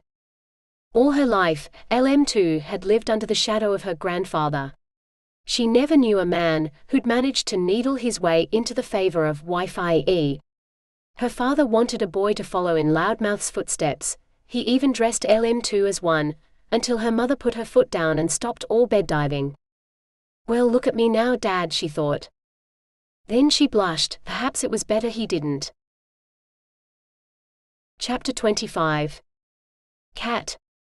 A slap on the back is better than a slap in the face. Talk. An hour and several rats later, Aggie had the whole drying thing down to a fine art, and as she piled the last of the plates into the corner, she waited for a cheers, a thanks, maybe even a well done, and a slap on the back. The washerwoman looked at her. "Drying dishes is not exactly rocket science," she said. "Well, yes, I know, but…" Aggie faltered. "I did get a nice shine on them." "Shine?" yelled a woman from outside. "Who gives a flying pickle about a shine?" The women outside, having cleared the table, were sitting around plotting the day, arguing over who should do what with whom, and who had done nothing and should be ashamed of themselves, occasionally bursting into a fight and just as quickly laughing. "You'll need to get cracking," yelled Maisie. "Cracking?" said Aggie. "You've the fields to do," sniggered another, shoving Maisie off her chair. "To be done before 11's," shouted the washerwoman. 11's, said Aggie. "That's right," said Cat. "Tea breaks at 11. "You want me to go into the fields?" said Aggie. "If you want feeding, you need to earn it," shouted the shover. "We'll have none of your hoity-toity city malarkey here," said the washerwoman. The women outside laughed, and they laughed even louder when the washerwoman gestured to the highest shelf. "And you'll need to put them dishes out of the rat's reach first." Aggie stared up to the high ceiling. 10 shelves. She gulped. "To the top?" Talk pulled out a ladder hidden under a shelf with a "here." "On those," said Aggie. "What do you think you're gonna do?" "Fly up," yelled Maisie, shoving the shover. Aggie stared down at the rickety ladder. "Hurry up, they won't move themselves," snapped the washerwoman. Talk told her not to worry, that the steps were stronger than they looked. Aggie slid her foot on the first rung, and Talk grabbed her waist with an "I've got you" whisper. Aggie could have stayed all day with Talk's hand on her waist, and was just thinking of something witty to say in reply, when the washerwoman turned to the women outside. "Just need one more bucket of water, and I'm done here." "I'm on it," said Cat. Aggie stopped. "Her." "Buckets of water?" Cat stood from her seat. Her small hobbit-like body barely changed in height. "She's old," said Aggie. "Ancient." "So," said the washerwoman. "One puff of wind and she'll be over," said Aggie. "There's no wind," said the washerwoman. "She walks with a stick," said Aggie. "So," said the bin emptier. "How is she to carry a bucket?" Cat slid her stick onto her belt and rubbed her hands with a "Get ready, girls." The women started to cheer. Bent double like a turtle, Cat shuffled to the fire. Her cloak dragged on the ground and she stumbled. Maisie steadied her with an easy. "Is that safe, her walking in that thing?" said Aggie. "Safe? Of course it's safe," snapped the washerwoman. "But she just tripped," said Aggie. Cat stopped at the fire. She reached for a bucket, faltered, took a breath, and looked at her audience. "You can do it," shouted a voice from the back. "She's not going to lift a bucket." Aggie looked at Talk. "Is she?" "Of course," said Talk. "Naturally," said the washerwoman. "One bucket or two?" shouted Kat. When is one enough? Yelled Talk. 2? Gasped Aggie. Make it 3, shouted the washerwoman. 3? Shrieked Aggie. What is she, an octopus? Talk and the washerwoman, having no idea what an octopus was, said nothing. Instead they chuckled. Go on, do your usual head balancing, said Talk. Kat, perfecting a Parkinson's shake, reached for the bucket. She stumbled, tripping just shy of the flames. The shover and Maisie grabbed her. Steady, said Maisie. 3rd time lucky, croaked Kat with an arthritic reach. Let me, yelled Aggie, charging to the fire. She got within a foot, and was knocked back by the heat. The women cackled, some calling her a pussy. Aggie, red-faced and sweating, did not give up. Shielding her face, she moved toward the fire and made a grasp for the handle, then instantly jumped back with every swear word she knew while blowing on her now burnt hand. Kat, with a hear, pushed Aggie out of the way and effortlessly placed a bucket on her head. She, now erect as a sergeant with not a shake in sight, stood to a round of applause while 2 women slid a bucket into each hand. Off into the breach. Kat jigged without spilling a drop. Then, as the clapping continued, she sauntered to the kitchen. Aggie followed behind. She felt like a fool, and the women jeering at her didn't help. It was like she was a child again, alone in the corner, the butt of jokes and everyone laughing at her. Talk slapped her on the back, almost knocking her for 6. Don't worry, you're not the first to be fooled. A week in the field will have your hands as hard as this here washerwoman's. Aggie, blowing on her hands, said nothing. A child could have done better than me, she thought, then stopped. She looked around. Where are the children? Come to think of it, where are the men? She nudged Talk. Are the others in the fields? Others, said the washerwoman. The children, said Aggie. The laughing stopped, women gasped. The washerwoman glared at Aggie and snapped, It's time for you to head to the field. Aggie spent her days working the fields in trousers and a top made of hemp cloth that flapped about her thin body until she sweated enough for it to stick. She, like the rest, went commando, which, according to Talk, made alfresco toileting a breeze. It took her a day to get used to squatting, and several more to adjust to the itchy material, which under the burning sun absorbed her sweat. Every bit of her body ached. Her stomach growled, her hips throbbed, and her hands were covered with sores and hacks, and yet there was something satisfying about the hard work, and she knew, despite being ignored, that it was only a matter of time before she was accepted. She just had to find out what they were hiding from her. Every night by the campfire they handed her their so-called tea, and every morning she woke with no memory of finishing the tea or how she got into bed. Aggie, with a bellyful of stew, would watch as the women laughed, joked and argued, wondering when the men would arrive. The women argued over everything from crop rotations to rat-tail recycling to trading, and a fight always broke out. The next thing she knew, it was morning. She was staring at the ceiling in Talk's hut, and Talk, standing nearby, was clutching a mug with a "this'll put a pep in your step" and a smile.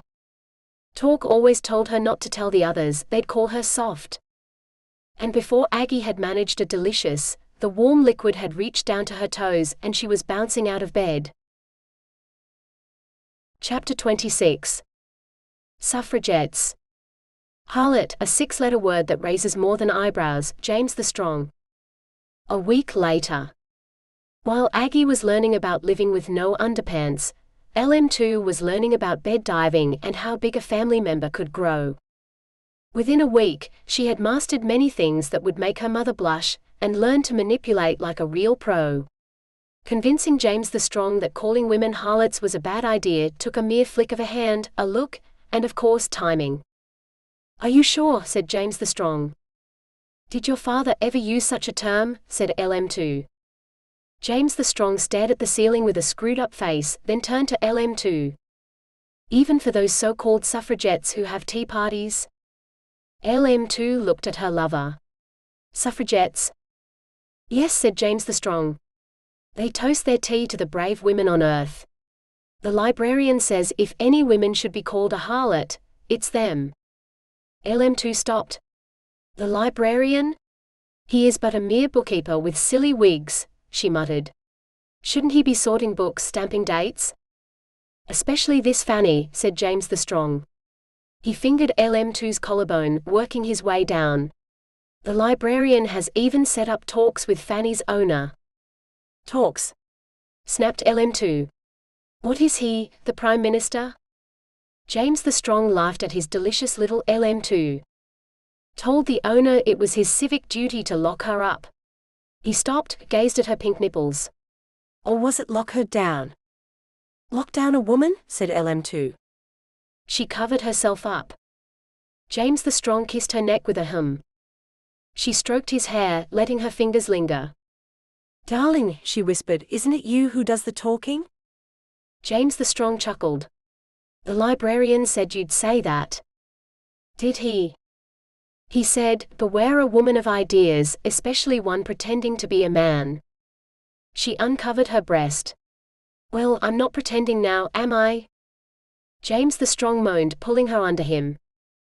LM2 eased her pelvis into place, looked into his eyes, and decided to investigate this Fanny and her suffragette tea party. The librarian listened from one of Aggie's spy holes, completely pissed off. All his hard work, thrown to the wind like yesterday's sperm. He had managed to get rid of one pain-in-the-ass woman just to have a younger model fill her shoes, and from what he could hear, she was even better at manipulating. He cursed himself for not spotting sooner, for not getting rid of her, for playing it all wrong, yet again. The talking stick was passed around the fire, ignored by everyone except Aggie. She clung to it, hoping for a chance to be heard.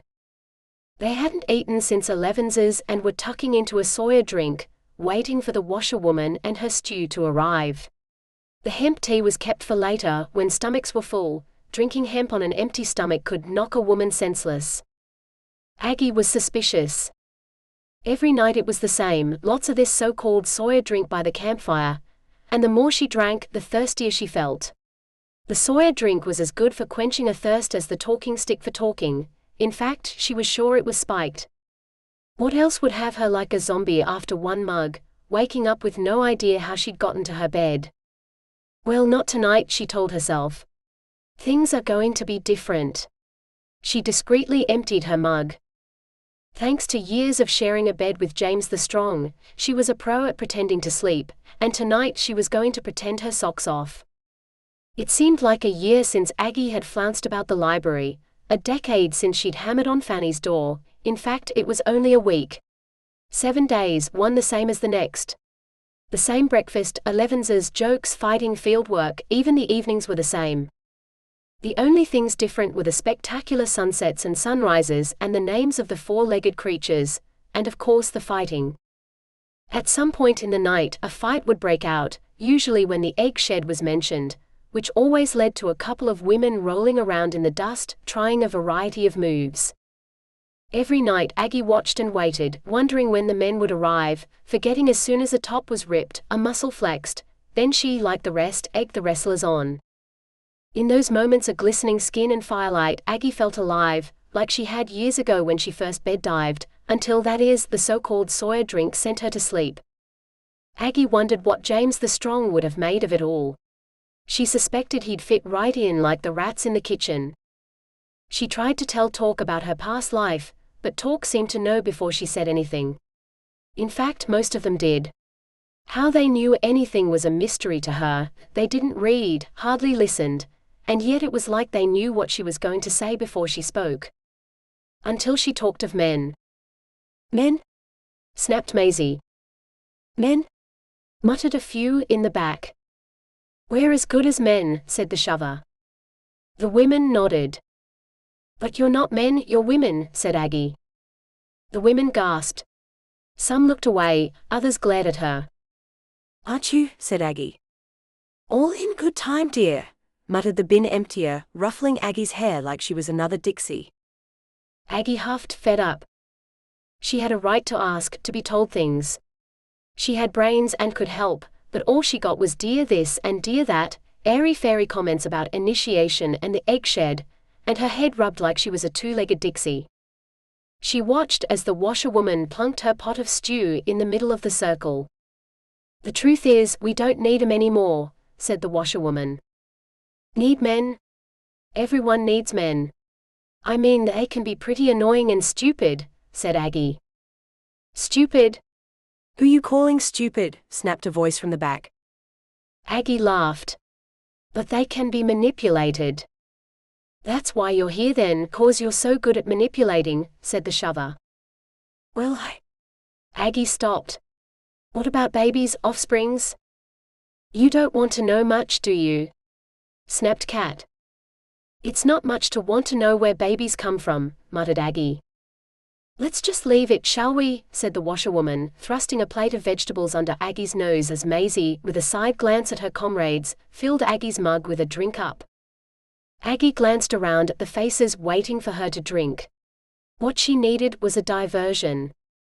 In the city they say you worship hemp, said Aggie. And what's wrong with that? Huffed the bin emptier. That there's dancing, said Aggie. You see us dancing, said the shover. Crazy drumming that sends folk into a trance, said Aggie. Like they know what they're talking about, muttered a voice from the back. Wild women beating men with talking sticks, said Aggie, now making things up. Maisie ripped the talking stick from Aggie. Told you we don't talk of men. They like the talking stick, Talk laughed. Useless. Why don't you drink up, said the shover to Aggie. Here, have some hemp, knock yourself out, muttered the washerwoman. Aggie sighed. She now had 2 mugs to empty. Chapter 27. Putty in her hands. Thanks to sunrises, you never know what you're gonna wake up to, Talk. A rat passed Aggie's foot. She held her breath, trying not to move. It wiggled up her leg, under her top, and nibbled her belly button. She froze, then let out a loud snore. That was quick, muttered Maisie. I too quick, muttered Cat. Probably your knock-knock jokes, said the bin emptier. Aggie affected a roll. The rat annoyingly went with it, zigzagging higher. Aggie started to sweat. The rat skidded on her skin. She let out a loud James the Strong snore. The rat jumped, scratching her skin, and scurried to her shoulder. She stifled a scream. Aggie had managed to empty her mugs with not a drop of liquid touching her lips, and now, feigning sleep like in the good old James the Strong days, she was beginning to regret it. She had used every diversion she could think of, and when that didn't work, she threw in a stupid knock-knock joke, sending the aliens into a chorus of groans, apart from the bin emptier. She, jumping in with her famed ecstatic joke, sparked of a series of slapping and shoving while some shouted, "Hemp effluent." Aggie emptied 1 mug, then the other, as the bin emptier challenged the shover to an arm wrestle. Aggie hadn't counted on the rat. It scrambled across her cheek. She feigned a nightmare toss and turn, shouting, "Get off me." Talk looked at her. I don't know why you need to put her out like that. She was asking too many questions, said the washerwoman, so I gave her extra. The rat, clinging onto her ear, began to nibble. Aggie almost wet herself. Extra what? Said Cat. Hemp, said the washerwoman. A few whistled through their teeth. On an empty stomach, said Maisie. For pickle's sake, she'll have a head like a thundercloud, snapped Talk, slapping the rat away. The tail flopped onto Aggie's neck. She can't be trusted, said a voice from the back. She passed the old git test the first morning, said Talk. How much more do you need? A mere ploy, said the washerwoman. The others laughed. Those city folk are good with ploys, said the shover. And she's privileged, said the washerwoman. Never seen a tea towel in her life. So, said Talk. She's a wuss, shouted the voice from the back. Wuss? Thought Aggie. Right, girlie, said the voice from the back. Girlie. Thought Aggie. What's that when it's slathered on bread? They all are in that city trying to trap men, said the shover. I think it is the men that trap them, muttered Talk, flicking the tail from Aggie's cheek. Aggie thought of the things she knew, the things she'd done. I have organized, argued, and bed-dived, all for the good of this pickling planet, and they call me a wuss? I miss being a man, muttered a voice. Aggie stopped. I miss being a woman, muttered another. Aggie held her breath. I can't remember what I was, said the voice from the back. Aggie listened as the aliens began to slur their words. If only I were a man again, I'd think straight, said the shover. I thought you were a woman, said Maisie. I'm sure I had a set of balls, said the shover. A few sniggered. You sure she's not listening, said Kat. Aggie let out a snore. Nah, she's snoring, muttered Maisie. Never snored before, muttered Kat. It's the hemp, said the washerwoman. Told you, I gave her extra. Still, you'd better move her, the last thing we need is her blabbing, said Kat. To whom is she gonna blab? Huff talk. Dixie over there? Maisie scooped up Aggie with a grunt, as Aggie made like a cat and flopped. She's out of it tonight. How much hemp did you give her? Groaned Maisie. Enough, said the washerwoman. Talk and Maisie laid Aggie onto her bed. Talk tenderly tucked a blanket around Aggie, while Maisie, with one of her annoying head pats, shouted. We could use her. What, said Talk. For the shed, Maisie yelled. For pickle's sake, Huff Talk. We should at least ask. Maisie looked down at Aggie's smooth face. Her eggs are probably still good, she shouted. Her skin's still smooth. My eggs? Thought Aggie. What good is an egg without a seed? Yelled the washerwoman, and before any could answer, Kat butted in. Come away from there, she hissed. Folk hear things in their sleep. Aggie heard everything.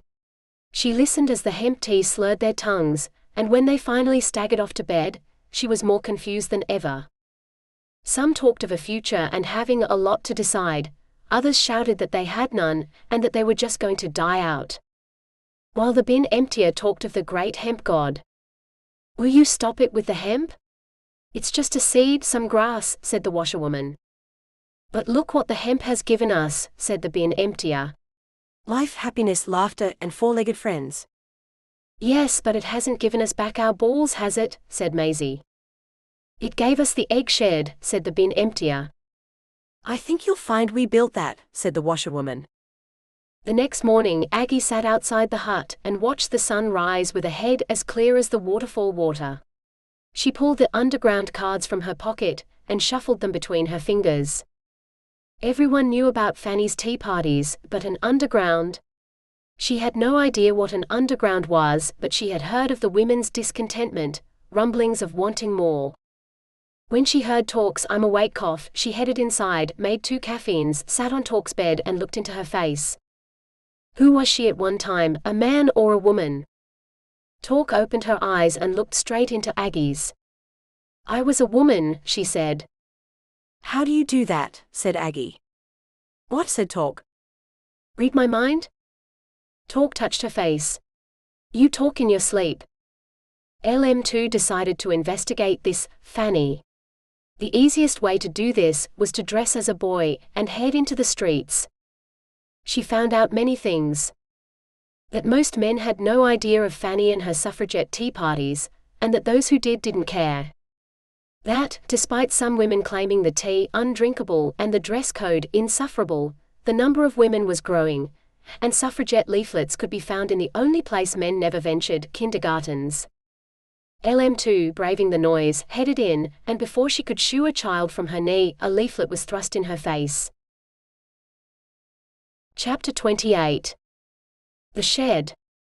Hermaphrodites, a long word for sitting on the fence. James the Strong. Tell me about the egg shed, said Aggie. Talk sipped her caffeine. You're not ready. Aggie threw her a look. Besides, you have to be initiated. Aggie threw her another look. Which is more arm wrestling than anything else. Aggie waited.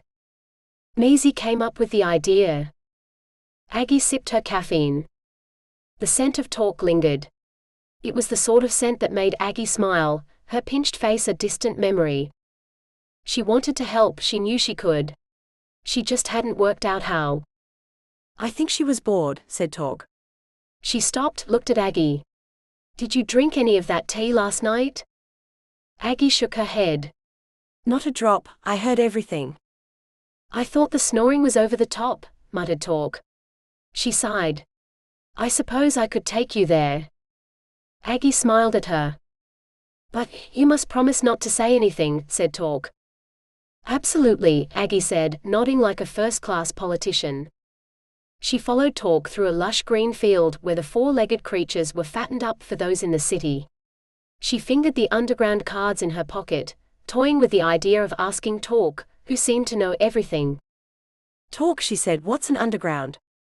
Talk, without hearing, pointed to a line of run-down sheds. Aggie's heart sank. She was expecting something metallic, shiny, like a stationary spaceship, not something you'd store a lawn mower in. Talk marched on, ignoring her. Is that it? Aggie watched Talk wrestle with the wonky door, jiggling the key inside the lock, and was just on the verge of shouting, "Why don't you just kick it down?" when the door creaked open. Aggie stared inside, expecting a rustic pile of equipment along with perhaps a dog-eared manual, and rats. She stared into the dark. She heard a low hum followed by a bubble, buzz. Talk marched in. Aggie gingerly followed. The door clicked shut behind her. She turned. The lights flashed on. She gasped and stared. In front of her was a labyrinth of shelves, vast and complicated, filled with test tubes and jars pulsating with energy. There was not a rat's tail in sight. Your kitchen's shelving is a mere bookcase compared to this, Aggie muttered. I know, said Talk. It's like the nurturing shed, said Aggie, and yet so much more. Nurturing. Talk looked at her. We use this for homebrew and hemp tea. Aggie ran her fingers along the shiny surfaces. They call it the Institute now, she said. She lifted a test tube and sniffed. James the Strong tried to shut it down once. Talk told her not to touch. It was the needles put the boss off, muttered Aggie. She opened a glass jar and pulled a face. Talk took the jar from her and closed it. James the Strong couldn't see past the prick. She turned to Talk. Needles are the future, I told him, along with Petri dishes. Aggie picked up a basket of fungi. You need a white coat to do that, Talk said. Aggie dropped the basket and moved to the door where several hung. And permission, said Talk. Aggie stopped. Permission? It is a complicated process, you know, you do need training, said Talk. Aggie poked her nose into a fridge. For making tea? Yes, and, well, other things. Looks like lots of other things, muttered Aggie. She lifted a bottle with Talk's name on it, and jiggled what looked like marbles. There was a time when we tried to fertilize our eggs here, muttered Talk. Aggie stopped. Eggs? Yes, eggs, they were the first to go, said Talk. Then it was the seed. Aggie slid the bottle back into the fridge. At first the slow-growing soya was enough, but as the city grew we couldn't keep up the supply. We had to improve on things, design better soya. By the time we realized what working with this new soya did to us, it was too late. Aggie thought of James the Strong. He was addicted to the stuff, had it on everything. The librarian said it was good for bones. It was the arm wrestling that gave it away, said Talk. Suddenly, the women were winning as much as the men. Then the men changed, began to huddle in corners, grow breasts and disappear for days. It was the washerwoman who built this to store our seeds and eggs, but, said Talk, it was too late, we'd morphed into, well, what we are now. Everything's sterile and we're neither man nor woman. Aggie eyed Talk's muscular legs, rock-like breasts and strong hands. But you call yourselves women, she said. Cat's idea. She's a bit of a soothsayer, said Talk. Does she have extra sight, said Aggie. No, just read, said Talk. When she was a trader, she traded for books. Her hut is full of them. She says that soon that the planet will be full of women and bugger all men, apart from the odd footman. As if, laughed Aggie. After a particularly aerobic night of bed diving, LM2 eased herself out from under James the Strong. He was comatose, his family member as empty as a squeezed lemon, and as she slid his tree trunk of a thigh onto the bed, she told herself she had all night. She pulled on her boy's outfit, slid her hair under a cap, and with a soft look at James the Strong, slipped into the night. Chapter 29. The underground. There are only two ways a woman manipulates a man, and one is via children, the beverage maker. The underground was held in the foreigner's spaceship, a place which, according to Fanny, was perfect for meetings, as no man ventured near the ship, and it had excellent catering facilities. Fanny, wearing her favorite easy-to-wipe Teflon take-on a suffragette dress, opened the door and, catching sight of LM2's cap, nearly shut it again, until LM2 spoke. The arrival of LM2 changed everything. Her disguise impressed them all, apart from Fanny. Then, when they found out who her partner was, they swooned. What a coup. She's the top of the tree, said the beverage maker. I wouldn't say top, muttered Fanny's sidekick. Our Fanny is the top. The women turned to LM2, waiting for a response. Revolution is not about old positions, muttered Fanny. Positions? She's shagging the leader, said the warden. Positions are her cornerstone. LM2 shifted uncomfortably. We don't talk of shagging here, muttered the sidekick. Well, thanks to her shagging, things are gonna be a hell of a lot easier for the rest of us, said the warden. We don't talk of hell either, said the sidekick. We do where I come from, said the poet. The sidekick threw a "don't we know it" look at the poet. My job is to record for all perpetuity, and hell is a fair part of that, said the poet. No one listened. The pen is mightier than the sword, she said. So is shagging, but you don't hear her banging on about it, muttered the sidekick. LM2 blushed. Fanny stood up. We need to discuss weapons. Nothing gets past my pen, continued the poet. She turned to LM2. Tell me about your exploits, where has all this shagging got you? LM2's face stiffened. There is more to me than shagging, she snapped. It's your greatest tool, said the warden. You would know, said a voice from the back. You've shagged every reader going. Comrades please, said Fanny. The poet nudged LM2. Tell us, is he as big as we are led to believe? There is more to me than a vagina, snapped LM2. The women gasped at the word. I have a brain. A foreigner with a brain? Muttered the voice from the back. It was me who developed switches on mirrors. That was you, said Fanny. Yes. They thought I was a boy, let me work alongside men designing, inventing, all that sort of thing. Silence. In fact, we're working on mechanical birds to address the wasp situation. A few nodded. Although I'm not entirely convinced mechanical is the way to go, said LM2. Do you know anything about a bra? Said Fanny. Bra? Said LM2 with a quizzical look. The women groaned. We are not turning our underwear into weapons, snapped the beverage maker, poised by the caffeine machine. It will take them by surprise, said Fanny. Surprise? Muttered the voice from the back, with a fair amount of face pulling. Well, I for one love my bra, snapped the beverage maker. A few of the women nodded. And my bra is remaining firmly where it is, said the beverage maker, thrusting a mug under the frother. You may like a corset, but I am sticking with the underwire. LM2 watched as the voluptuous beverage maker frothed with vigor. She had never seen tea made like that before. The poet nudged LM2. That stuff gets me through the meetings. Agreeing in this place is as probable as your James the Strong, sticking to one woman. Thanks, muttered LM2. After several cups of roasted caffeine beans, LM-2's mind was whirling. She had spent so much time in the company of men, she had forgotten what it was like to be with women. They were all over the place, she thought. Hung up on too many issues. Fanny's militant style didn't help. It was wearing thinner than her petticoat, particularly her talk on the hidden powers of the underwire. No one listened. We just want a break, said the poet. I'm fed up feeding and breeding, I want to do other things. Me too, said the beverage maker, handing around the caffeine. I want to climb a mountain. I hear there are a few outside the city. The women sipped. We want freedom to choose, yelled Fanny. The women nodded. Who to be with, said Fanny. And over our bits and pieces, muttered the voice from the back. The sidekick turned to LM2. It's not that we have anything against children. No, not at all, said the voice from the back. It's just that one is enough. Two at a push. And a little childcare wouldn't go amiss. Help with cleaning, slurped the voice from the back.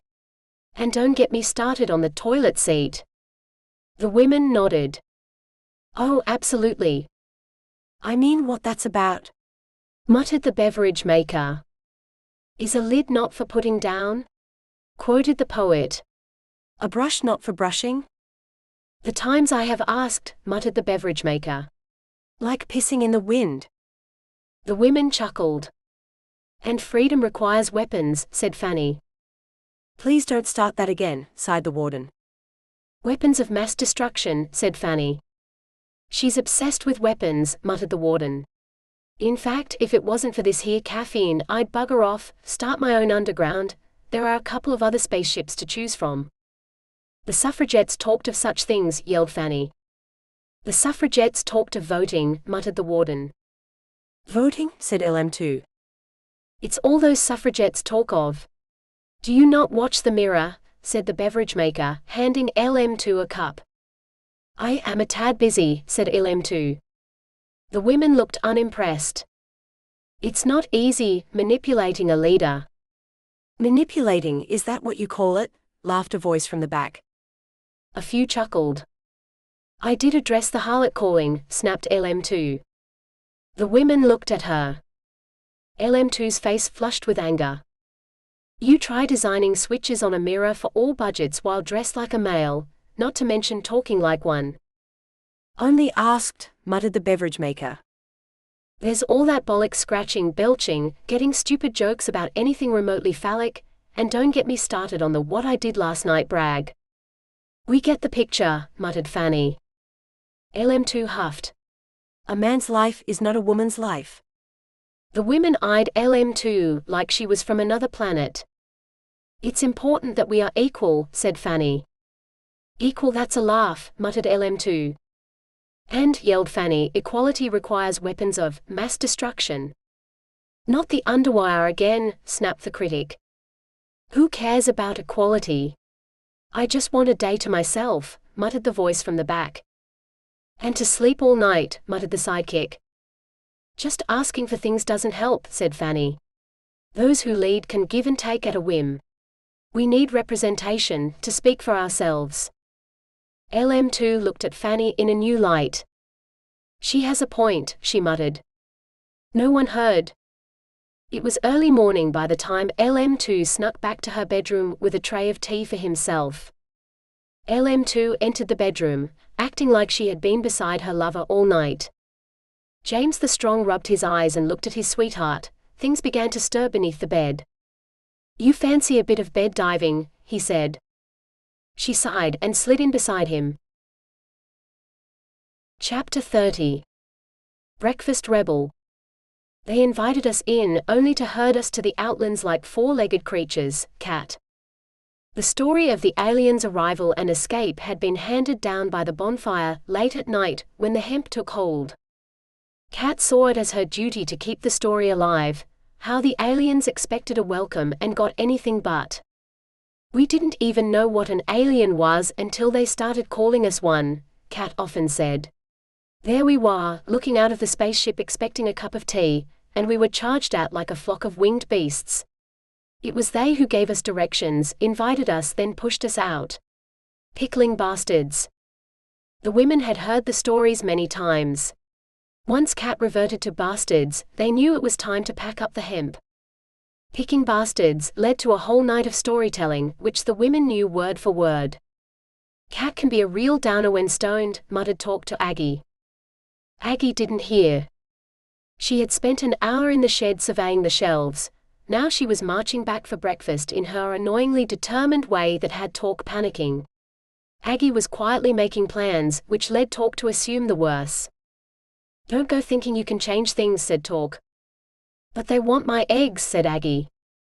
That's just Maisie's effluent ramblings, muttered Talk. Once she's had a few hemps, she's full of it, worse than old Cat. Talk feigned a laugh. At least cat makes sense. What you need is a room with books, knowledge, places to experiment, and hide secrets, said Aggie. Absolutely, said Talk with no idea how she would ever pull that off.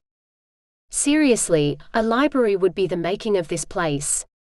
Talk stopped. Library? Did you say library? Aggie carried on walking. Whatever you do, don't mention library. Aggie said nothing. She was too full of hope. The shed was full of it, all that science, and when Talk explained what an underground was, she saw a future of networking and building, the making of something better than fields and huts. A place she could bring her son to. She was even prepared to give her eggs for that hope. All she needed were those boxes she had stored away in the library, a few Petri dishes, and some needles, and she'd be laughing. She fingered the underground cards in her pocket. It was all so possible. I mean it, said Talk. Okay. Cat's got a thing about libraries, said Talk. Reckons they're the bee's knees, she'll never shut up.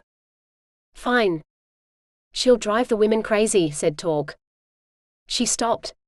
You're not listening, are you? Of course I am, muttered Aggie. Look, those women have long memories of broken promises, said Talk. They can turn as quick as milk under the sun, and if you think that stinks. Talk watched Aggie march into the breakfast area. Shit, she muttered. LM2, lying next to a slumbering James the Strong, stared at the ceiling, thinking of Fanny and her brow plan. She turned to the large bay window. Their bedroom was so high up she could see past the waterfall to the hills. Pondering the mechanics of an underwire weapon, she counted the early morning four-legged creatures, frolicking, and stopped. The poet was right. I used to look out my window and see a sea of four-legged creatures, she claimed. Now there's just a puddle. Most of the women laughed at her, claiming there was plenty of meat, but most of the women at the meeting were either settlers or incomers, women attached to wealthy men who ordered in their meat. The foreign women, like the poet and the warden, were a mere handful, poor and overworked, so busy they took turns to attend the underground, covering each other's shifts. Try getting a decent bit of leg on the market, said the warden. That market is a cesspit, muttered a voice from the back. Even the rats avoid it. That's why we're overrun with wasps. Propaganda bollocks, said Fanny. The women looked at her. It's not the market that has caused the plague of wasps, it's that the birds have long gone. Fanny eyeballed her silent audience. She loved animals as much as she loved the suffragettes, so much so that she had a garden full of them, bird-like creatures with huge tails, squawking at the sunrise until her man threatened to shoot them. It's all that endless celebrating men insist on, she said. No one said anything. The whole carcass spinning over a fire ritual.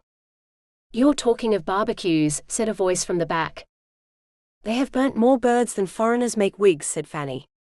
And don't get me started on the four-legged creatures. Fanny, fired up with emotion, paraded the room. Their numbers are dwindling quicker than the librarian's hair. It's all this flesh at every meal. She looked at her followers. Do we really need it? Must we celebrate everything with a throat slitting? I just look away, muttered a voice from the back. You'd think we were cavemen, said Fanny. It's sperm building, said the beverage maker. There was plenty of that unmentionable stuff on the spaceship, and you didn't see any flesh burning, snapped Fanny. Meat gives me heartburn, muttered the sidekick. Fanny turned to her audience. If we ruled, there'd be none of that, we'd have animals frolicking, heaps of manure, and bonfires that smelt of hemp. The women looked at each other, confused. I thought we wanted a vote, muttered one. That's just the beginning. Fanny paced. With weapons of mass destruction, we could take over and create peace. But we have peace, said the warden. And look what weapons have done, killed the four-legged creatures faster than they can breed, said the beverage maker. For a moment, Fanny was speechless. LM2 looked at the bedroom walls covered in skins, the long furry dangly thing that covered James the Strong's family member slung across the chair. There is more skin on these walls than socks in his drawer, thought LM2. James the Strong stirred, he turned, his eyes fluttered open, and he smiled at his little princess. She thought of the mechanical bird, created to take care of the wasps. Fanny made sense, apart from her bra plan. James the Strong traced his fingers along her jaw. What's my pedal thinking that has her so quiet? Underwear, she said. Underwear, jolted James the Strong, is not worth the spelling of so many letters. What? Said LM2. Real men like it swinging freely, a bit of air about the family member. James the Strong laughed. Would you like to see? What you need is a library, shouted Aggie. They looked up, saw it was Aggie, and resumed their bread dunking. A convoy, shouted Aggie. They continued to dunk. Talk's stomach churned like a cement mixer. Aggie pushed a few plates off the table and jumped onto it. Here, what are you doing? Snapped the bin emptier. Get out of it, shouted another. A convoy, shouted Aggie, will sort things. The women looked at Aggie like she had 2 heads and 5 breasts. Where was the hangover, the still stoned expression? She looked fresh and alert, like she'd had nothing more than water the night before. It was Kat who first realized she had only pretended to be asleep. That's the sort of thing women are good at, getting out of things, she muttered. Yes, well, spiking is the sort of thing that men do to get women to do those things, snapped Aggie. Kat blushed. Get down, hissed Talk. If you want my eggs, you're gonna have to listen to me first, yelled Aggie. Here, give me your hand, said Talk with a tug. Thought you gave her extra hemp, muttered the bin emptier. Not much good if she didn't take it, said the washerwoman. The bin emptier stopped. What a waste of good hemp. Chapter 31. Petri dishes. A test tube is not a test tube without a Petri dish, Aggie. At first, no one listened to Aggie and her fountain of knowledge speech. They all knew that offspring were a pipe dream, that a human egg without a seed was as much use as a spade without a foot. Until Aggie mentioned Petri dishes. Maisie, mid-bread dipping, sat up. What's that when it's at home? A test tube, it's not a test tube without one, said Aggie. And if we do a raid, we could collect a ton of them. Raid the library, said Kat brightly. I thought you said convoy, muttered a voice from the back. We could skip across to the nurturing shed while we're at it, said Aggie. The shover's jaw dropped. Skip? There are needles there, said Aggie. Ooh, needles, said the washerwoman, brushing the table. All boxed, ready to go, nobody wants them. All we need to do is enter the city, said Aggie. Well, that's not much of a plan, is it, said Maisie. Let alone a convoy. More a raid, said a voice from the back. Collecting stuff we don't need. There's plenty of stuff in the library worth collecting, said Kat. There are a few elements to be fine-tuned, said Aggie, but essentially... Elements, said the shover, like why raid in the first place? Aggie, tossing her underground cards on the table, talked of a better future and networking. There are other women fed up, left, dumped, we could set up a connection. We could really make a difference. The washerwoman picked up a card and turned it in her hand. That Fanny? She wants fewer children, not more. I heard she wants to build weapons out of a bra, laughed the bin emptier. A few laughed, others jeered. Aggie was losing them. She thought on her feet. We could nick a spaceship. We could stick it by the campfire, handy in the rain. We go in when it's raining, said Maisie. We could make a community, said Aggie. A real go of things, not just sit around all day moaning about lost balls and eggs. A few choked on their bread. Here, enough of that talk, we're eating, snapped the shover. She tossed her bread at the bin. It bounced off the side, hitting a perched gull. The gull squawked, a few laughed. Aggie huffed. I do know what I am talking about, she said. Another tossed her bread at the gull. The gull snapped it up in one gulp. I was owned by James the Strong, said Aggie. The gull began to choke. Aggie looked at Talk. Talk shrugged. Those men will want to fight, shouted Kat. They love their library. Fight. A few women jumped. The gull began to gag and splutter. And, said Aggie, I have a template. A template for what? Said the shover. For fertilization, lied Aggie. The petri dish, the needles. Silence. Cat grabbed the gull, turned it upside down and slapped its back. The bird with a squawk coughed up the bread, as the poet began to mutter about the hemp gods answering prayers. Our own library, sighed Cat, setting the gull free. The gull, ruffled within an inch of its life, fluttered above the alien's head, depositing the remains of the previous night's pickings on the table below. A few nights later, an underground meeting was called. LM2 arrived to find the women bent over a map, talking of meetups and trading. LM2 had spent some time trying to explain to her lover the extinction of species, but getting him to grasp the concept was like trying to get Fanny to focus on weapons without the mention of a bra.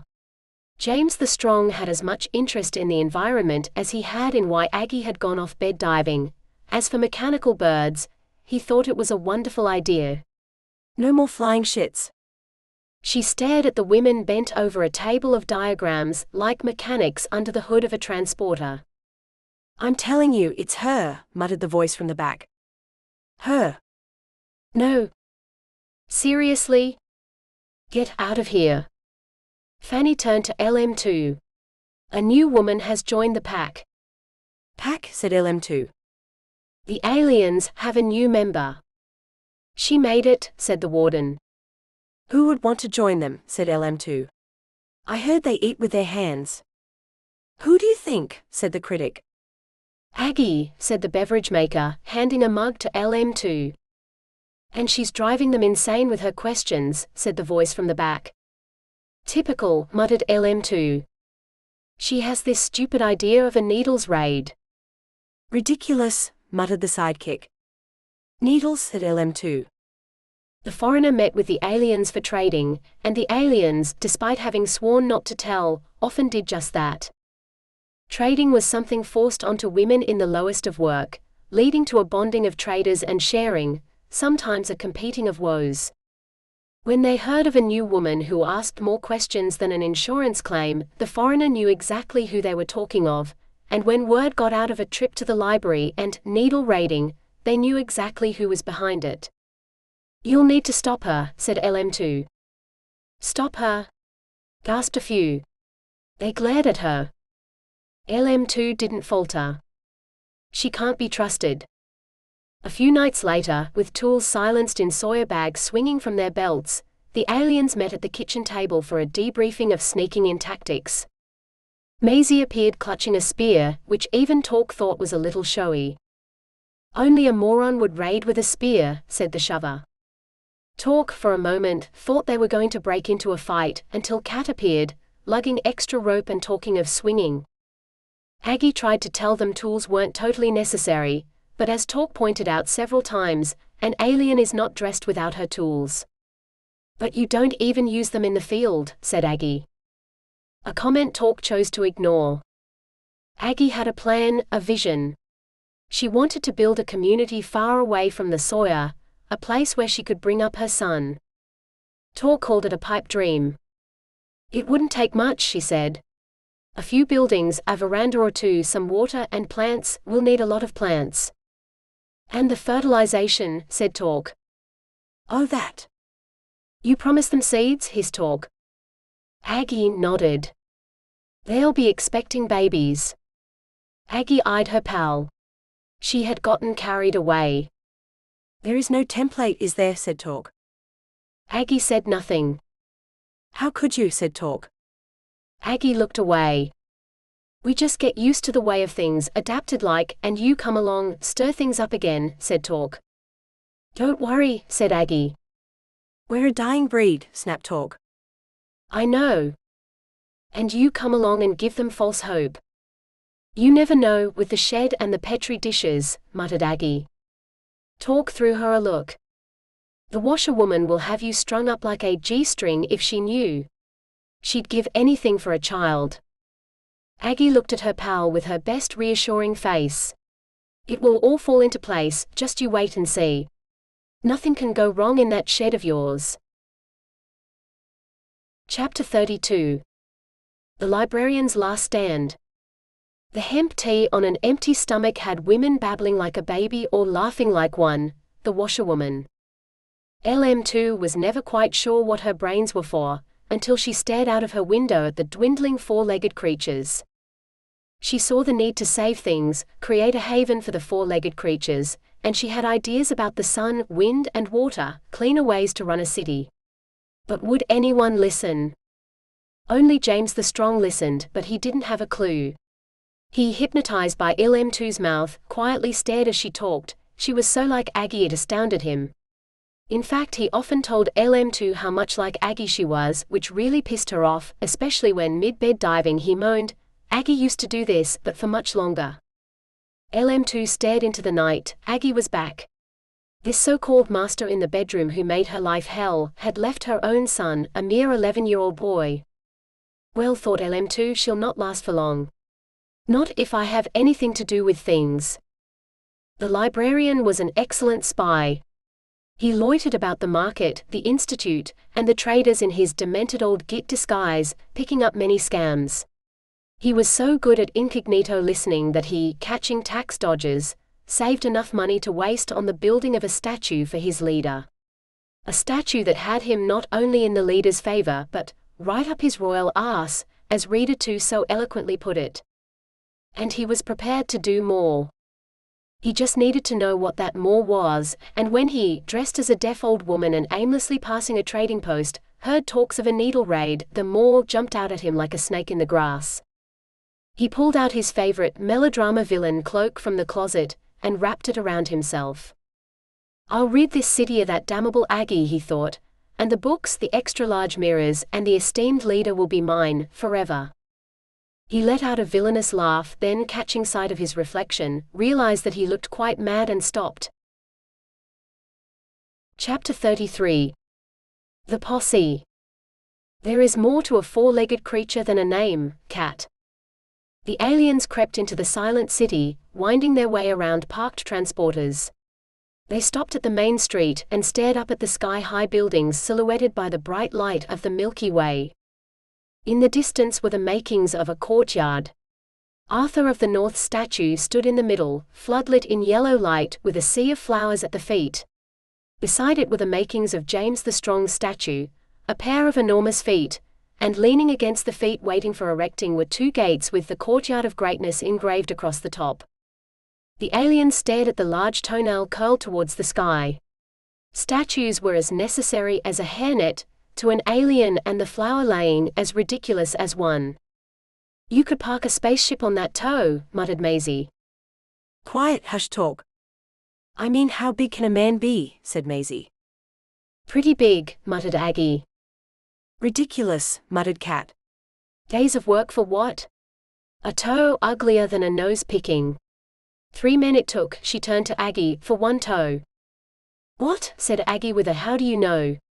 Look. You think we've never been here before? Said Maisie. Well, yes, said Aggie. There is a security system. The one we just walked past, said the washerwoman. Keep it down, whispered Talk. A rat scurried past, its mechanical tail flopping at the bin emptier's feet. She picked it up and waved at her comrades. Told you. Humongous. Aggie looked at her. You've been here too? Will you turn it down, hissed Talk. And here's me making maps and drawing diagrams, muttered Aggie. This place is an eco-time bomb, muttered the bin emptier. Shush, said Talk. Shush. This place is deader than my ovaries, said the washerwoman. The librarian, like a bat, slid from his room, crept down the corridor, and slipped out into the night, and with a sideward glance that would incriminate a nun he made for his ruse, the leader's transporter, parked with prime viewing, the smoky glass making excellent I can see you but you can't see me viewing. He clicked open the door and slid in. Did you hear that? Said Talk. What? Hissed the washerwoman. Just a rat, muttered Cat. They don't exactly tiptoe. Sounded like a window opening, muttered Aggie. Talk turned on her. Could you say that any louder? Aggie, Talk and Cat watched as Maisie, the washerwoman, and the bin emptier cut through the courtyard toward the institute. Maisie knew the place like the back of her hand, The washerwoman, being the shed expert, knew what was needed and had a pretty good understanding of a petri dish, and the bin emptier was an expert wall climber. Aggie jumped. I'm sure I heard a window shut.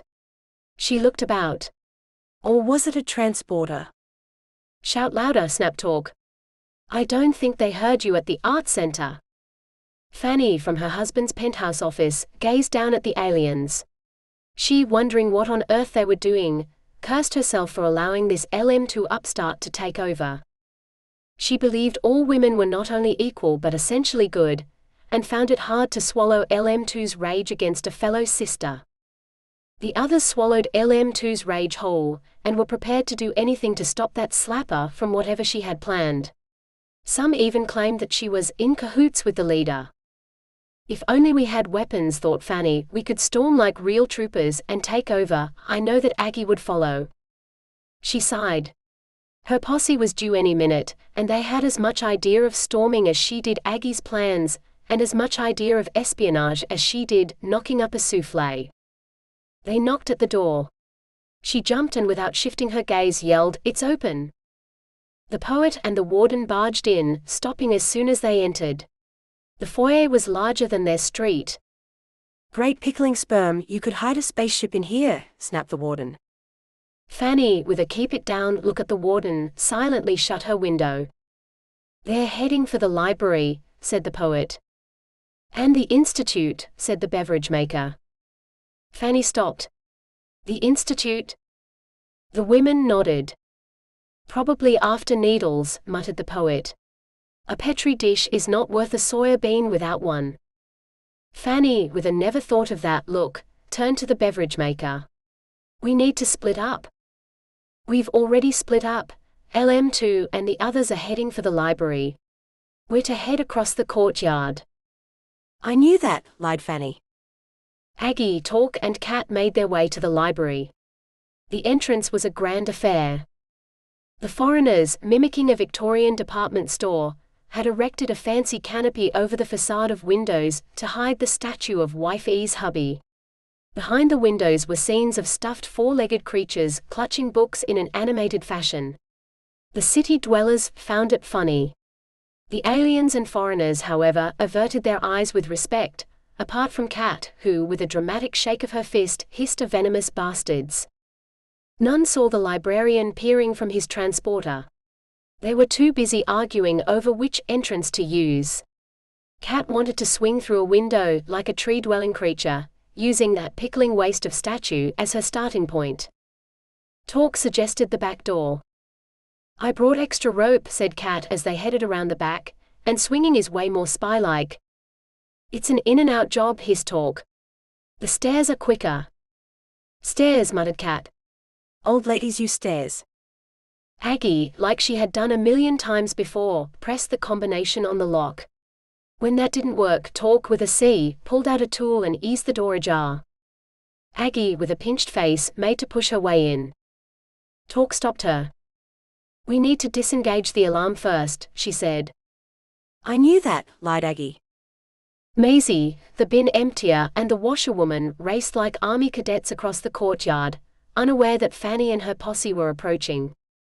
Hearing marching noises, they jumped behind the big toe of James the Strong's statue. Shit, hissed Maisie. Shush, snapped the washerwoman. A massive mechanical turtle marched by, dwarfing James the Strong's foot. It's only a turtle, muttered the bin emptier. The other two looked at her. Turtle. Do you not watch the mirrors when you come here, said the bin emptier. That thing is a pure copy, nothing to worry about. Nothing to worry about? It could squash us with its big toe. Turtles merely lay eggs, said the bin emptier. Well, I ain't gonna be near that thing when it lays, said the washerwoman. The turtle stopped, blinked, looked about, let a long wheezing noise from its behind, then carried on. Follow that turtle, hissed Maisie, who liked to think she was in charge. The washerwoman glared at her. At a distance, muttered Maisie. The library was dark, filled with only the low hum of men snoring.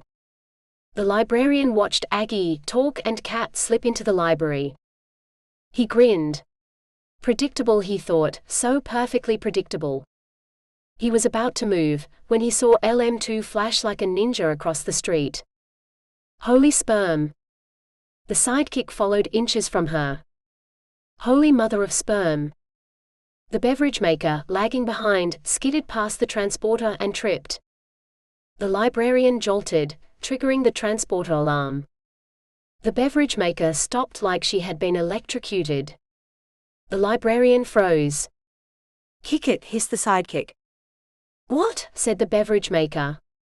Kick, said the sidekick, landing her foot into the side of the transporter. The transporter lit up like a Christmas tree, setting off the next transporter. Siren noises echoed down the street. Window lights flicked on. Bollocks, hissed all three as LM2 appeared from the corner, mouthing idiots, with a variety of gestures. Talk froze, Aggie halted, Cat like a bat pressed herself against the wall. They waited as the sirens reverberated through the library. We're being spied upon, said Cat.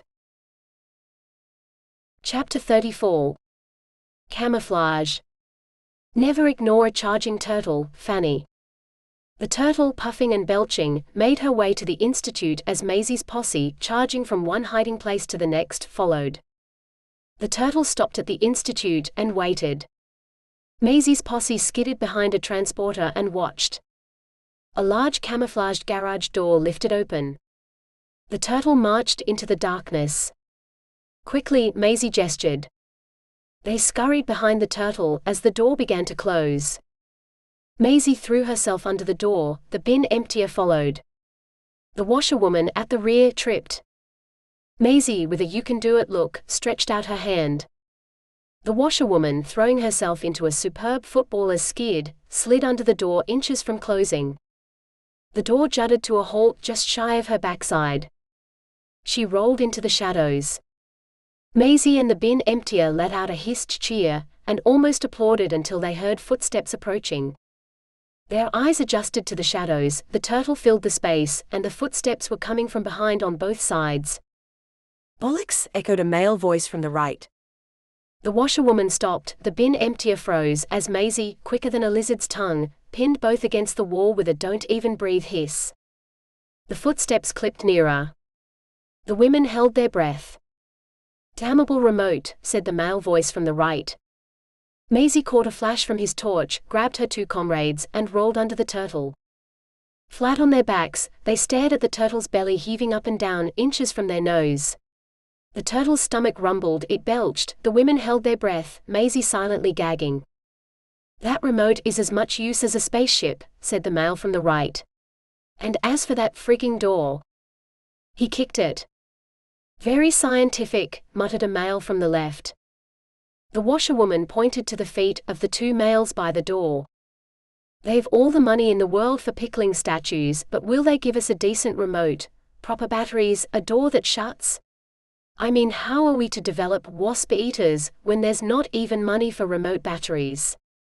We're supposed to use our initiative, muttered the male from the left. Initiative don't pay for batteries. Why don't they use their initiative and make statues out of that hot air of theirs? Shush, hissed the male from the left. Balls have ears. You mean that slimy librarian? This is what I think of him, snapped the male from the right. The remote ricocheted across the room, bouncing off the wall and hitting the door. The door burst into action, opening again. The turtle jolted, looked over its shoulder, then began to shuffle a turn. Not again, muttered the male from the left. The women scrabbled underneath, as the turtle began a tank-like about-face. It's like it's trying to escape, muttered the male from the left. You'd think it was alive. You'd better stop it. You stop it. You hurled the remote, snapped the male from the left. The turtle, mid-three-point turn, knocked over the voice from the right. We can't let it leave again, muttered the voice from the left. They'll go mad. The male from the right jumped to his feet. Well, if we had a decent door, this wouldn't be a problem. The turtle grunted, picking up speed. The door was now wide open. Quick, said the voice from the left. You can grab its tail from your side. Okay, keep your spacesuit on. I said quick, smart ass, they'll be here any minute, said the voice from the left. Who cares, said the voice from the right with a half-hearted grab. Just grab the door then. What with my 6-foot arms, said the voice from the right. Just jump, will you? Snapped the voice from the left. And then what? Oh, for pickle's sake, pull, snapped the voice from the left. The turtle, now facing the open door, burst into a trot. The women scrabbled for something to hang on to. They could hear more footsteps approaching, distant shouting and cursing. Great spouting sperm, boomed a voice over the others, sending the turtle into a speed befitting a fire. The women had seconds. Maisie, thinking on her back, gestured to the opening at the turtle's backside, and before either could pull a face, she grabbed the two women, slid, rolled, and jumped into the backside of the turtle as it charged through the opening. With a thump, they landed in darkness, engulfed in the rhythmic pulsing of the turtle's heart and lungs. The washerwoman huffed as they tried to stand. Now what do we do? She shouted into Maisie's ear. Feel our way, yelled Maisie with a stumble. The washerwoman crashed against her. Not me, snapped Maisie. The bin emptier, still on her back, fumbled for her flashlight and flicked it on with a grunt. They looked around and gasped at what they saw. Fanny ran, dived, somersaulted, and hid across the courtyard like a stuntwoman in a movie. The warden and the poet walked, stopping at the feet of James the Strong's statue. Fanny scanned the horizon as the warden and the poet discussed the budget for such a big toe and matching family member. Fanny stared into the distance. Is that a turtle? The warden and the poet, now standing on the big toe, ignored her. It's marching, whispered Fanny. They always do that when they escape, said the warden, holding her hand against the toenail for scale. Pointless, muttered the poet, comparing hands. Fanny looked at her. I mean, what's the point of a robot if you can't control it, muttered the poet. At first, Maisie and her posse didn't say a thing.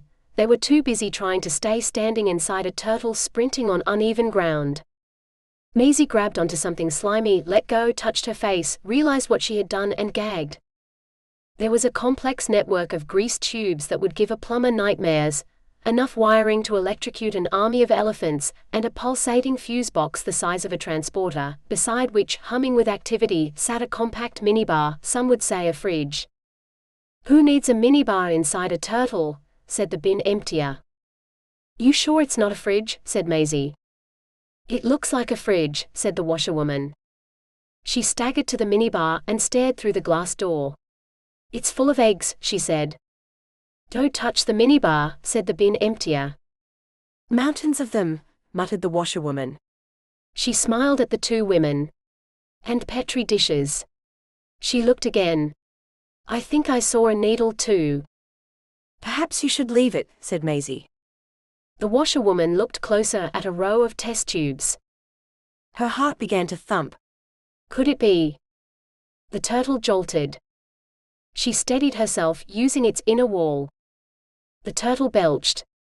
She peered closer, fogging up the glass. Test tubes of seeds, Gloria seeds. She turned to her colleagues. Seeds, she shouted just as the turtle tripped, tossing the women about like a dinghy at high tide. The washerwoman righted herself on the minibar. She made to wipe the glass. Just leave it, hissed the bin emptier. Probably best, said Maisie. The washerwoman stopped. Leave it. She looked at them. There are seeds in there. The last thing I'm gonna do is leave it. She reached for the door. Don't touch, yelled the bin emptier. The washer pulled at the handle. Shit, muttered Maisie. Fanny stared at the turtle. It was approaching way too fast for a turtle. An uneasy sense of foreboding hit her. It looks different somehow, like it knows what it's doing, she said. It was in my garden the other week, right mess of the tulips, muttered the poet. Had to use daisies for my statues. Daisies? They last all of an afternoon, said the warden. It's heading here, said Fanny. What? I think it's running, said Fanny. Running? A turtle? I hardly think so, muttered the warden. She stopped. The turtle was getting closer by the minute. Shit, said the warden. Fanny, pulling a whip from her tool belt and letting out an "I've got this" yell, unleashed her whip into the air. Her comrades, having no idea about whips, stared as the whip wrapped around the Arthur of the North statue's arm of glory, thrust into the air, clutching a recycle bin bag. Fanny, like Spider-Man, sailed through the air, landing on the pinnacle of Wi-Fi's obelisk and overshadowing the turtle. She jumped, landing on its back. The turtle squawked like a crow and collapsed on its belly. Chapter 35. The Raid. Tiptoeing is not something aliens were good at, neither was whispering, Aggie. LM2 slid under the transporter and silenced it, and before the others had time to cheer she appeared, dusted herself down, and gestured for the women to follow. The librarian, itching to get his hands on those damnable women, watched as they headed for the back entrance of the library. He snuck from the transporter, tripped, hissed abolics, and righted himself.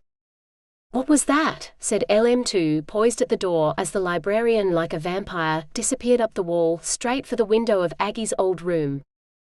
Aggie headed up the stairs behind Talk, as Kat waited by the stairs. She knew they were being followed the moment the transporter siren blasted into action, and damned if she was going to miss the opportunity of a good fight. She saw the cloaked git who had set it off. There was something familiar about him, the way he slid from behind the transporter. She waited by the window, caught a glimpse of the librarian scaling the wall, and realized where she had seen that slide before, from her trading days, when secrets got out quicker than a hill fire. Nothing better, she thought, than a fight on a window ledge with an old git who can't keep his mouth shut. Aggie and Talk headed for Aggie's old room. The door was locked, the corridor was quiet. She jiggled the handle, inspected the combination, and swore, her cheeks hot with anger. She'd hardly been gone a week. "They've changed the locks," she huffed. "What do you expect?" said Talk. "But that's my room." "Not anymore," muttered Talk.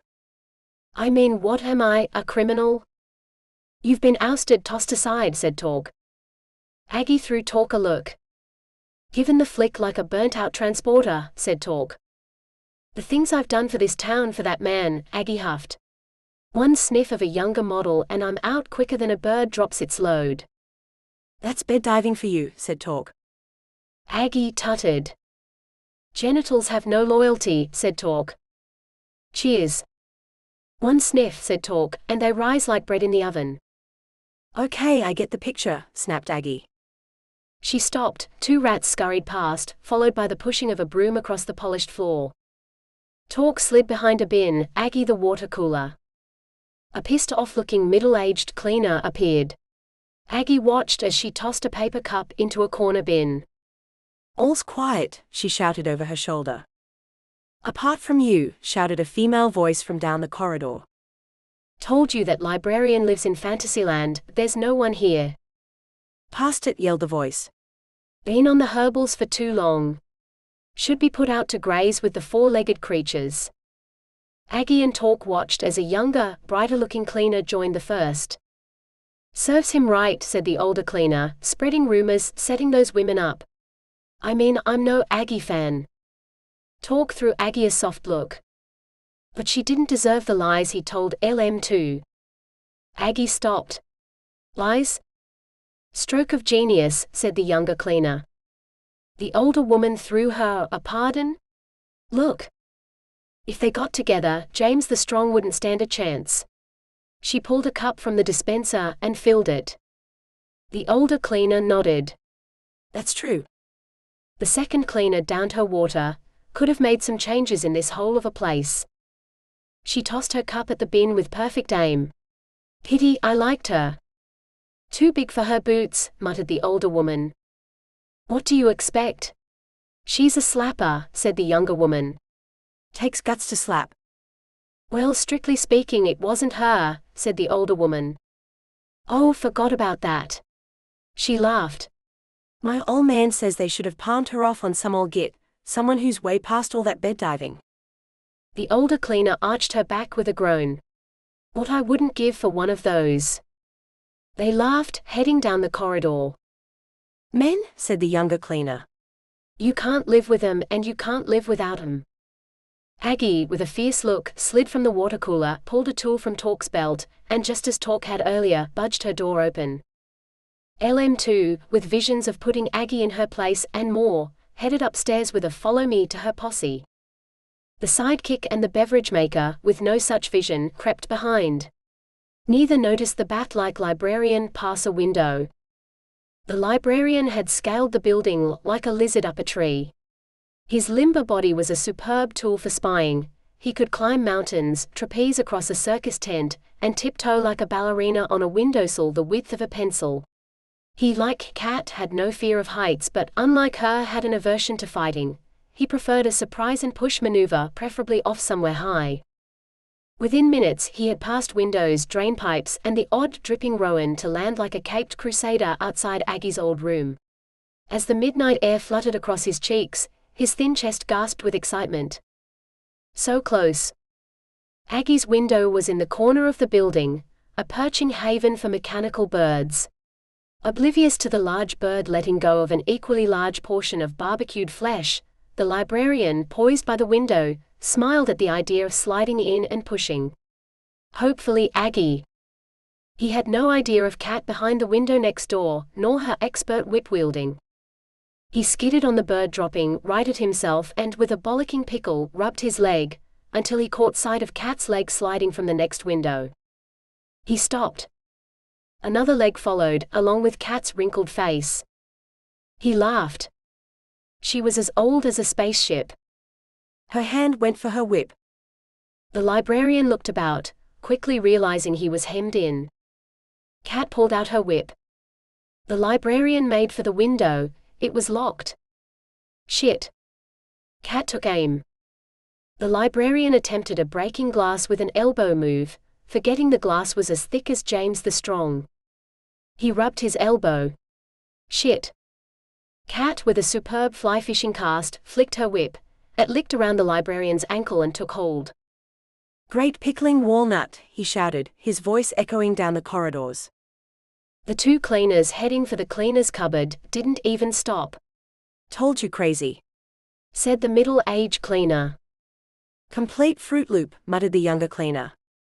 Aggie heard the librarian scream while piling her boxes into Torque's backpack. That'll be Kat, muttered Torque. She mentioned something about a spy. Aggie stopped. Behind Torque stood LM2 in the doorway, like a superhero prepared to defend her city. In the courtyard, mechanical birds circled the turtle menacingly as Fanny, astride it, tried to maintain her balance. Maisie took charge.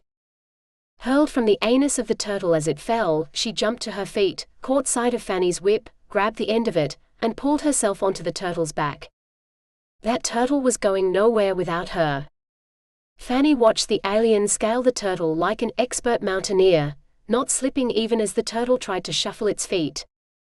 As Maisie reached the top, the turtle let out a cough, spewing the bin emptier and the washerwoman from her backside. Fanny faltered, Maisie caught her, and their eyes met. Fanny skidded, stumbled, and almost fell off the humped back until Maisie, clutching the whip with one hand, grabbed Fanny with the other and pulled. Again their eyes met, and for a moment, they forgot they were balancing on a turtle's back. Chapter 36. A pounce too far. The aliens heard many things about the foreigners, and the foreigners thought they knew all about the aliens. Truth was, they came from the same place and forgot. Kat. Who are you? Said the warden. Who are you? Said the bin emptier. I asked first, said the warden. So? Snapped the bin emptier. She stopped, the face was familiar. They eyed each other. Didn't we trade? Said the bin emptier. The warden's face lit up. The bin emptier had given her a good deal. I remember, was on the tip of her tongue, when the turtle began to huff and snort as it tried to rise to its feet. It staggered and stumbled. Fanny skidded, Maisie grabbed her. Too big for her legs, muttered the washerwoman. Design fault. I heard that too. The poet nodded. The turtle blinked and collapsed. A mechanical bird circled closer, spotted Maisie's bobbing red hair, and made a dive. Fanny pulled a raisin from her pocket, and tossed it at the bird with a "There you go, honey." Honey. Maisie flashed a look. Design fault, muttered the washerwoman. Red sets him off, stops them picking at crops but not great in cities. Fanny laughed, she had pockets full of raisins.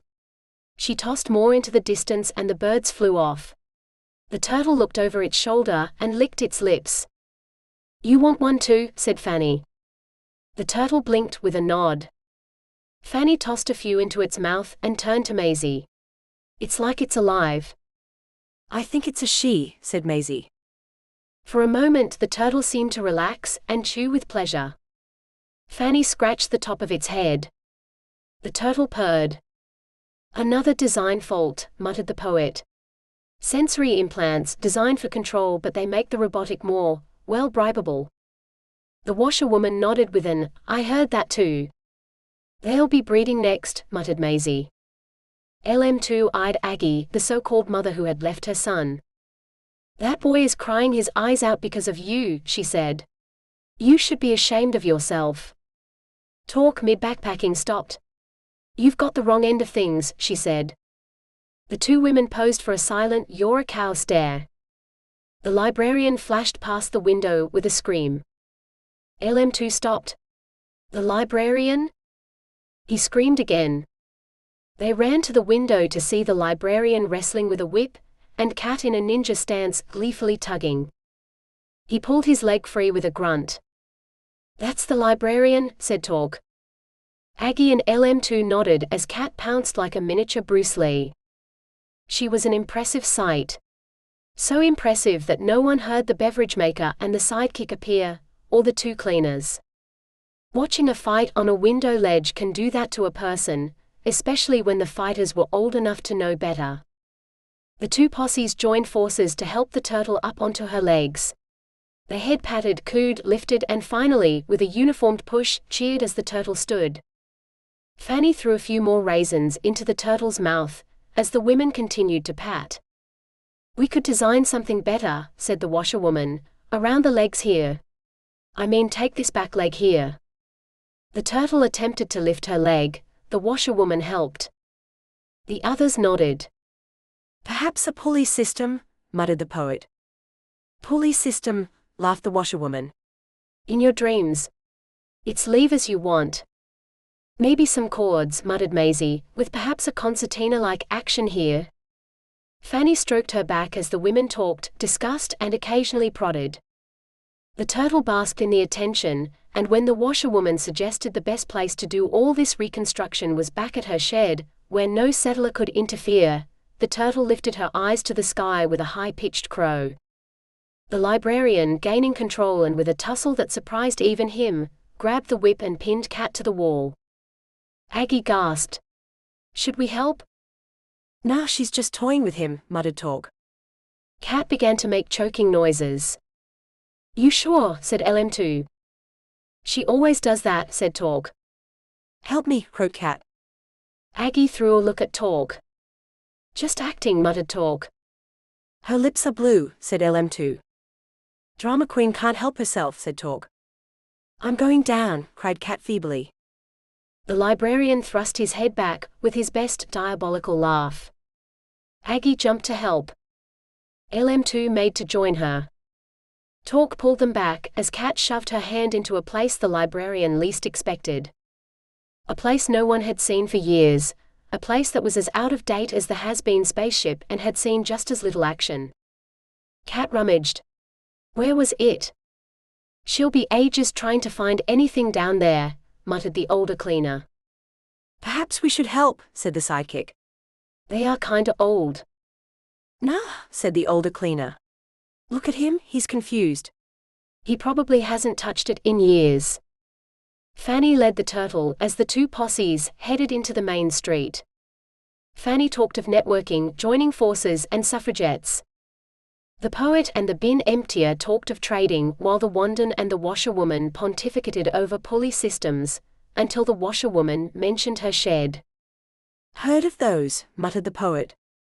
Shelving like you've never seen, muttered the bin emptier. Perfect for a fridge, said the washerwoman.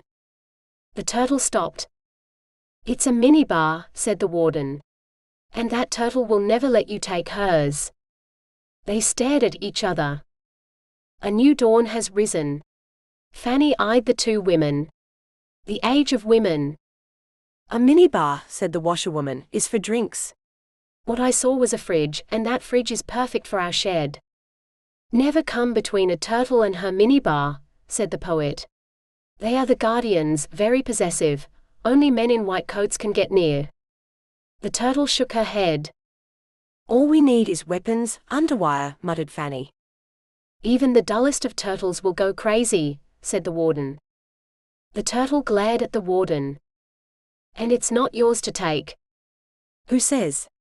Snapped the washerwoman. The washerwoman thought of all those years yearning for a baby. As her ovaries turned to dust, her partner's once majestic family member shrunk to a pea.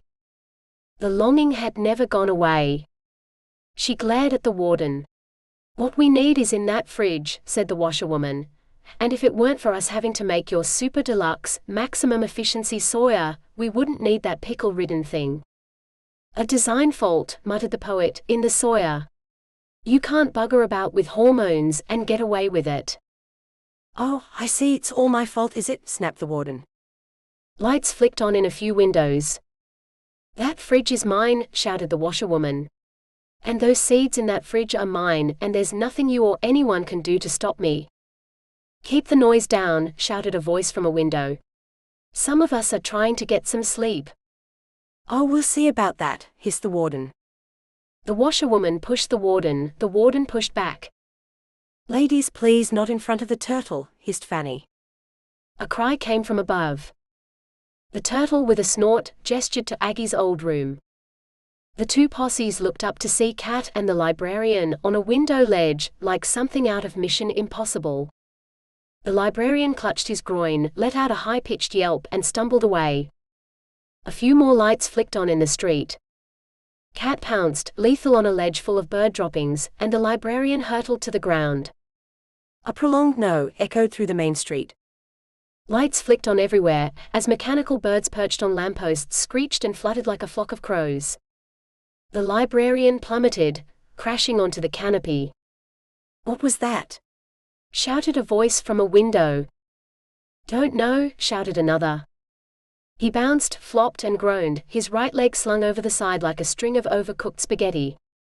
There was a tear, a high heel appeared, followed by a loud rip, a pointed shoe and then a stockinged left leg. Fanny jumped onto the turtle, and peered at the librarian. She shook him. He screamed in pain. He's alive, shouted Fanny. Tough man, muttered the older cleaner. That he is, muttered the younger cleaner. Poor fella. Feel sorry for him, muttered the sidekick. Poor fella, said the older cleaner. You wouldn't be saying that if you knew the poison he spread. And he tried to kill me, said Cat, climbing in from the window. He's a liar, a muck spreader, said the younger cleaner. They stared down at the elegantly dressed, crumbled figure. Such a small man too, said Torg. The canopy ripped, tore and burst open. The librarian tumbled onto the steps below. His glazed eyes stared straight up into the turtles. I'm done for, he croaked and passed out. Chapter 37. Tarzan. There is more to a turtle than a shell, Fanny. James the Strong woke from his sleep, in the middle of a nightmare with that damnable librarian screaming. He rolled over, stretched out for his princess, and found a pillow. He sat up, switched the light on, and rubbed his face. Princess? Buttercup? He looked about. Was she in the John? Then he heard a faint, he's alive, followed by more yelling. He jumped and with a who was that look, raced through his living quarters into the room with a view of the main street. He stared into the night. The windows were lit up, and folk were staring out their windows. He looked down to see the back of a giant turtle, which from the height of his room was more like a pincushion. Princess, he yelled. His voice echoed down the street. Princess, he shouted. The crowd stopped, the turtle looked up.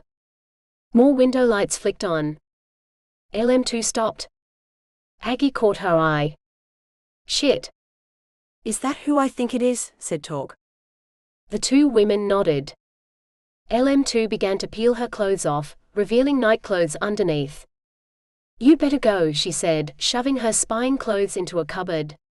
"He'll be flying down that corridor any minute." "He moves like the wind when confused," muttered Aggie. LM2 nodded. "And fobbing him off will take ages. Longer than finding a family member on that librarian," muttered Aggie. She caught LM2's eye, a smile flickered across their faces. "We've got mops," said the older cleaner.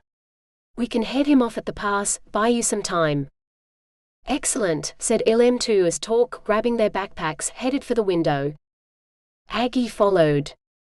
The cleaners, with exaggerated laughs, clattered out the door. With voices as loud as foghorns, they began their banter. "Some fall that. That's what comes from too much hemp." "Too much hemp will do it." LM2 followed. She stopped at the door and turned to the beverage maker and the sidekick. "Don't move till you hear me moaning," she said, and, with a comrade gesture of solidarity, headed out the door. The sidekick and beverage maker watched with admiration. Never had they seen such dedication. Kat looked out on a sea of lit-up windows and pulled out her rope. She had waited her whole life for such a moment. Quickly making a lasso, she turned to Talk and Aggie. "We have as much time as a sneeze." She tossed her lasso. "You go first." Talk wrapped her arms around Aggie's waist and looked into her eyes. "Trust me," she said, pulling Aggie tighter, and before Aggie could nod a yes, Talk jumped, sailing through the air like Tarzan. Aggie, pinned to Talk, gasped as the wind whistled through her hair. Talk's grip was so tight they felt like one. Kat followed, grabbing the return rope. With a wink at the sidekick and the beverage maker, she jumped, disappearing into the night like Spider-Man. The sidekick and beverage maker leaned out the window, watching as the three women landed with a soft plop on the turtle and rode away, minutes before the crowds arrived. "History in the making," muttered the sidekick. The beverage maker nodded. "If only the poet was here." It didn't take long for the two males who had allowed the turtle to escape to appear.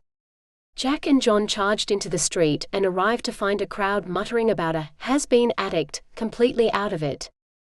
They pushed through to find the librarian sprawled out on the steps, his legs as twisted as an arthritic 90-year-old, rambling about a whip-wielding ninja and a giant turtle with the breath of a drainpipe.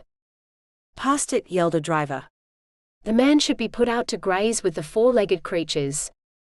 "His grazing days are over," muttered another. "Turtle," said Jack. "How big?" Chapter 38. Abduction. If only you men listened to us women, Wi-Fi. If only you women communicated. Arthur of the North. Over the next few nights, Aggie and the aliens slid in and out of the city, on the back of the turtle, pilfering like children in a sweet shop.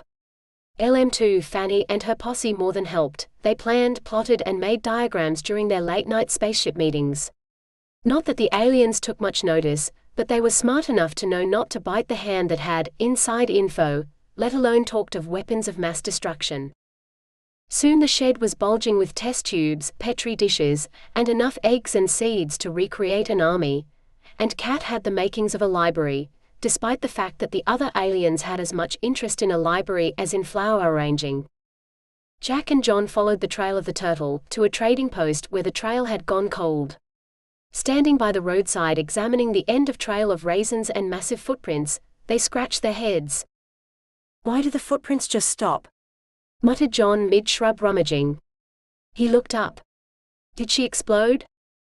"Who knows," said Jack, who shrugged and was just on the verge of suggesting a possible story for the boss, when all went dark thanks to a hemp bag over their heads. Jack and John put up a fight of muffled swaying and shoving, until the inhaling of hemp scent knocked them for six. Captured, drugged, their seed extracted like the juicing of a lemon, they lay stupefied in a hut, and the aliens were at a loss of what to do next.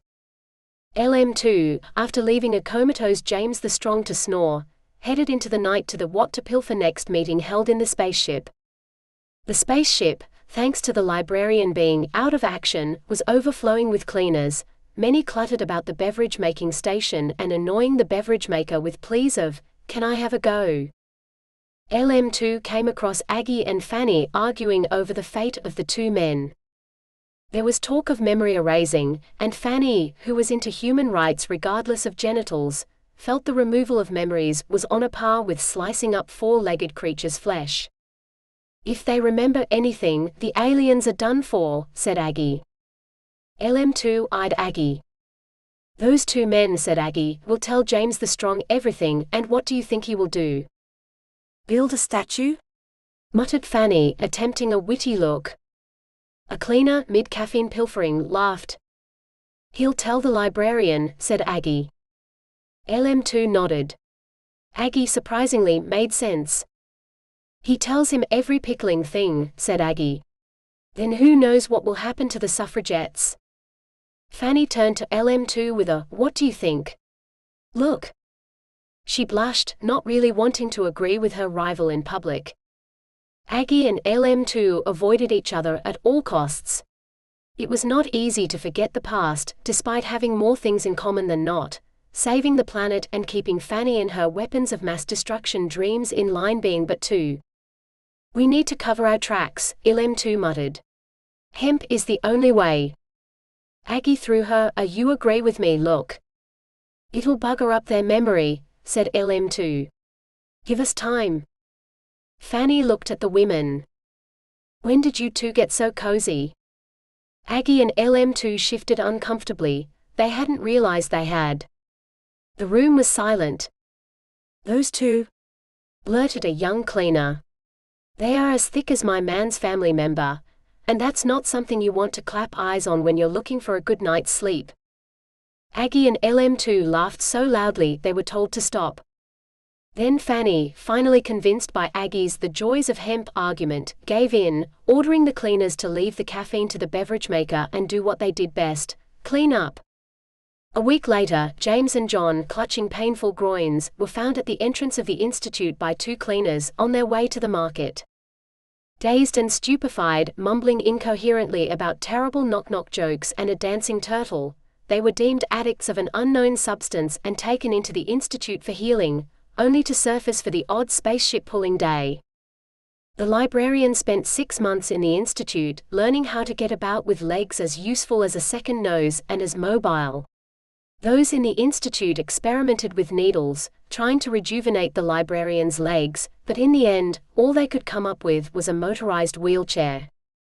Never again did he snigger like Muttley the cartoon dog, or laugh like a demonic maniac.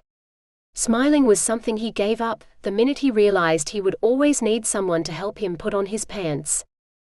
Instead, the librarian spent his days scowling in private and staring in public, feigning the occasional "I don't know where I am" eye-rolling, fooling many, apart from Manifesto the Great.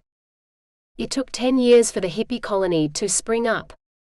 10 years of raiding, several attempts at using water to create energy, 2 Scarecrow wind collector templates, and the pulling of 3 spaceships, which, to be fair, was a blessing to the city and greatly appreciated by many, including Manifesto the Great. In fact, the last spaceship was actually transported by the foreigners, who, on the orders of Manifesto the Great, trailed it to a trading post on the promise of a new superpowered hemp full of hormones. Finally, the days of ship pulling had drawn to a close. By the time Manifesto the Great was a teenager, James the Strong's strength had waned and he, struggling to pull spaceships, had taken to riding them shouting, "Hurrah!" Red with embarrassment, Manifesto the Great was on the verge of constructing a hijacking story, when the aliens jumped the gun and did him a favor. The first few years were exciting for Aggie and the aliens. They recycled, upcycled, and constructed like demons. Verandas were erected, greenhouses were set up, and plans for animal collection were in the making. A sort of Noah's Ark of species to study and replicate until, that is, the liberty of Animal Front took hold. Many in the city had little clue about the dwindling number of four-legged creatures. They just assumed they would always be there. That the influx of mechanical birds would eat the wasps as intended, but not everything else that moved. LM2 pulled out all the stops to manipulate James the Strong. She talked of immunization against the wasps and the power of a needle. James the Strong took one look at the elongated affair of steel and glass and fainted, going down like a pillar of books. Let's go with the mechanical birds, he muttered, coming to. No one argued. Aggie did her best to pursue her son. When she assumed the time was right, she set up a secret meeting during a night raid. Manifesto the Great, trying to come to terms with a father who shouted hurrah way too much, was traumatized. Walking into a room to find your dead mother, not only alive but with a female partner, and spouting the joys of veganism, can do that to a young man, especially when caught in the process of helping themselves to whatever they wanted in the library and the institute. We'd been blaming it all on the librarian being scatty, said Manifesto the Great, his brain being as useless as his legs, and all along it was you and your so-called women? Manifesto the Great rebelled, doing the opposite of whatever his mother suggested. He barbecued flesh like an enraged Viking, filled his rooms with skins of animals and wrapped himself in fur and leather, breaking his mother's heart. When his mother warned of the effect of too many mechanical birds, he ordered the making of more. When she said the number of four-legged creatures was dwindling, he caged them. Soon the mechanical birds had destroyed the natural rodent population, which had fed the larger creatures, and the whole animal cycle in the city had dwindled to the odd scurry of an oversized mechanical rat, circling mechanical birds and a few penned animals, now infertile thanks to the soya feed. Even the removal of the spaceships did not soften Manifesto the Great's heart toward his mother. In fact, he often blamed his mother for his father's slow descent into madness. We need more meat, shouted Manifesto the Great, and ordered better feed, full of hormones to increase the number of offspring. He had no idea that mass-produced meat flattened the mind. The librarian, for the first time ever, tried to do something decent. We should stop eating these creatures and set them free, he said to the readers. When the readers laughed at him, he turned to his leader. When James the Strong laughed at him, he turned to his prodigy. And when Manifesto the Great told him to go lie down, the librarian panicked, flooding the city with leaflets about the liberty of Animal Front. Please help us stand up to the leaders. And save the animals. The masses, inspired by the Stand Up to Our Leaders bit, went wild. They rampaged the city, the fields and the farms, opening gates and pushing animals into freedom. The only problem was, the animals had no idea how to be free. They trampled the grass aimlessly instead of eating it, and had no idea how to search for water. The mechanical birds picked their dying carcasses off one by one. The hippies, mid-commune production, hijacked what creatures they could, but not much survived, mainly fish. Chapter 39. A jump too soon. It takes more than a good catch to bounce an idea. Librarian. 10 years on. When the funeral celebrations were over and James the Strong's body was a mere smoldering pile of ashes floating by the waterfall, LM2 and Aggie turned to each other with a look that required no words. They had been watching from the room with a view, a place high above the smells of the bonfire. It was Manifesto the Great's idea. The last thing he needed was people realizing who Aggie was. My work here is done, muttered LM2. Done, said Manifesto the Great. Yes, said LM2. Manifesto the Great eyed her bags. You're leaving? She nodded. Manifesto the Great looked down at the turtle parked in the Royal Transporter Bay, surrounded by curious readers. On a turtle? Well, yes. A reader poked the turtle roared. Manifesto the Great tapped the window with a glare. The reader glared back.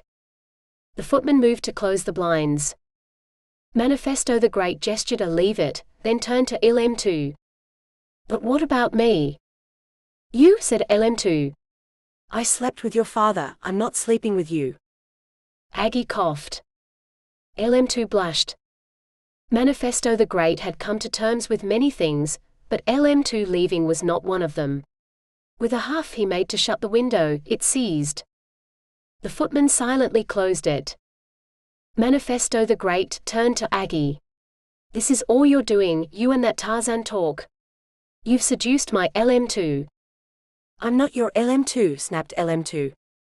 How am I expected to rule when the people I trust are untrustable and keep leaving? I had no choice, said Aggie. So you say, muttered Manifesto the Great. So everyone keeps saying in this friggin' place. He stopped as the librarian crashed through the door like a hospital trolley in A&E. There's a turtle out there, he shouted. Silence. Did you hear me? Said the librarian. Did you know LM2 was leaving? Said Manifesto the Great. Oh that, said the librarian. What do you mean, oh that? How am I to bounce ideas with no one to bounce with? You can bounce with me, said the librarian. The adults eyed the librarian like he was a child. Just because I am in a wheelchair doesn't mean I am unbounceable, he snapped. The last thing you can do is bounce, muttered a footman. Thank you, said Manifesto the Great. No one tells me anything anymore, let alone bounces things off me, said the librarian. He sped his chair into the room. That's because your memory is rubbish, said LM2. I may have forgotten many things but not the important stuff, that night, that accident, and that cat. The chair crashed into the desk, he reversed, and Aggie jumped out of the way, followed by the footman. That cat had a kick like a mule, said the librarian. He skidded past Manifesto the Great, skimming his heel. And a yell that would wake the dead. Manifesto the Great snapped. LM2 is leaving, and all you can do is talk of the past? The past is why she is leaving, said the librarian. He has a point, sir, muttered the footman. No one said anything. The turtle roared. Manifesto the Great had had enough. Leave us, he said to the footman, and take that so-called librarian with you. The women watched as the footman made to push the librarian, who resisted with a reverse onto the toes maneuver.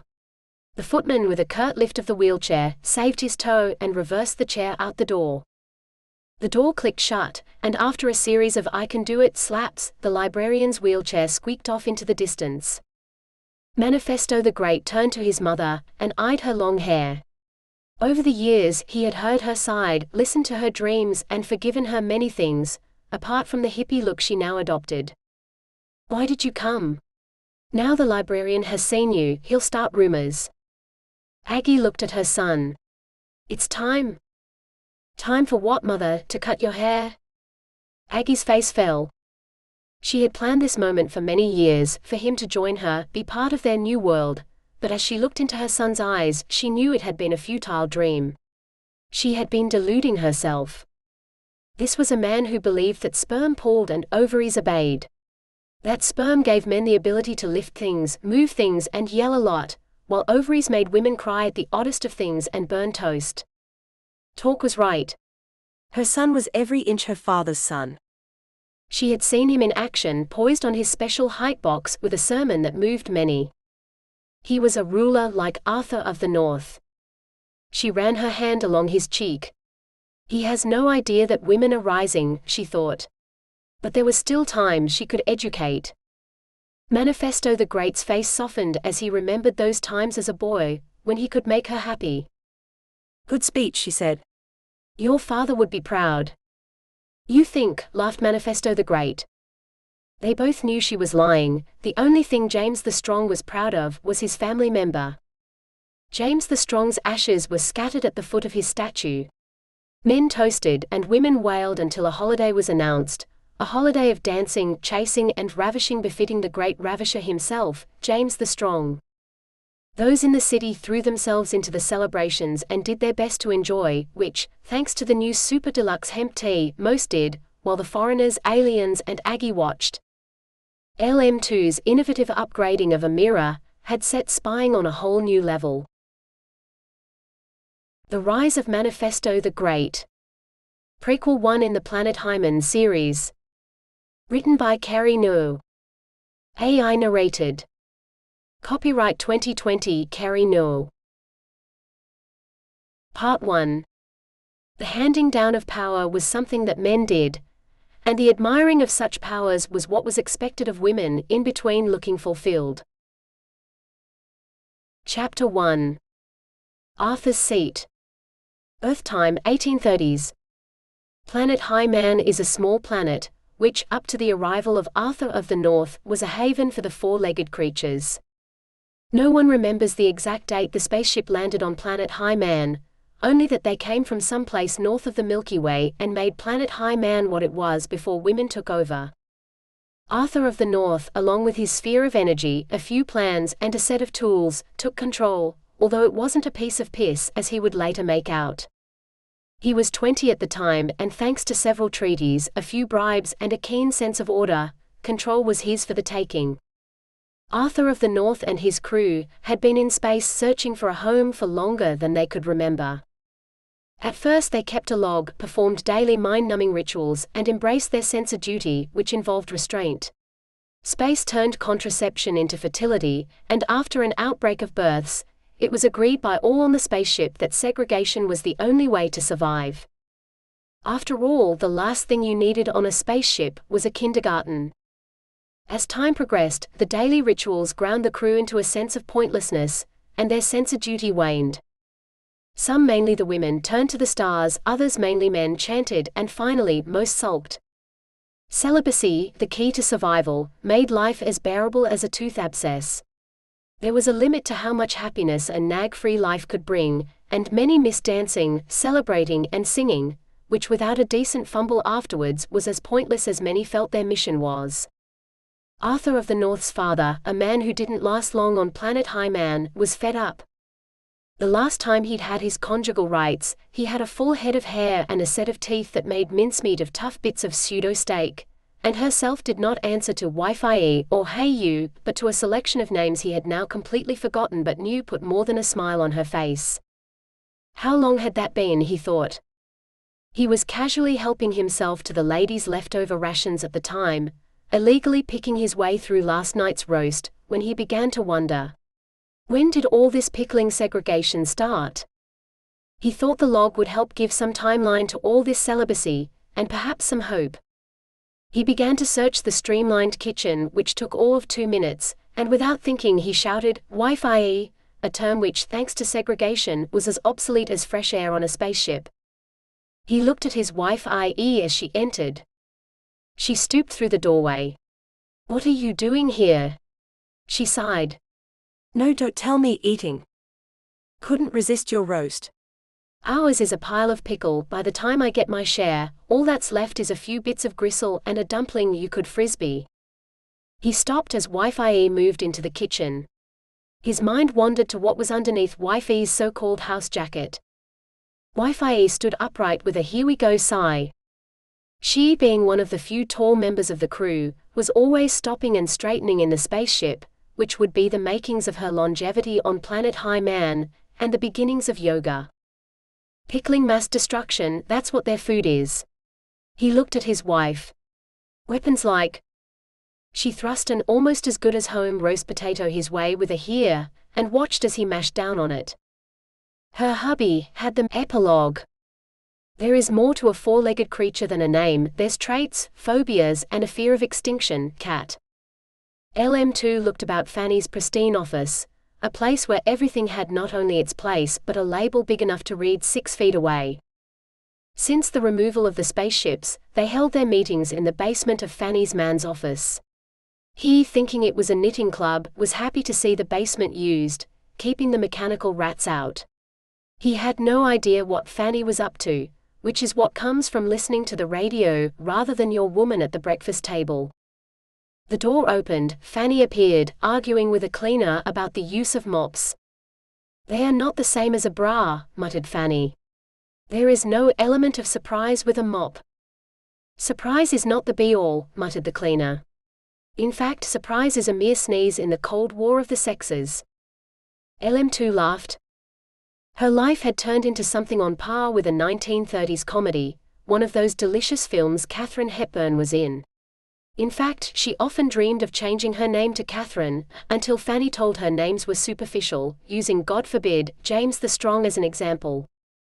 After the passing of James the Strong, LM2 was not sure what to do and followed Aggie back to the aliens' camp. Aggie had made it sound so adventurous, and talk seemed so appealing. LM2 thought they would all be like talk. She pictured a big celebration meal full of women lean, mean and, well, just like talk. She arrived at the eating area, stared at the row of grunting women, and realized that aliens were as varied as the city folk and had no table manners. She took one look at them eating with their hands, egging each other on for an arm wrestle, and decided one meal was enough. "The city needs me," she said to Aggie, and Maisie jumped at the chance to escort her back and cement her connection with Fanny. Aggie sat on the veranda, staring out into the sunset as the wind rattled the scarecrows. A black mechanical crow landed on its arm and blinked at her. She tossed a cube of fudge and laughed as other birds appeared, squabbling for a piece, until the turtle snapped at one. The turtle minus her minibar was a completely different being.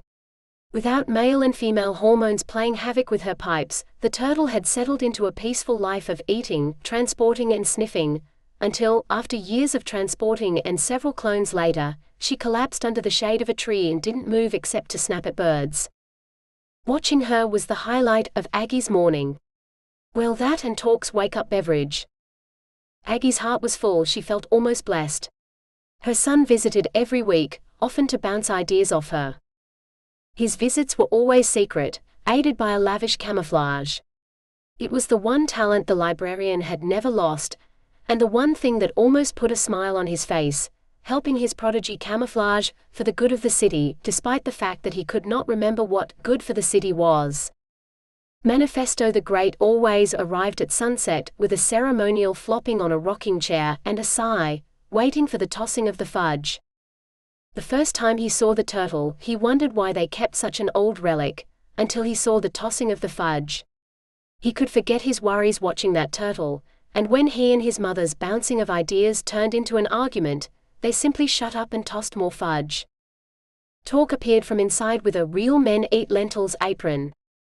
Aggie thought of all their conversations, arguments and make-ups, Talk's "don't tell anyone" kindness, their dreams of a better world and better crops, and their fears for the city's future. Talk was painting their kitchen, the first chore she had found where she could wear the apron without being seen.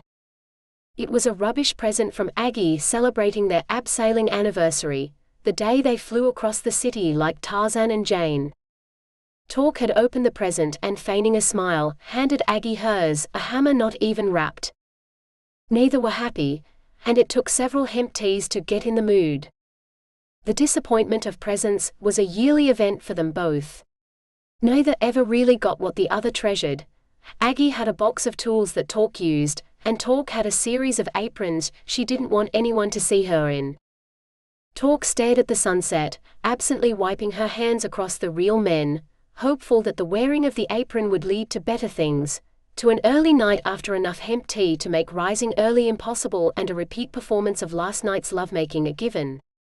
She smiled. When Aggie was grateful, she was really grateful. Talk kissed Aggie's head and slid her hand under Aggie's top, scooping her breast. "See, not a drop of paint on your apron." She squeezed. "I'm ever so grateful," Aggie sighed as her laughter echoed across the field. Thank you for listening. This has been The Rise of Manifesto the Great. Prequel 1 in the Planet High Man series. Written by Kerrie Noor. Narrated by AI. Copyright 2020 Kerrie Noor.